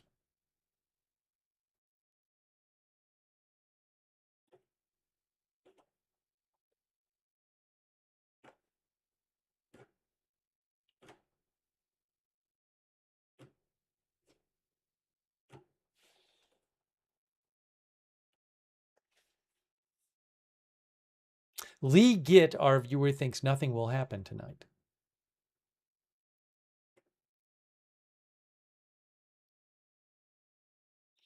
One of our viewers said, so the memorandum of understanding is dead and the war is back on. Sagar said, ceasefire over or not open? Over. Now, over or not over? Yeah, so Roger Shoemaker said that about the MOU. Look, I mean, this happens. President Trump says different things. So obviously it was big news earlier today. I'll show it one more time. When President Trump said that to him, he thinks the ceasefire is over. But at the same time, Trump says a bunch of things. So I certainly don't hear him say something like that and conclude the ceasefire is over. Here was his remarks from earlier today when asked about the status of the ceasefire with Iran. It's a very interesting question. To me, I think it's over. I don't want to deal with them anymore. They're scum. You know what scum is? They're scum. They're sick people. They're led by sick people. And they're vicious, violent people. And if they had a nuclear weapon, they'd use it. As far as I'm concerned, it's over. I'll speak to our negotiators. They want to negotiate. They're good people. Steve Witkoff, Jared Kushner. But they have to come back to me. As far as I'm concerned, it's just a waste of time dealing with them. They're liars. We make a deal. And if I make a deal with him, we have a deal. And he goes out, he talks. We make a deal. Everyone's agreed. No nuclear weapon. We make a deal. They go outside, talk to the press. They say, we never even talked about it. There's something wrong with them. They're cuckoo. As far as I'm concerned, it's over. Talks won't resume after we get through the funeral proceedings. What? Does this mean that talks with Iran will not resume? I don't care. They can talk, but I think they're wasting their time. They're a bunch of lying guys. My whole life, that's all I do is deals. My whole life that's how I became president, I guess. That's a deal too, right? But I made a lot of money. I had a lot of great success. Tremendous success. Everything I did, I was successful. And I deal with these guys and I say, this is from a different school. They're liars. They're cheats. They're sick people. They've hurt their people. They killed 54,000 people as of now that were protesting. You know, when people say, how come they haven't taken over? They can't take over because they're dead. They killed them. Nobody's going to take over. They have no guns, and the other side has machine guns. And they're killing them. The press doesn't report it. But they're bad people. They're bad people. And frankly, I don't want to waste my time with them. Now, I'll let our wonderful negotiators keep talking if they want, but I don't see it. I don't like these people. You know that? I like him. I like the leaders. I think all of these leaders. Great. And they love him. I think they didn't treat the United States fairly for many years, but that's okay. But they're sane, rational, good people. Most of them. I don't like a couple of them, to be honest with you. But there are a couple I don't like much. It's very interesting. All right, so that was Trump earlier today about Iran's leadership and about the ceasefire. I think we're getting to that time, folks. I think we are getting to that time. We came here to cover the press conference, and we saw it. It took a while to get there, but we got there. So I'll keep an eye on the news later on today. If there's big news, we'll come back on and do another stream. All right? But I really appreciate you guys being here. Special morning edition. Normally we don't come on that early. Special morning edition.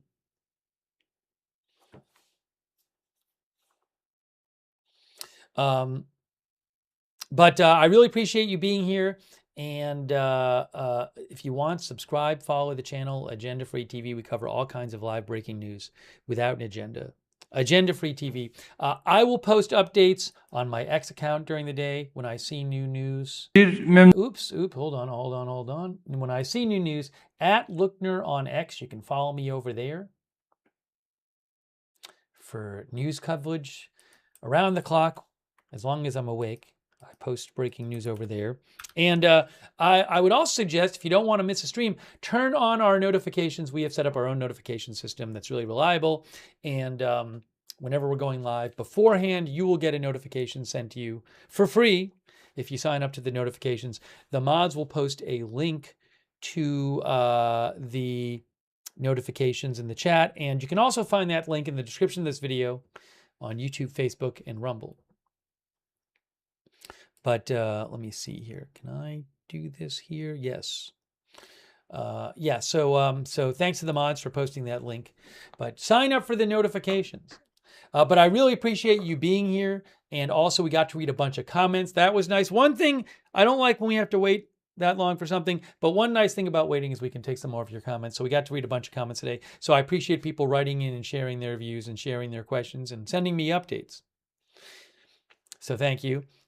Huge thanks for our moderators. We had lots of people in the chat today. We can only have chat rooms because we have our moderators keeping things respectful and under control there. So huge thanks to our moderators who allow the chats to happen. Ruth over there and our other moderators on YouTube. Huge thanks on Twitch. Idaho Star, I Got That Fire, Matthew Kohai 3, Sarah, Surly Dev, and all of our other moderators on Twitch. Huge thanks. Linda Belk, Larry, Misha on X, Kay Lowry Body, Paul Anderson, Shannon Davis Hughes, and our other Facebook moderators, thanks. And also Lovey and Kay moderating over there on Rumble. Big thank you.